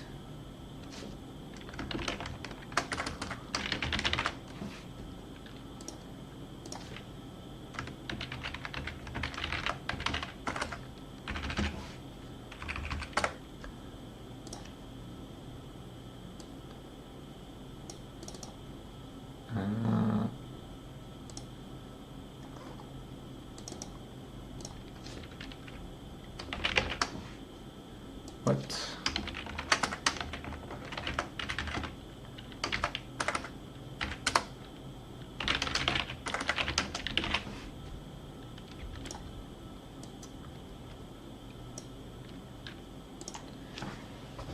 Okay.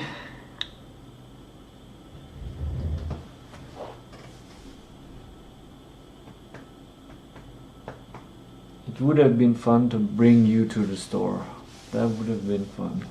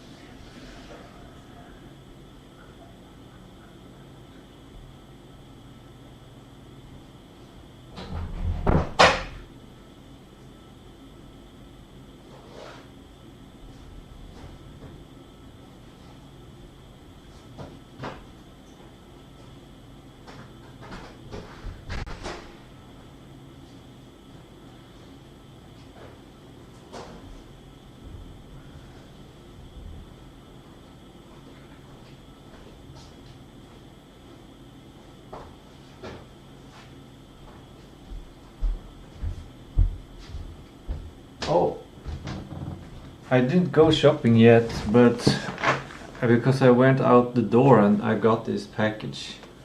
So I'm gonna open this when I get back. It contains the stuff that I bought before I knew I was not gonna get any money. So it's basically stuff to enhance my cognitive thinking. But yeah, I'll get back to that.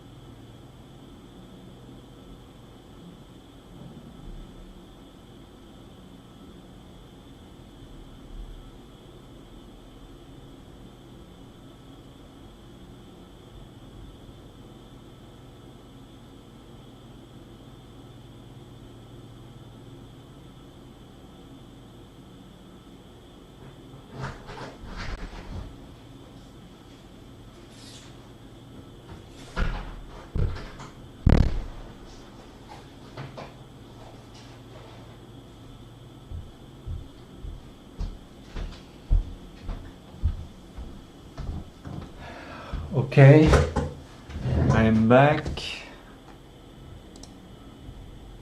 Let me show you what I have found. I've been looking at the liver options, not delivery options, liver options. Let's see if the images have been uploaded.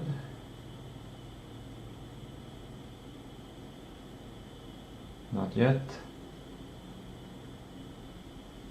I also took a couple of photos of the work that they are working on. Let's put this here. So see that in the background, waiting to get focus later on.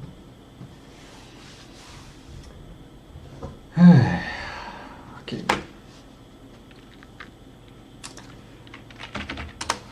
I even asked the shopping woman there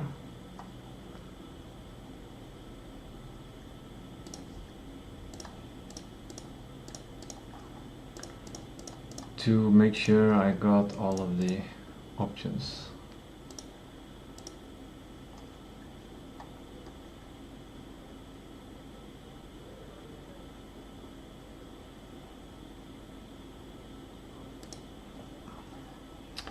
I wonder if I should make a separate. No, I'll just add them all. Okay. So I have my photos through Google Photos. I've downloaded them.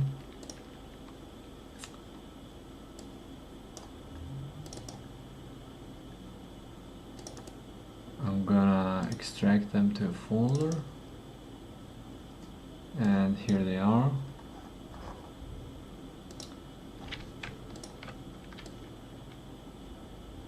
I wonder, it's 13 items. I can only upload 10 items. Let's do created. No.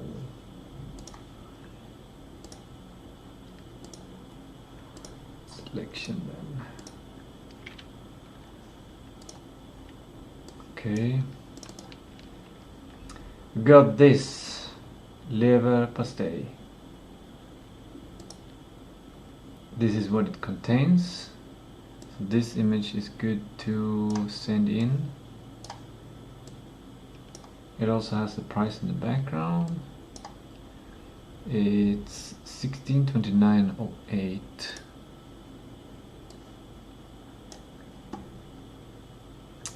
It's got from pig 30% liver from pig. Doesn't say anything about vitamin B12. And I took a photo of these because I know sardines contains a lot, just to compare. That's 59.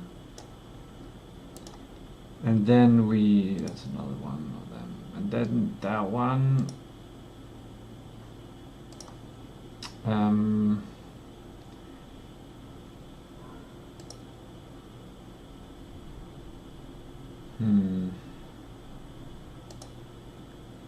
let's take this one for 7.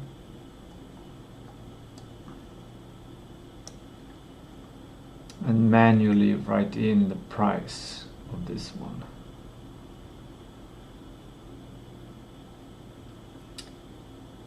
It's got 77% from pig. And then we got this one, which, wait, what? Didn't I take a picture of the backside? Oh my god! Anyway, chicken liver. How could I have missed that one?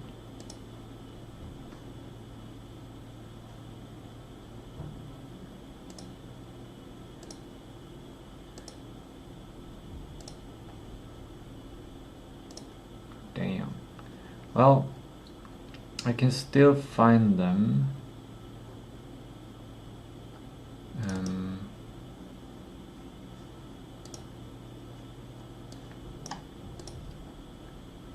So this one, 54.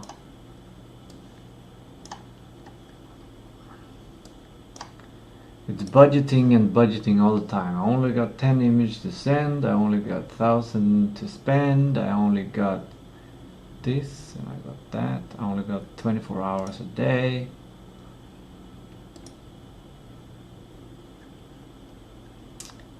$33.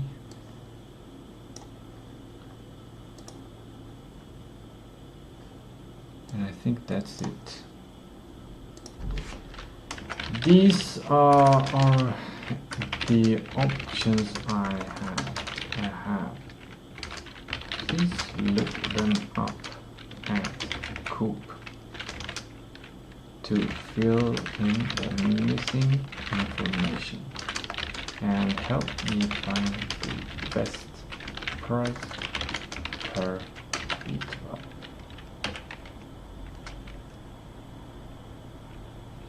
I also noticed that there was no beef liver.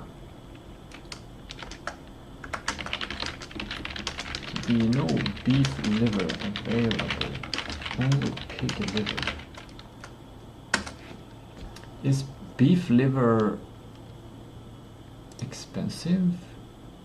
Is it extra expensive?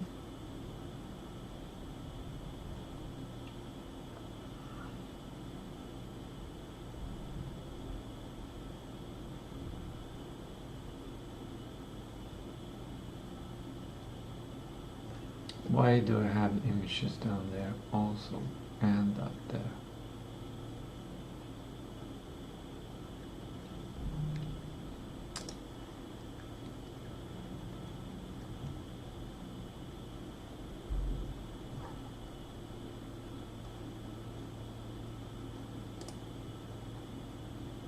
Nötlever, that's the name.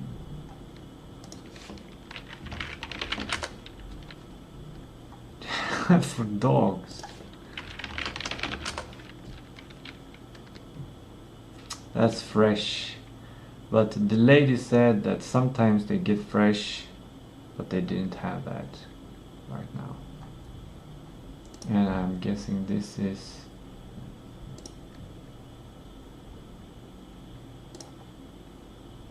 for pig. Interesting.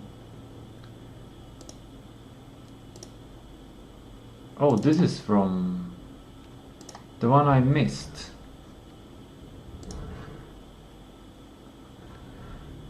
Okay. Try it again then.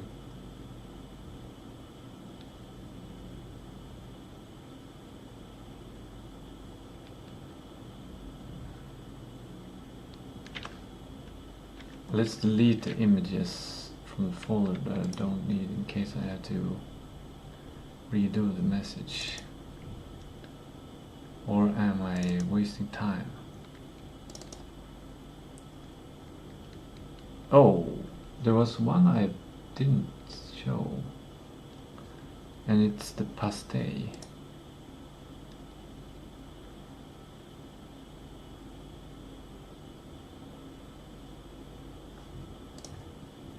This one.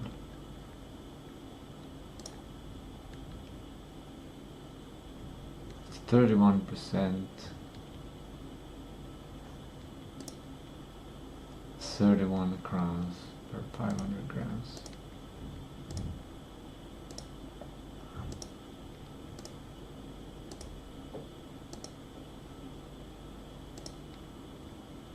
So this is, oh, beef, as in cow.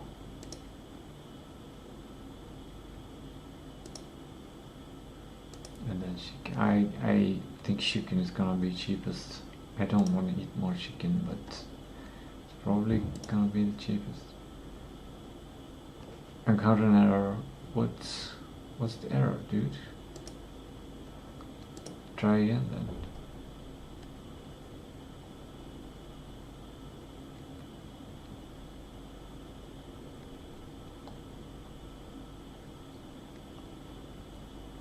maybe we need to make let's go to ChatGPT and help me find the best B12 per cost from these alternatives. They all are available. Available to me at the local cook store.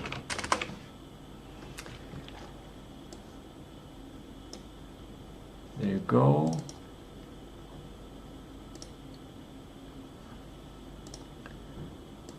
And then that one.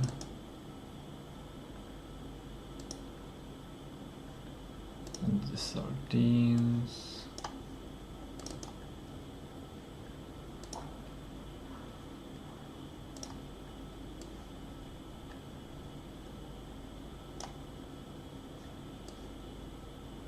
Can I only upload 3 images? The fuck?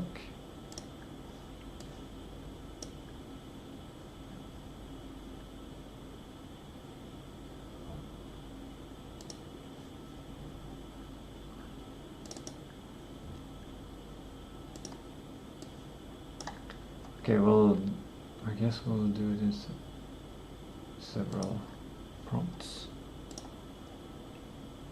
My gosh, what is the prompt, dude?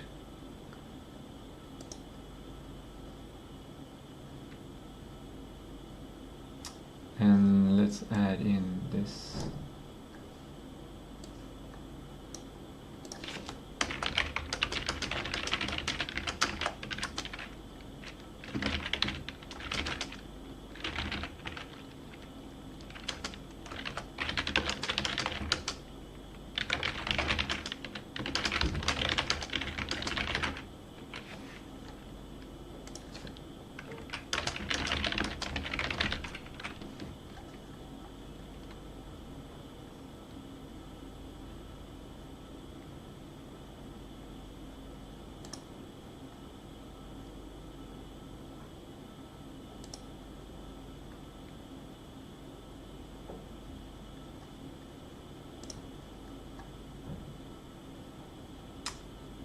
The liver pate wins against those.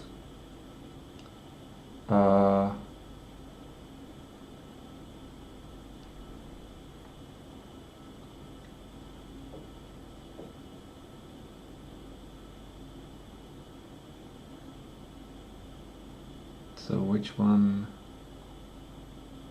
Similar, okay. Similar. So it doesn't matter which one of them. And I'm pretty sure that this one wins. Arbuga. Okay, let's do a new chat.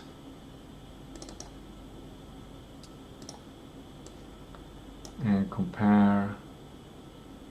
Oh, I've used up all my 5 uploads. Dang. Okay. Seems like this one has been thinking.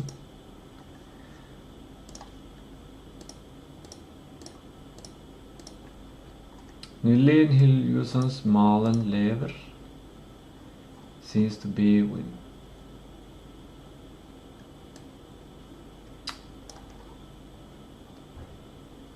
outstanding.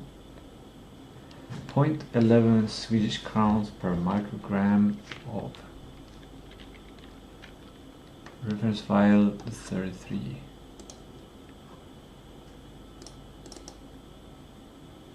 It's this one. So it's the pig one. And the other one is more than it's almost 4 times as more expensive.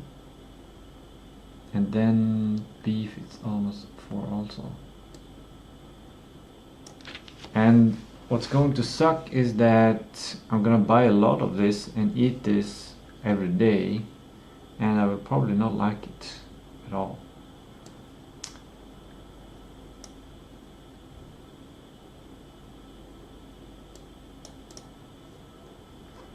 And I don't like to eat pig, but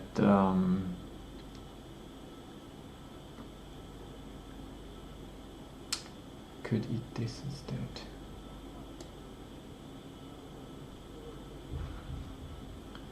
I'm gonna make an exception now and eat some pig. Why I don't like pig is because I think it contains a lot of hormones and signaling substances that tell my body and everything in my body to act in certain ways.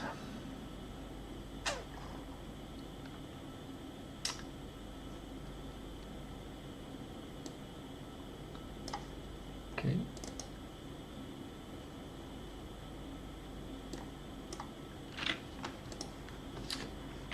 How much of the rank 1 do I need to cover 2 times the B12 need for 26 days?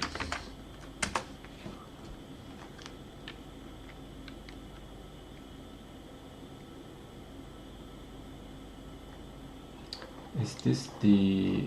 no, it's a new chat, right? Show code.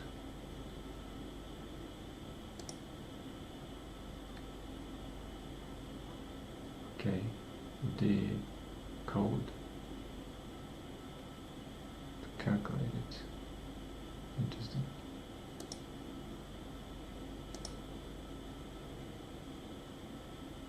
$385 grams.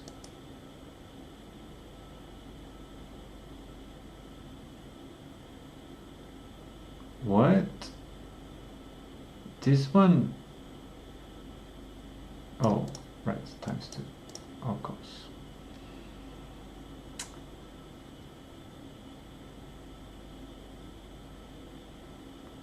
$1.3 rolls, so I just need 2 rolls.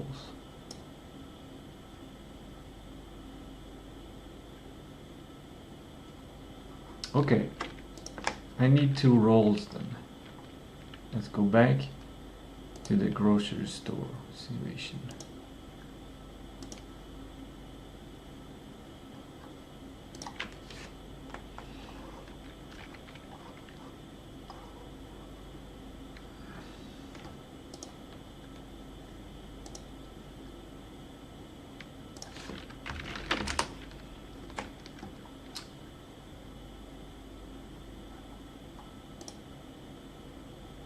Doesn't seem to be available online. Interesting.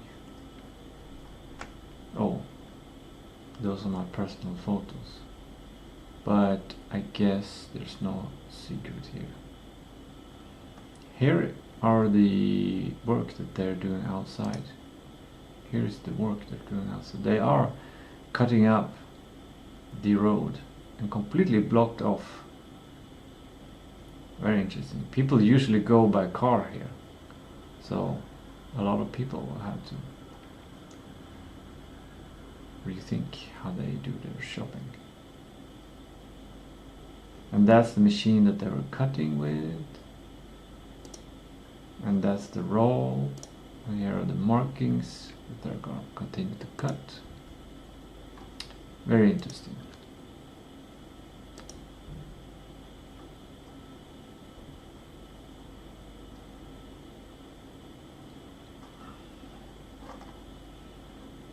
So let's see what's the price and what's the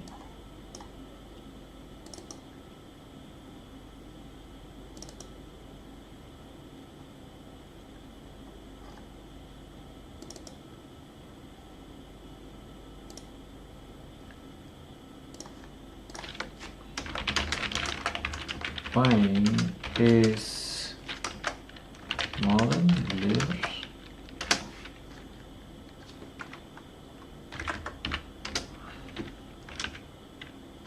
2, 4, 19, 40 sec each. Update the shopping list. like all of this work that I'm doing manually right now, it's gonna be so easy for people to just use apps and stuff on their phone, and it's gonna be so simple to do shopping and get your needs met and everything. But it's gonna be a constant war. The capitalist system is going to lead to the context war, where Apple wants to keep you and have your context on their platform. OpenAI wants you on their platform. XAI, SpaceX AI wants you on their platform. Anthropic wants you on their platform. And all of these SaaS providers who use these services to create a service for you, they're also going to say, oh, let us keep the context.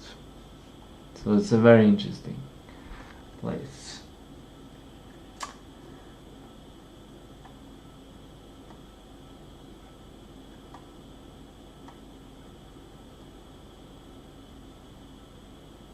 It figured out it was Nielene Higginson's. Great. And I noticed the eggs have gone down in price a lot. So I'm gonna be able to buy more eggs.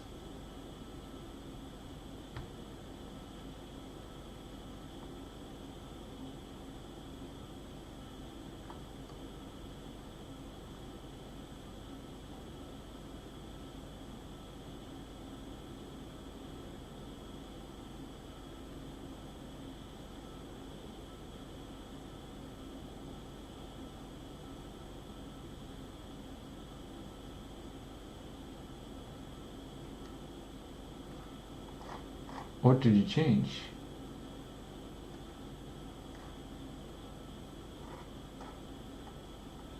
Two cartons of eggs. Liver. How is that? It's such a close call. It's basically 6:45 and 38. Yeah, it's basically 6 crowns cheaper. Interesting.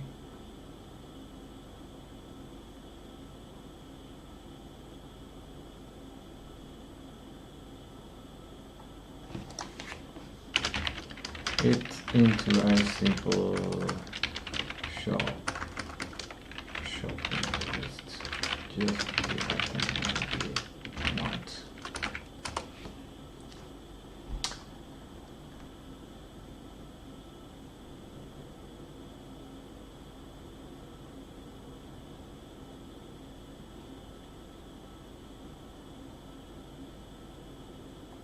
There we go. It's 2 o'clock. Ost.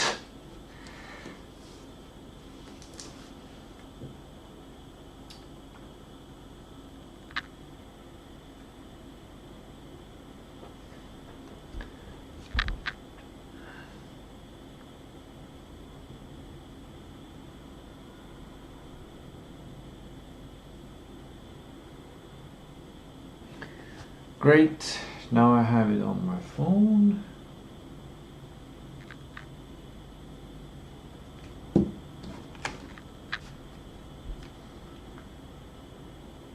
I'm gonna go to the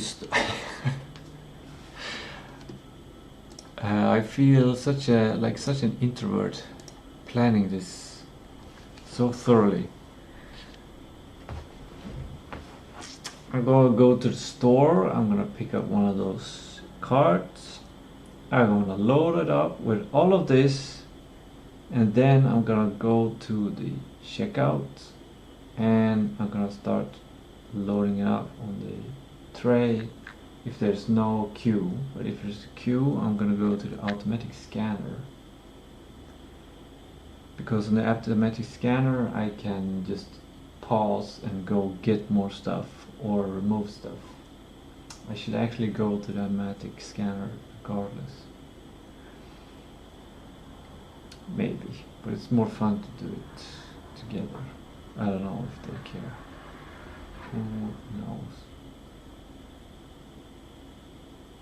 And then it will probably not be enough for 1,000.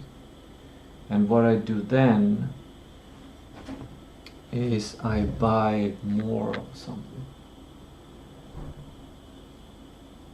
Maybe I actually buy cheese. Because I've been missing cheese. And cheese is recommended by Dr. Berg. He eats cheese every day.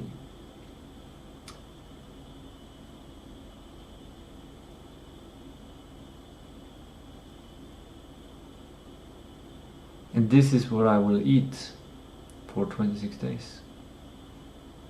Basically.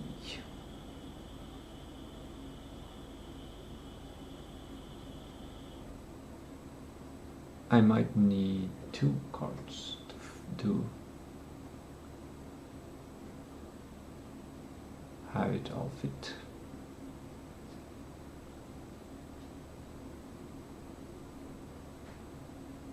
Actually, no, it will all fit in one card.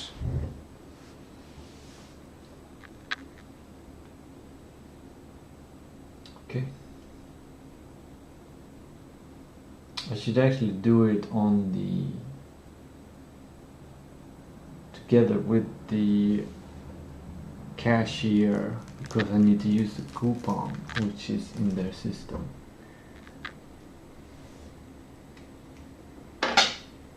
Okay.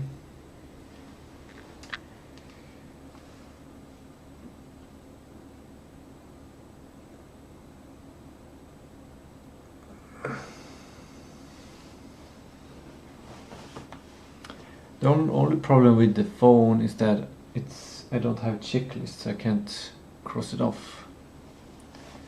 So that would be this. Now I'm gonna go shopping again. So let's enable this one. See you in a bit.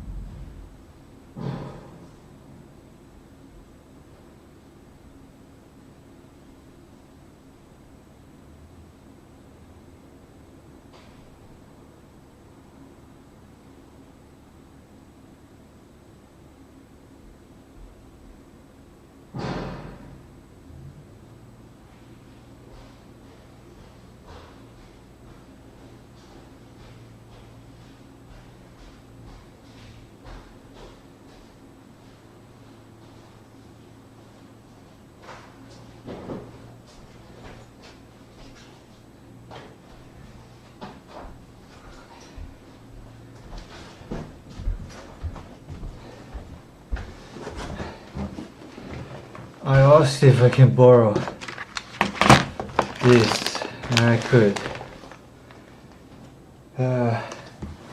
It's a lot of food.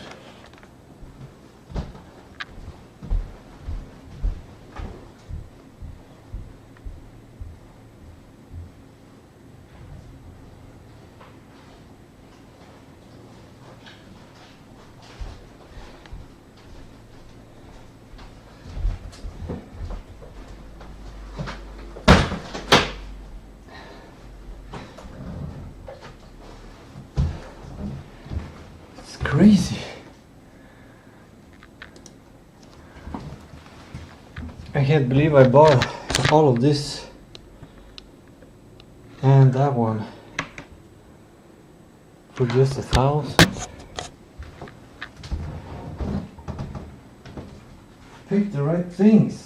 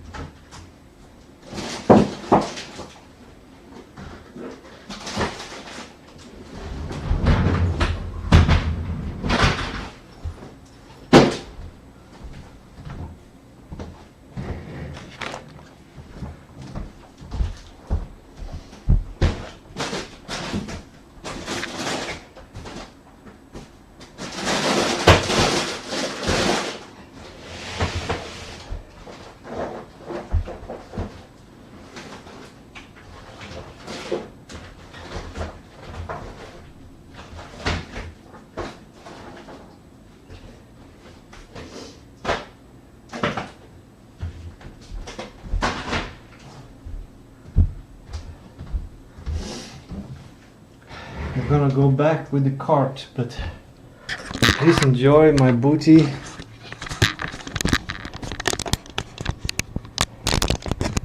While I look.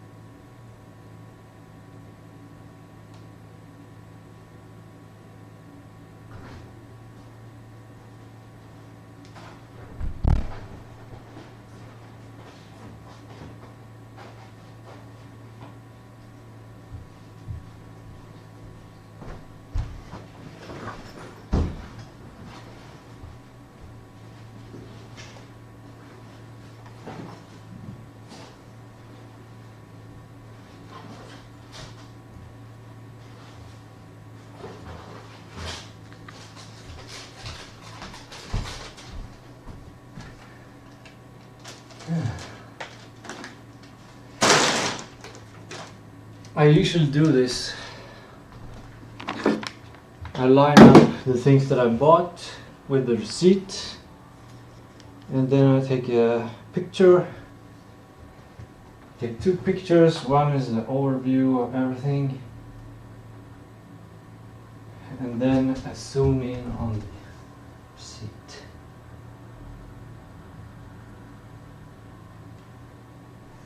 And I have the prices and the time, and I have how everything looks. And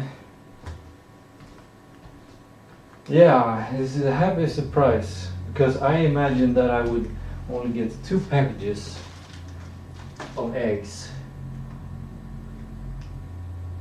And I also got scared in the store because I realized I should also buy potatoes. So I eat 2 potatoes every day. That's to get potassium.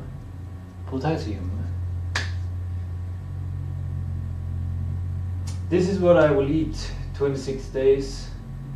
And I have some in the cupboard. Now I will put it away.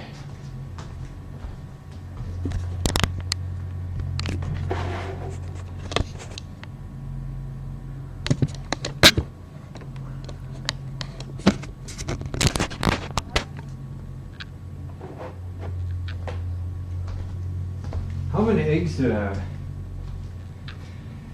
1, 2, 3, 4, 5. 5 times 20. That's 100 eggs. On 26 days, that's almost 4 eggs a day. That's great. That is amazing. What is the best before date? 26/06/05. That's why they were low price.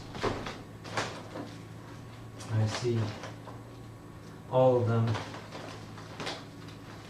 Okay, so I need to figure out what to do with the eggs. But let's first prioritize taking everything away. I always prioritize the frozen food first. And we're gonna eat some beef, so that needs to thaw.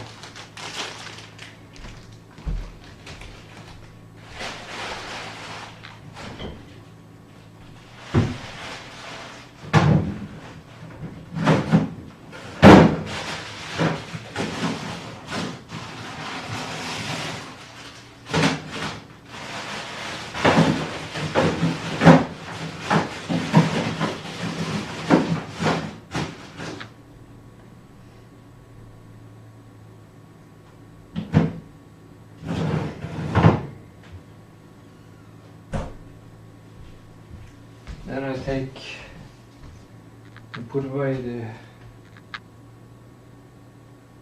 shield stuff. I wonder how fast.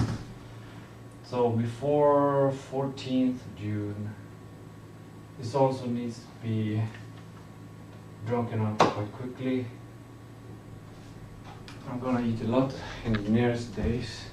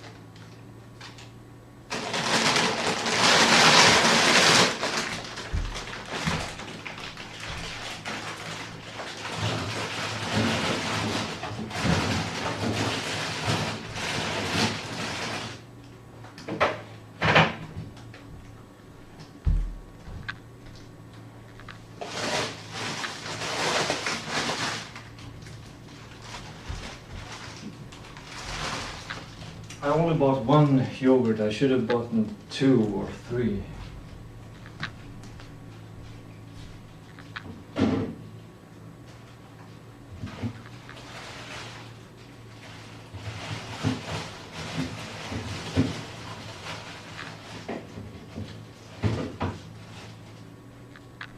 Because yogurt lasts a long time. It lasts 0621.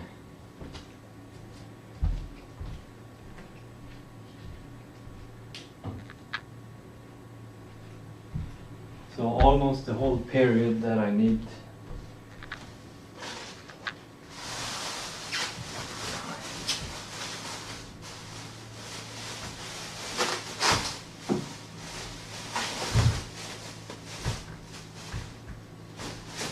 I like this development because previously I've been buying food a week at a time. So I've been only shopping at one day a week, and trying to aim to be able to plan, so I buy everything in chunk and eat it during the week. And if I manage, like, if I'm satisfied with what I buy one day for the whole week, that means I can plan food and save time. So, and that has been working for more than a year. And now I've had the opportunity to basically buy food for 1 month. So it's the next level. But we'll see if it succeeds.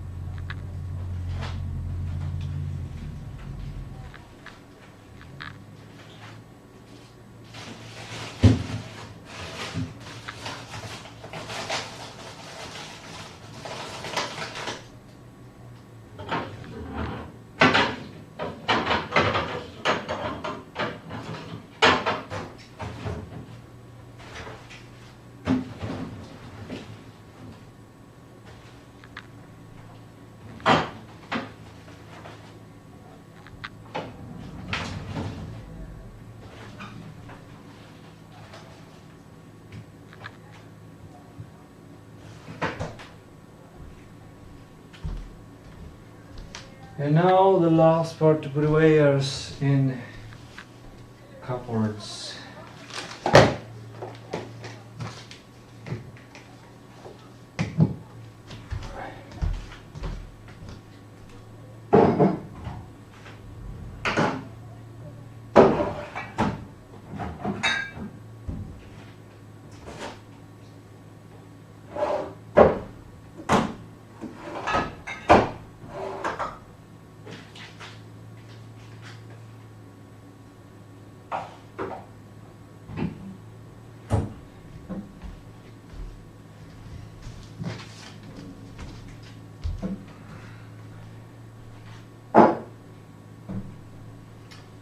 I wish I could bring you into my kitchen.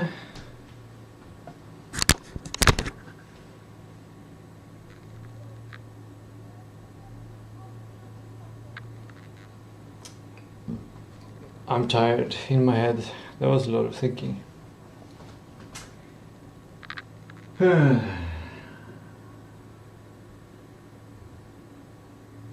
quite warm here. Leverage task, open window.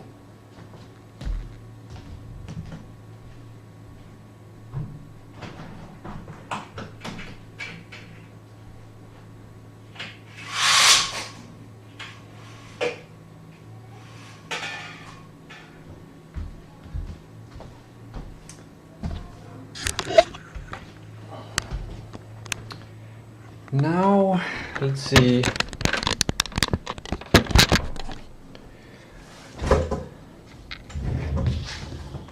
There's not much AI happening right now.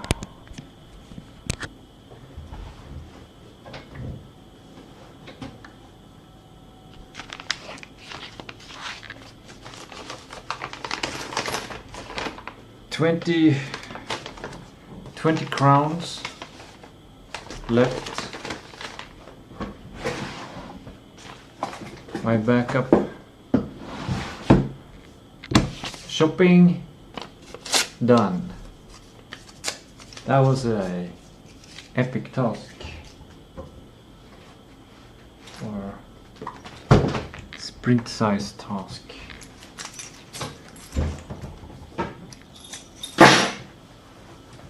Let's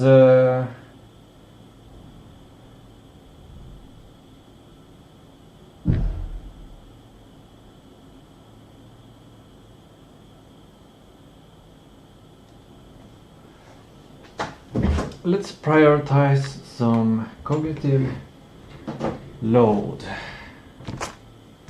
Getting rid of things.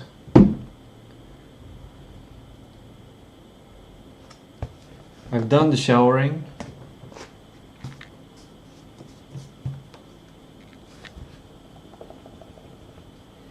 I've basically been doing prioritization and then work, and then prioritization, then work, then prioritization, then work. It's been an iterative process all the time, because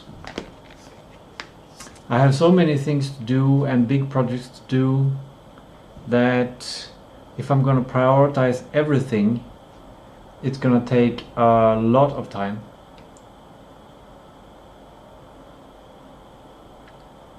And it might not be worth it.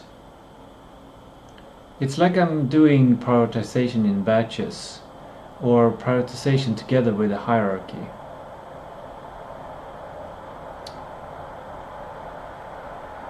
Yeah, like a hierarchy. It's like it's like I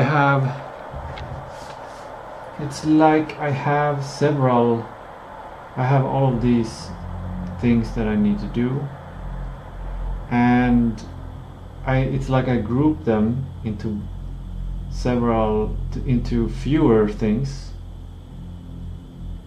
and then I probably group things into even fewer things, and then I prioritize the most highest thing. But I also have to think about the effect of doing these tasks and not doing these tasks.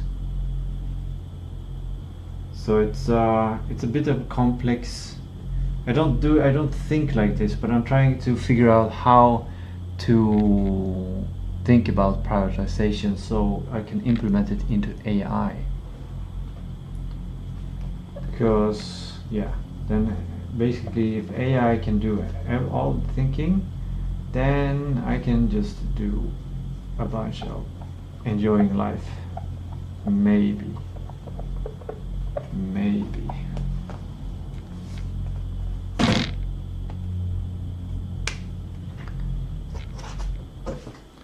Okay, we got rid of that.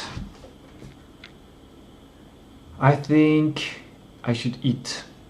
I think my blood sugar is low and I'm running on fat fumes, which is good. I'm burning fat. Keeps me leveled, but it also keeps me not highest performing, I think. So let's get to highest performing. I think drinking some milk might be the fastest way to get some blood sugar and have a slightly steady going thing. Or I could eat an apple or a grape, but I feel like drinking milk. I haven't drunk milk for a couple of days because I've been planning of doing this shopping. Yeah, I'm gonna drink some milk and I'm gonna boil 4 eggs and Am I gonna boil for eggs or am I gonna make something else?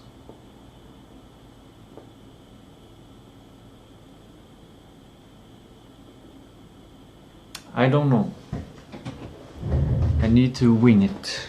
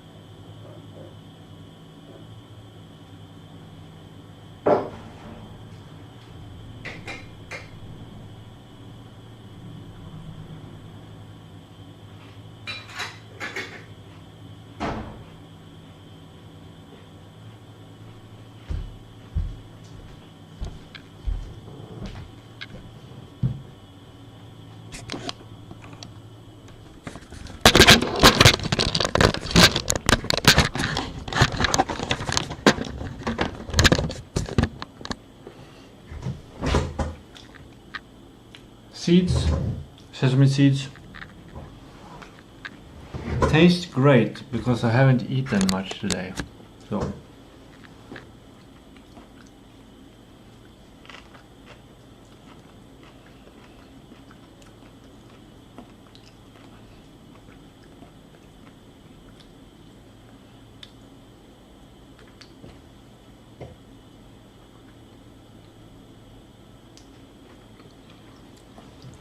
I love sesame seeds. It contains all of the essential amino acids, the protein parts, the 9 amino acids. Oh, crap.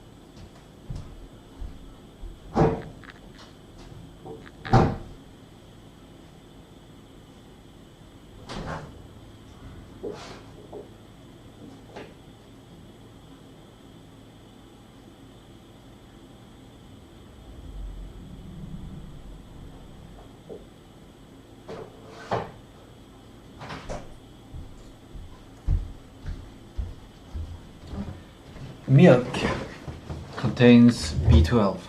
I just looked it up. This milk contains 100 grams of this milk contains 4, or was it 0.4 grams of vitamin B12?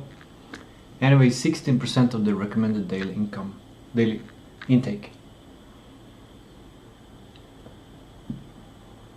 So basically 1 liter is 160 of the recommended daily intake.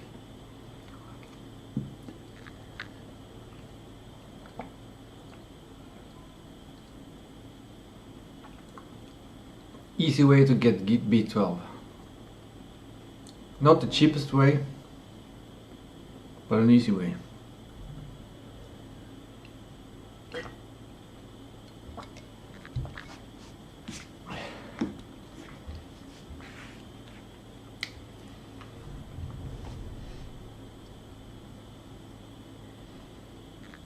Now I want salt. I think I've been sweating slightly all day. I think I need salt. So, potassium in potatoes. I'm gonna get 2 potatoes and I'm gonna just eat some salt.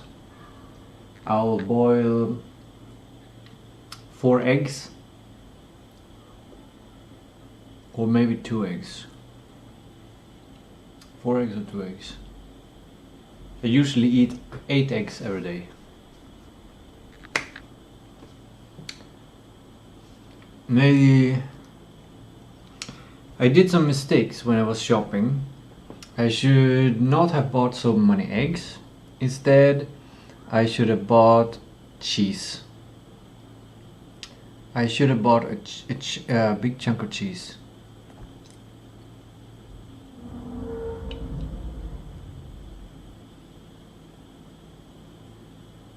Yeah.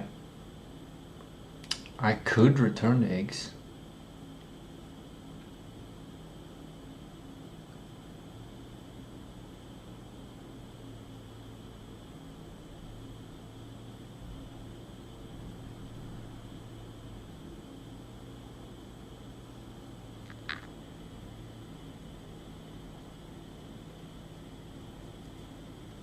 My introvert is saying, no, please don't return the eggs. No.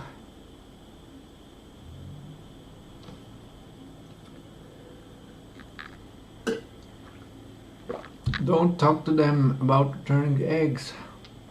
You'll admit a mistake. They might say no. They might not like you because you're doing it. It generates karma. It makes it more trouble for them.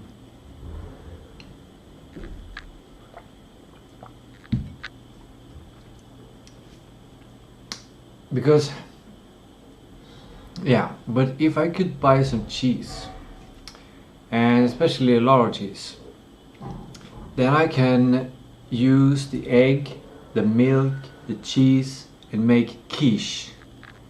I can make a lot of quiche, and I can put it in the freezer. I love quiche.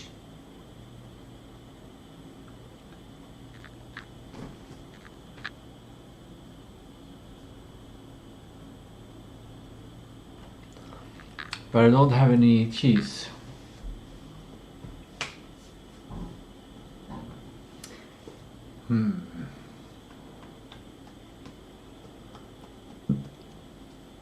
Can I do something else?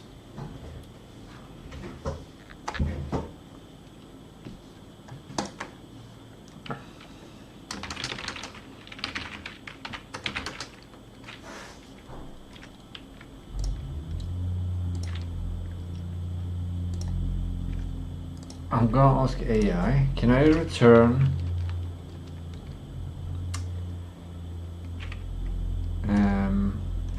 I can return around 80 eggs. That's 100. No, I can return exactly 100 eggs and buy and get 100 SEK. No, that doesn't add up. I got 20 eggs for 25 each.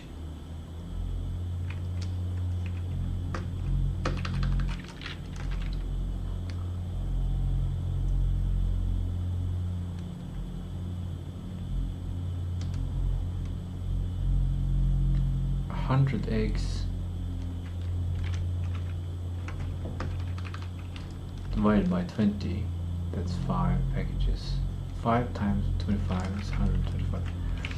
And use that to buy cheese at Swedish Coop. would I get more or less nutrients by doing that? Because it's a good price.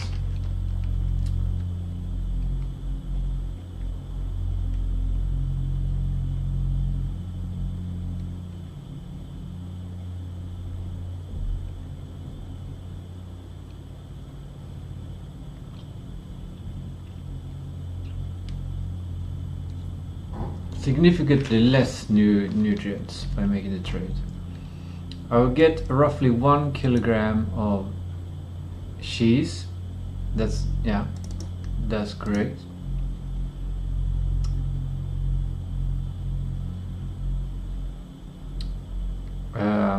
Energy, I would get half of the energy. I would get half of the protein. I would get half of the fat. Really? Half of the fat.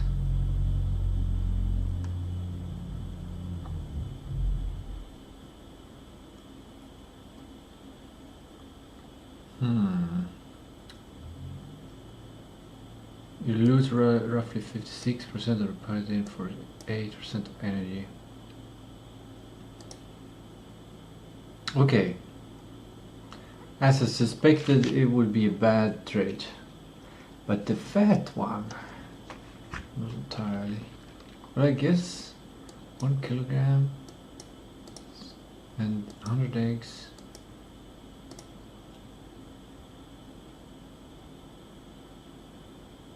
That's such an interesting fact.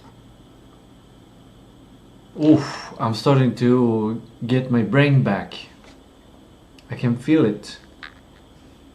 This cold milk is making me cooler, and I feel like maybe my blood sugar is coming back.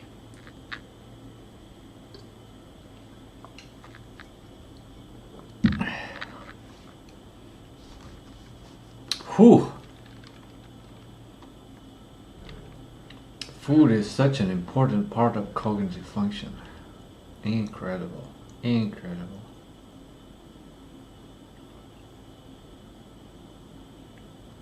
Keeping the eggs, you get substantially higher amounts of choline, especially B12. Damn, yeah. That's why I've been feeling so good the last couple of weeks when I'm eating much egg. Okay.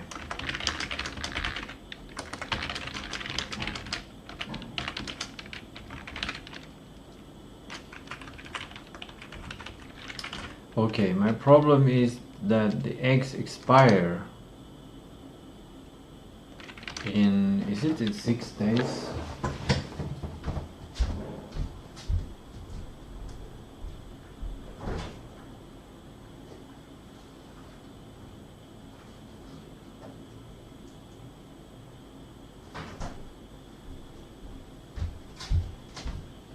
It's in 4 days.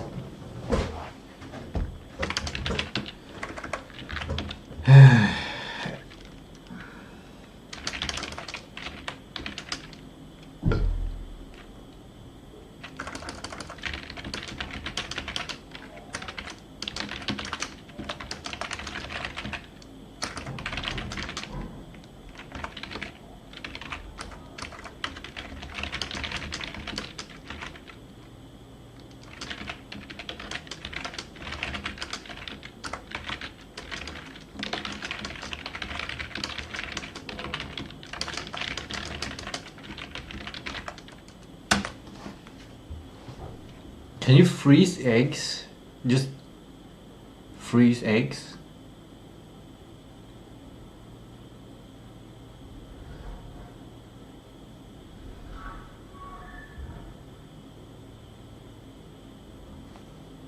First, a critical piece of data regarding Swedish food safety. Swedish eggs stored in a refrigerator do not expire on their printed best for date.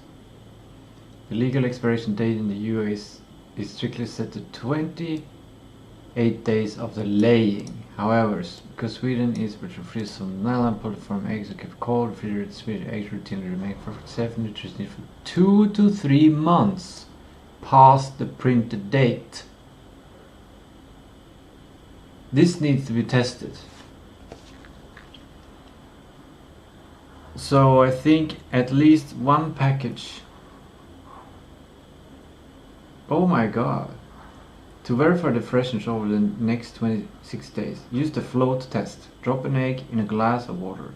If it sinks to the bottom sideways, it's perfectly fresh. If it stands upright on the bottom, use it soon. If it floats to the top, discard it. So I basically have to test the eggs every day. If I can decide to spend time, cognitively remember to test the eggs every day before I eat them, and if they stand right up, then I basically have to do the whole ordeal of freezing, some freezing protocol. Freezing eggs, I don't know if I would remember all this. Alongside everything else I have to remember, I mean. It's a cognitive load to learn this thing, and sure, it could be useful long term if I continually do it. In general, it's good to have the test available in your reflex memory. Like, these eggs are old, okay, take, look, it's floating or not, okay, good or not good. So it might be a good habit to create, not to do every day in every day of my life, but a good reflex to have available regarding eggs and consumption.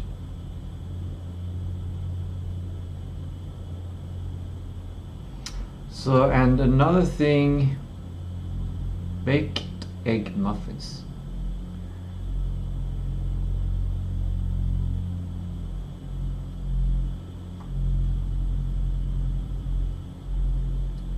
Solid matrix with heavy cream or cheese, the freeze reheat perfectly. Pickled eggs. 4 weeks. Vinegar.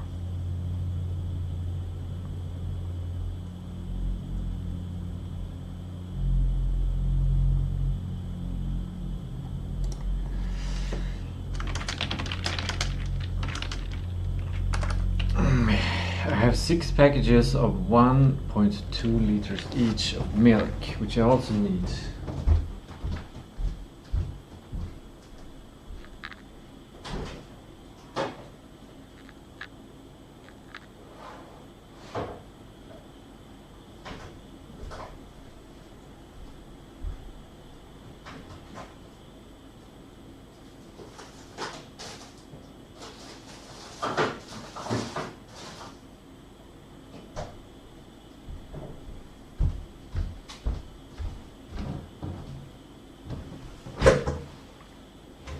Milk. I also have 1.5 liters times 6 that will expire within how many?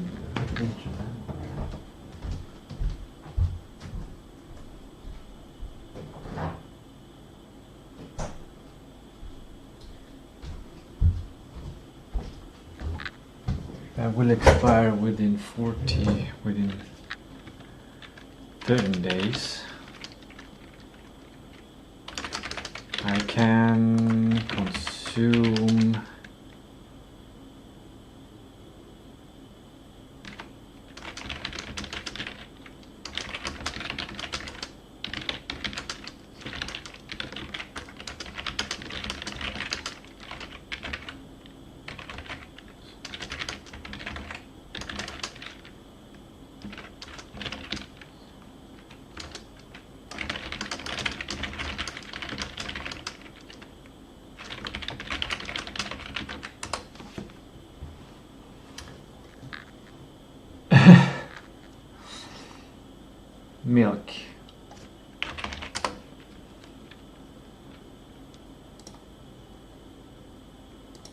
stop it.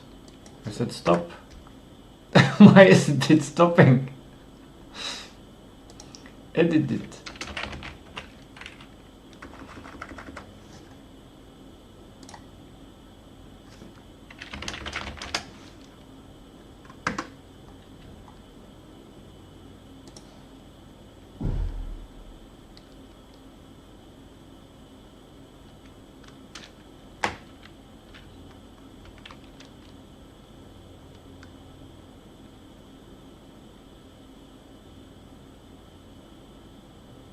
The math lines up perfectly. 4 eggs and 360 milliliters of milk per day. However, combining all 9 liters with 100 eggs into a giant raw mix or a heavy custard before freezing is a bad idea. High water content from that much milk causes synergiasis, weeping. When cooked eggs are thawed, leaving you with a spongy, watery mess. The most efficient nutrient dense solution is a split preservation strategy that uses perfect. Okay, stable culinary ratio for egg baked to ensure it freeze while freezing the remaining milk separately to preserve its emulsion. What is emulsion?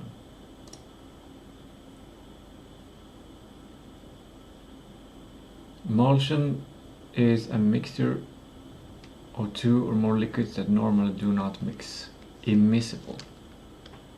Immixable. Okay. Bake the eggs.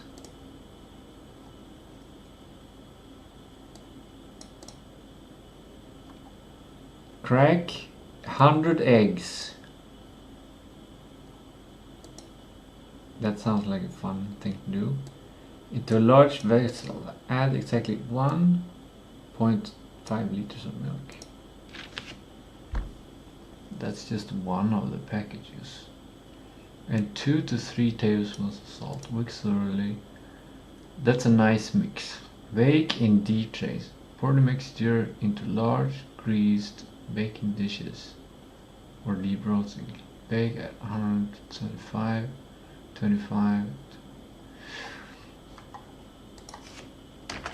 Intrigued by this plan, but want to know what nutrients will be less or be removed by this process, especially the milk.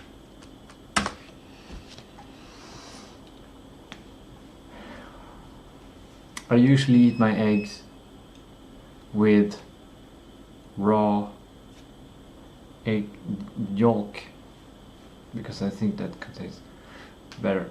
Baking and freezing will cause zero loss in macronutrients, but will reduce certain heat sensitive and water soluble vitamins.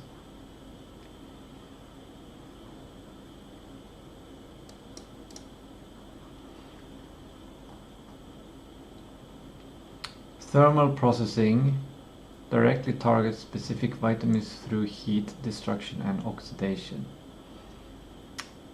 This one is the big thing. Nutrient, folate, B9. The most heat label unstable vitamin eggs, essential for DNA synthesis and cellular repair. B12. Moderately heat sensitive milk and eggs are made so that you will lose about a fifth of the original. You will lose a fifth. That's not too bad. I also have my liver that contains all the B12 that I actually need.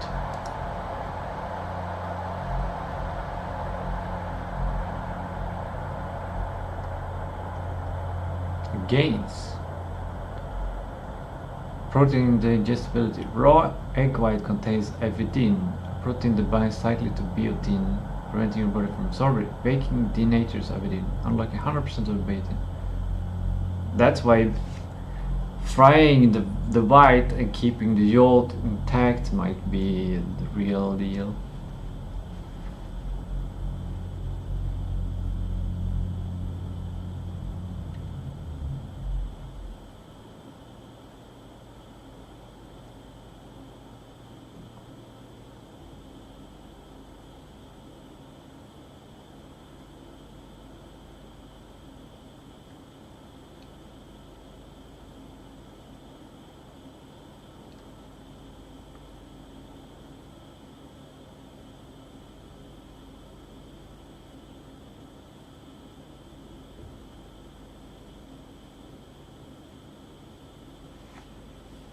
Heat the drip liquid. This is optimization. When your thawed egg blocks, a small amount of liquid may separate in the container. Do not pour this out. This liquid contains the leached water-soluble B vitamins and minerals. Pour it right into the reheating pan. Egg blocks. Should I make these egg blocks? I feel like that's the right thing to do. But maybe not bake it as long as suggested.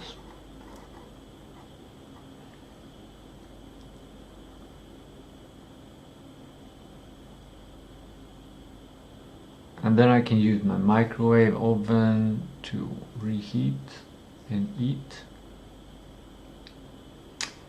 But I do enjoy to make an omelette at the end of the day. It's an okay activity.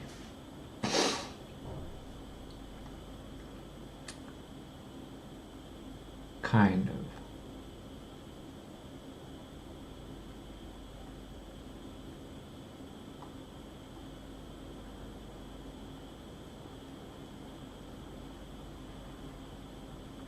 Cool.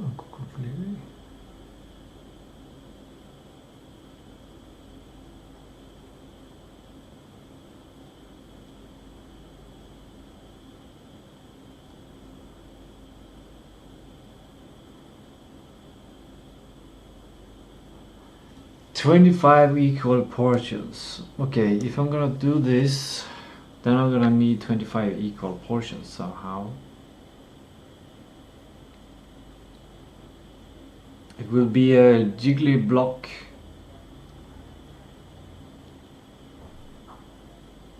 I can freeze them individually.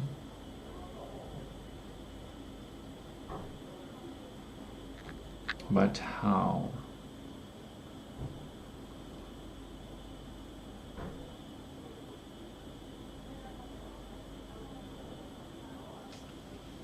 I don't have plastic wrap. I don't want to use plastic wrap. I don't want microplastics and use plastic if necessary. So I would have to divide them into pieces. I don't know how big they would be. And then put them in the freezer. Maybe on a tray or something. And separate them with slight space between them. It would have to fit in the freezer. Yeah.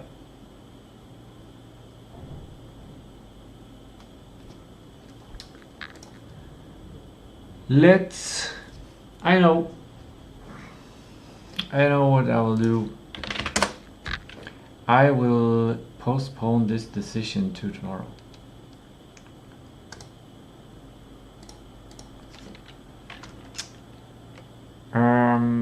Handle expiration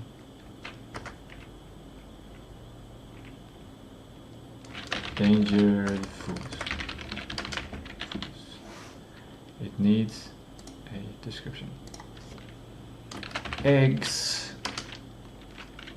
expire on June 5, but might hold for 2 to 3 months later. Milk will expire though within before June. It needs a plan or just not have milk of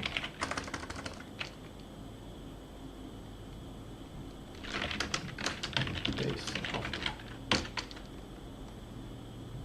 I could just consume the milk.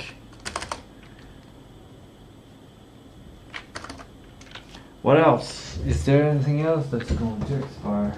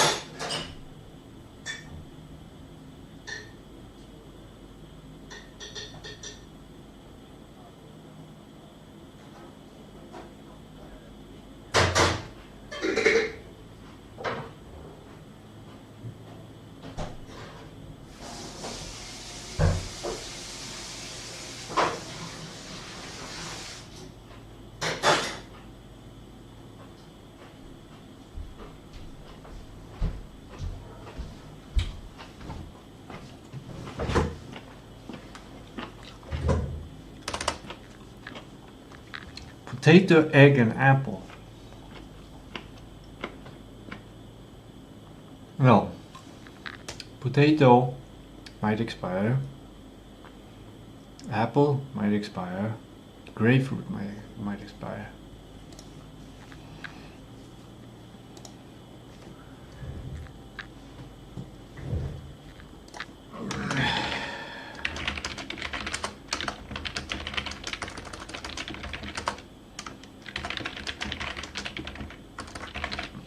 Okay. That's it. That's what I got. Though I can save cognitive load and time by pre-cooking, making meals, I can also prepare the meals I've been thinking about cutting up all the potato and then freezing it in portions. So I can grab a already cut potato, put it in my soup, and then eat my soup. So, okay. So all the expiration stuff I have unloaded into this little tiny task that I might forget tomorrow if I don't check my calendar. So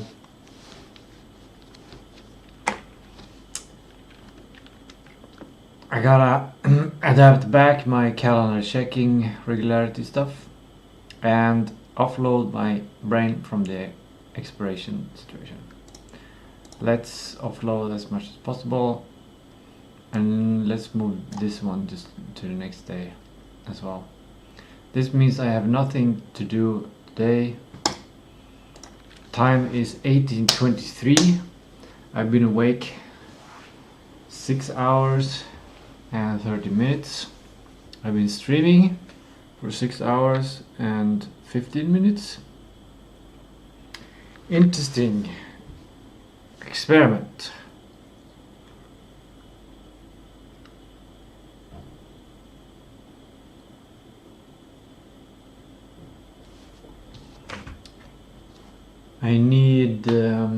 I think I need a break. I'm tempted to look at the box. I think I need food would probably be good. More food.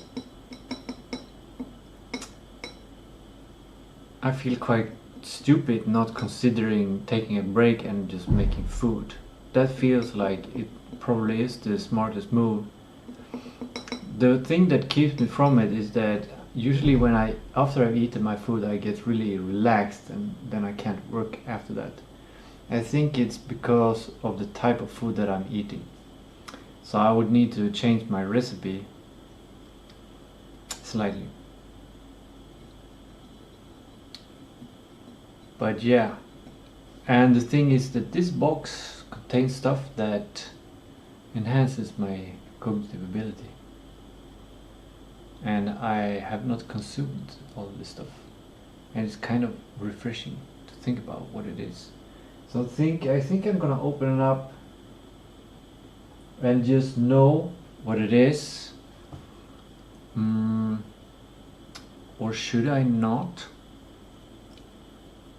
Because if I open it up, I mix it in with all other memories of dealing with the food, which might be good because it's very related. I feel like that's the right thing to do. Open it up, look what's in there.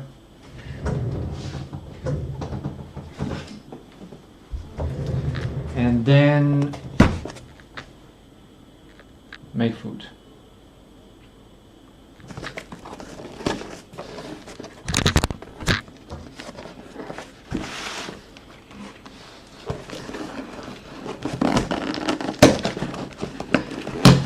Actually,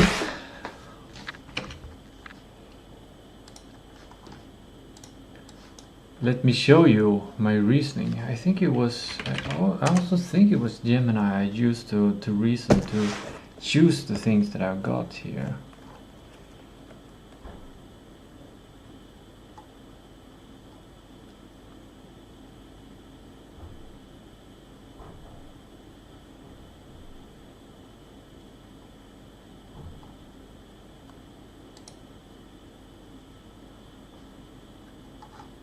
yeah, here it is. I had this conversation. I had 2 or more conversations about how can I use an amount of money, I think it was 1,000, to enhance my cognitive ability. And I found these things.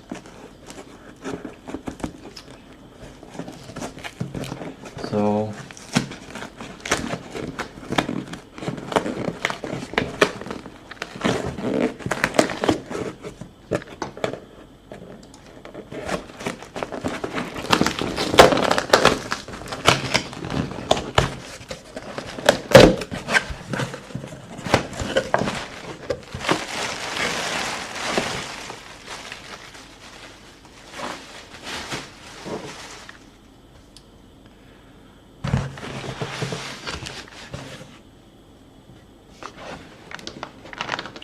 there we go. Super strength omega-3. This is what triggered it. Because I eat omega-3 every day.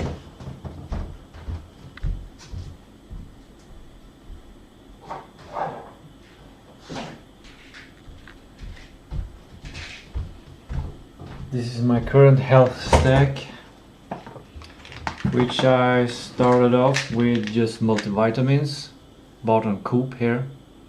It's not perfect, but it is a cheap way to get started. And then I got omega-3, but then they stopped selling this, so that's why I needed to buy online. And from AG,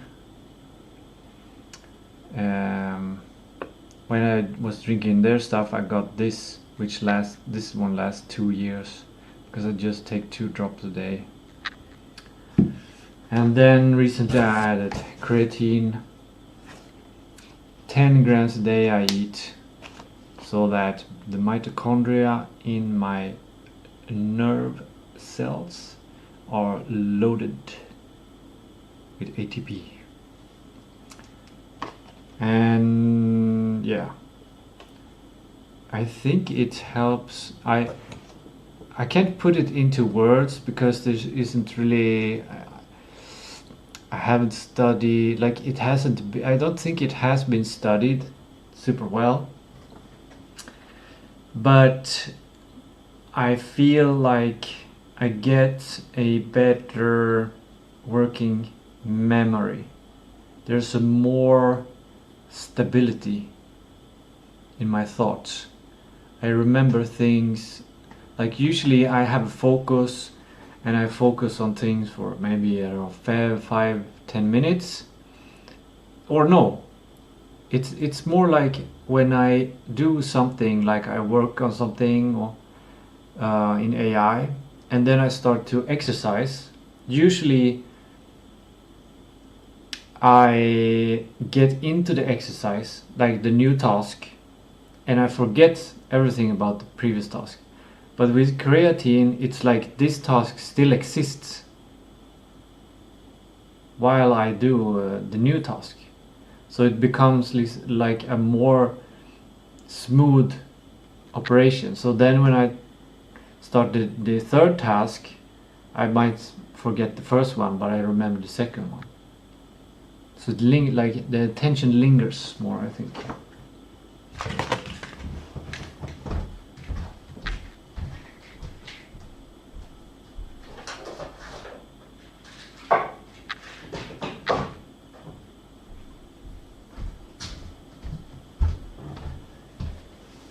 That the attention lingers might not necessarily be good, because it's also distracting.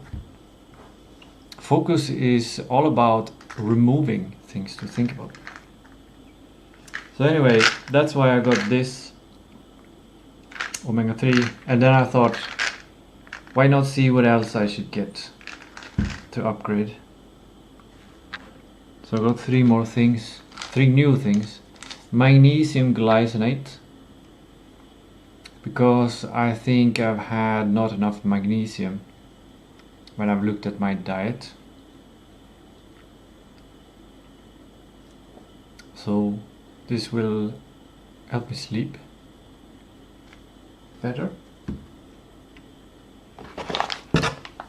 Oh, I got 3 more bags. Acetyl L-carnitine.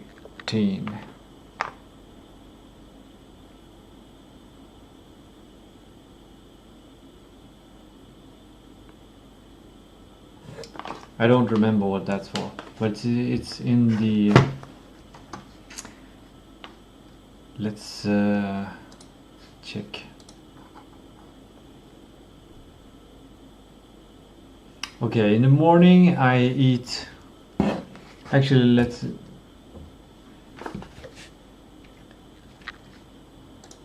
go through all of it. Acetyl L-carnitine, N-acetyl-C-cysteine, NAC,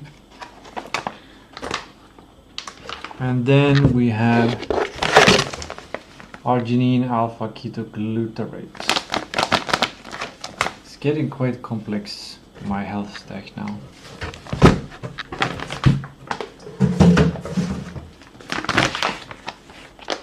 So what do I do with these things?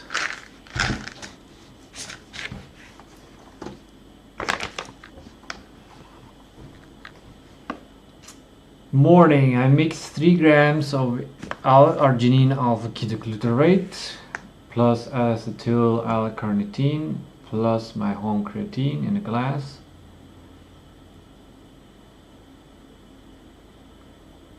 Right, acetyl L-carnitine is like a boost. It's like I'm thinking it has similar, what's the word? Similar use case as caffeine. It gives you a boost, but it uses up energy. So if you use it all the time, then you will just use up all the energy and you will never have energy anymore.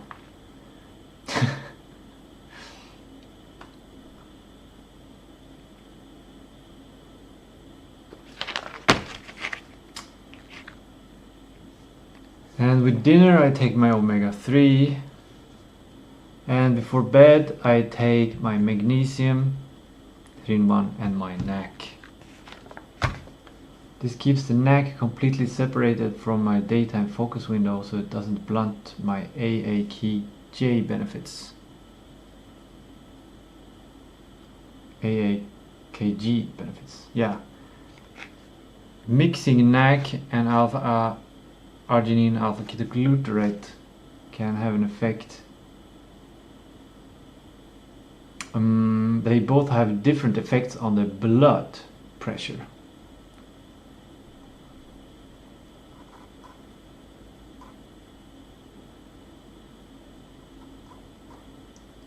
Yeah, so I will start with that tomorrow.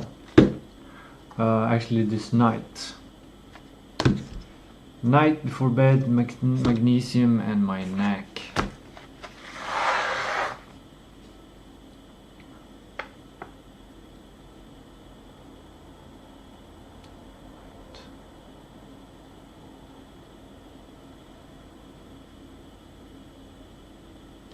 And hopefully this will improve my cognitive ability so I can think even better.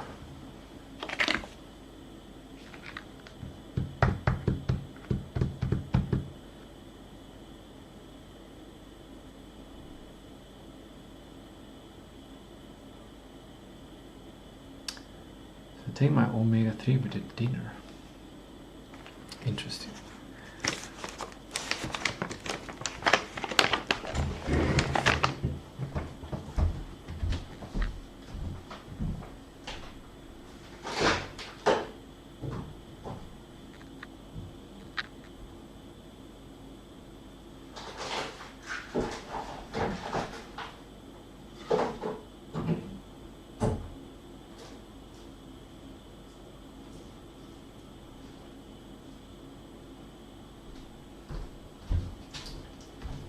Now the learning even continues and we just move into a different area of learning. Damn, my brain is gonna sleep well tonight, maybe, hopefully. So much learning today. Now the liver has thawed, so it's time to eat liver. How much liver should I eat? That's what I want to know. And how to cook it.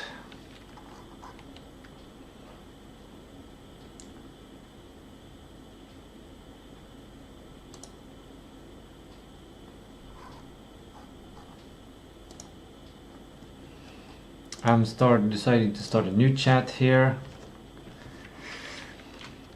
I have ground pig liver.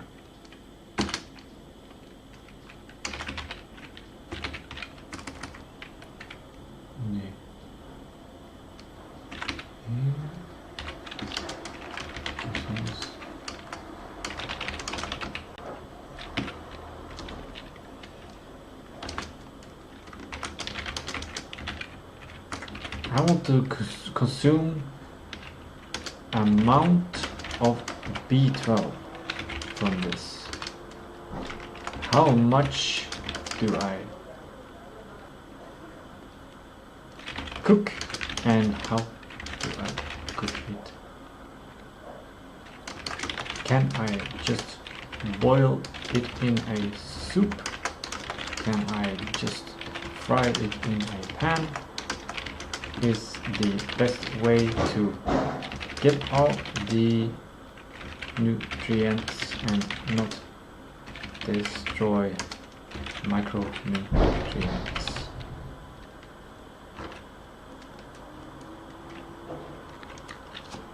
Is it raw?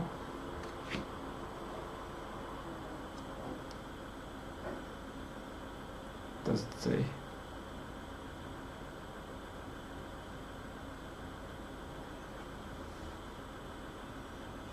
It's wet.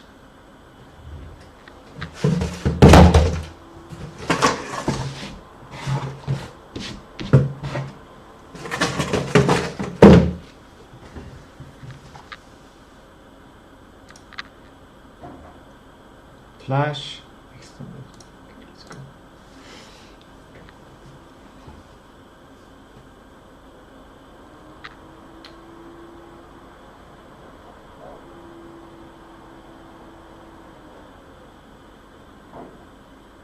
Quantity required.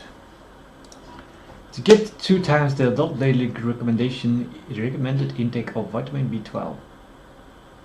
Amount: cook 45 to 50 grams of raw ground pig liver.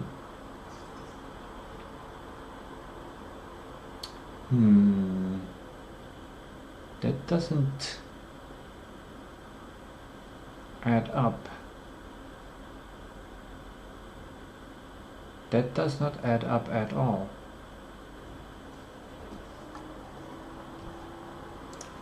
How many days will 600 gram last?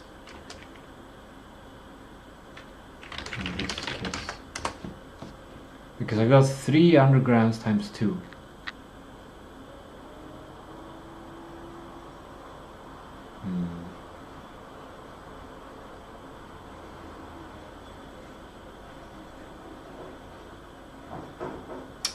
I guess I'll eat just 25 grams per day then.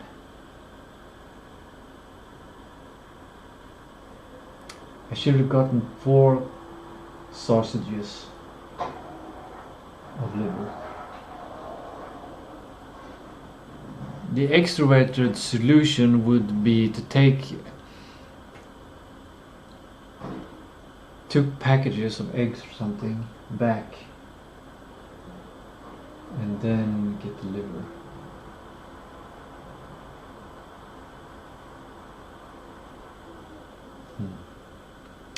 But I don't feel like doing all that, so I'm just gonna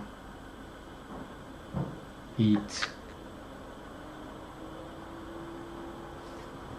less, because now I get I get the daily recommended amount from the liver, and then I get extra from the milk and from the egg.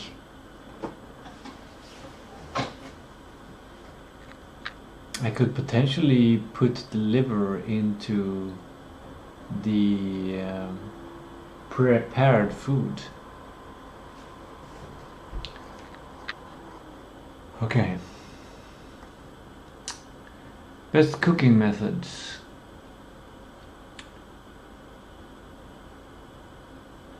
I just noticed an effect of creatine right now. I feel like I can my memory, my working memory is slightly better, because I remember that I'm about to cook food, to eat food.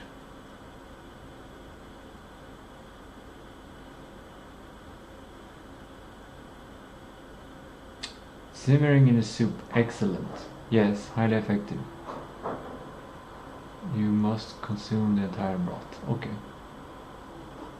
Bring your soup base into simmer, topping the ground liver, and cook for 3 to 5 minutes.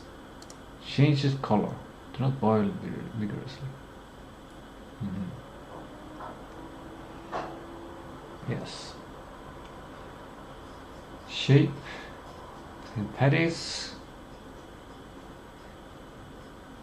2 to 3 minutes per side. Stop as soon as center loses pink color. 70 degrees centigrade for safe pork consumption. Okay. So soup is the best. Okay. It usually is that way. The soup is the best way. Then I can make my regular soup that I usually do and just add 25 grams into it. I don't have a scale, but this is 300 grams.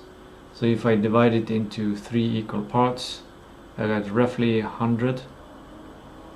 And then I can divide each of those parts to get 50, and then divide each of those parts to get 25, and that's what I will eat. Now I'm going to make food.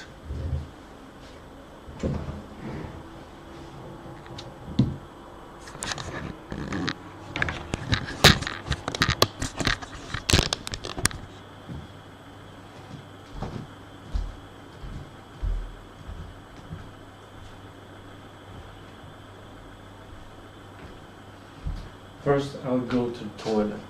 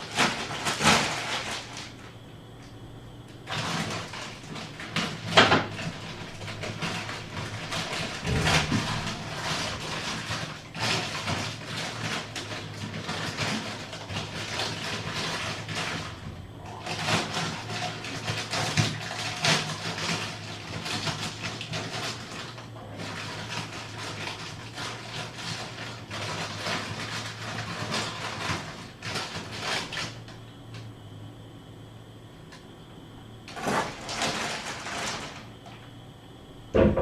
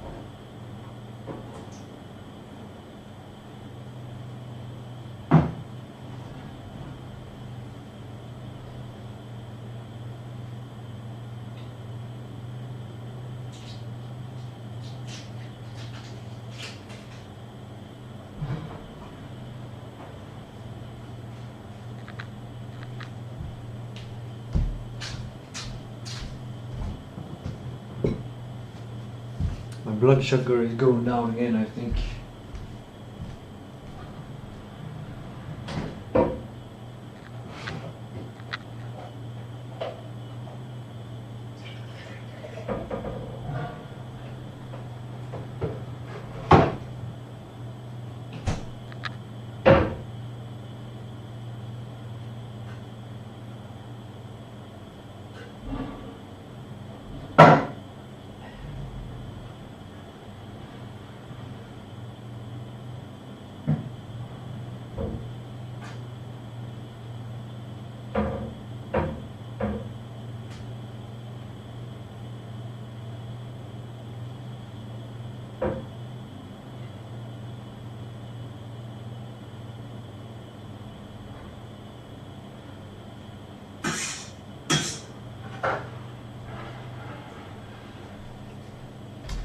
Slight problem.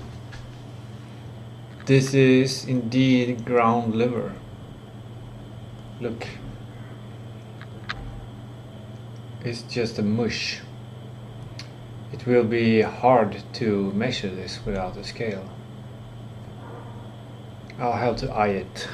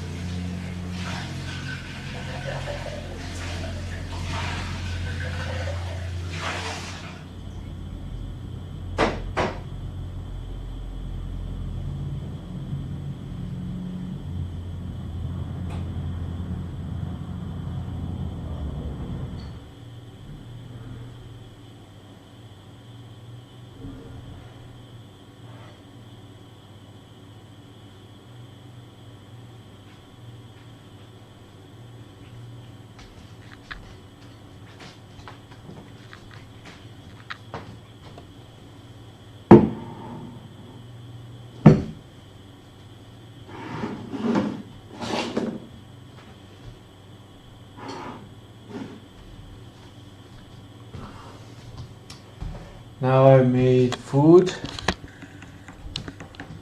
This is partially it. I'm not gonna eat the headphones. 4 eggs,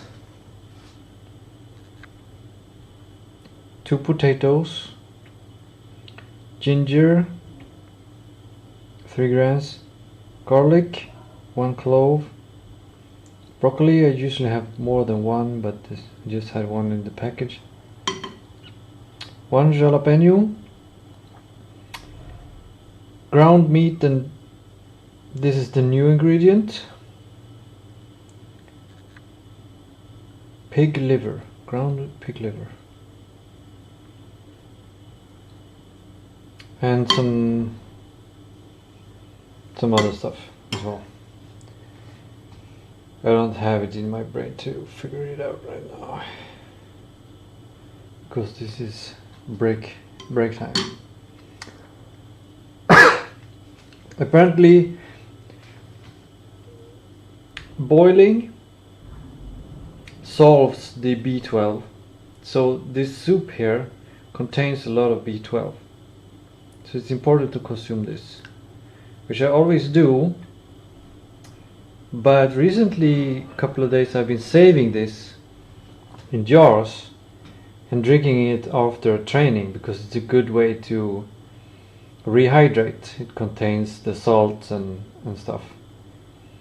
But I haven't been consuming as much as usual because I haven't needed to consume as much as usual because I just need a little bit. You don't need this much after doing a training. So I have some jars in my fridge which probably contains some B12 that I haven't consumed. Anyway, the eggs here contains probably B12 as well. Well, they do.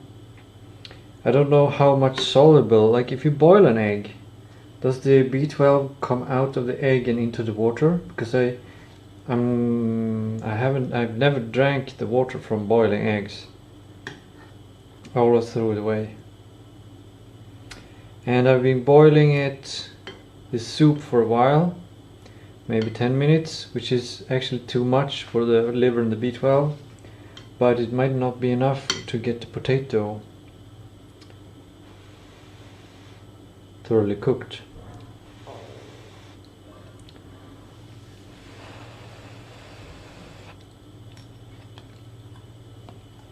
Yeah, it's good. Which means I boiled it for too long for the B12, but I guess I'll adjust that some other time. Just adding the potatoes earlier and adding the liver later.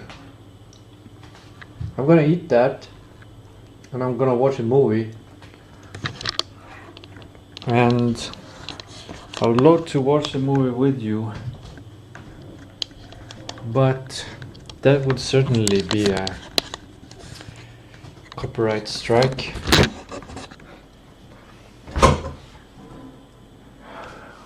So don't know what to do about that. Potentially I can aim the camera towards me while I watch the movie.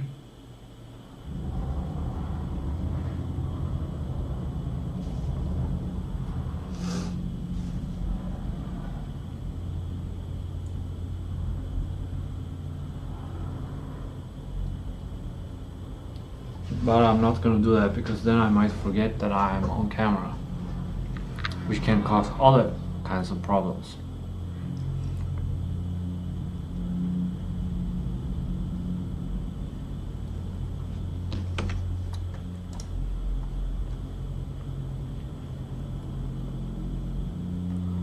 Right. I think it will be an okay time to quit this stream. I've been streaming for 7 hours.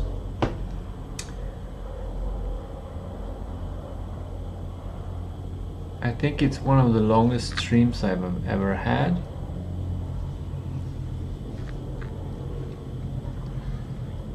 And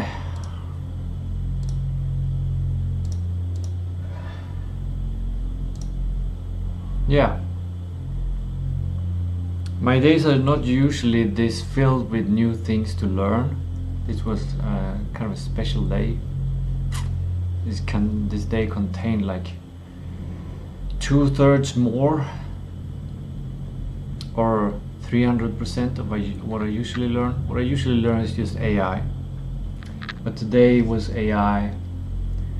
It was the shopping situation with all the nutrients and stuff, and it was the new package.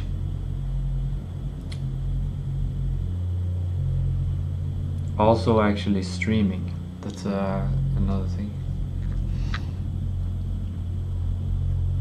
If you have any recommendations, let me know, especially if you have any recommendations on how I can deliver value that would be worth paying for, because that would solve my financial situation.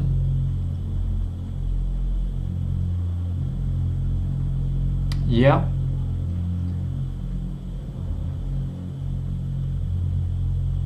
Goodbye, I guess.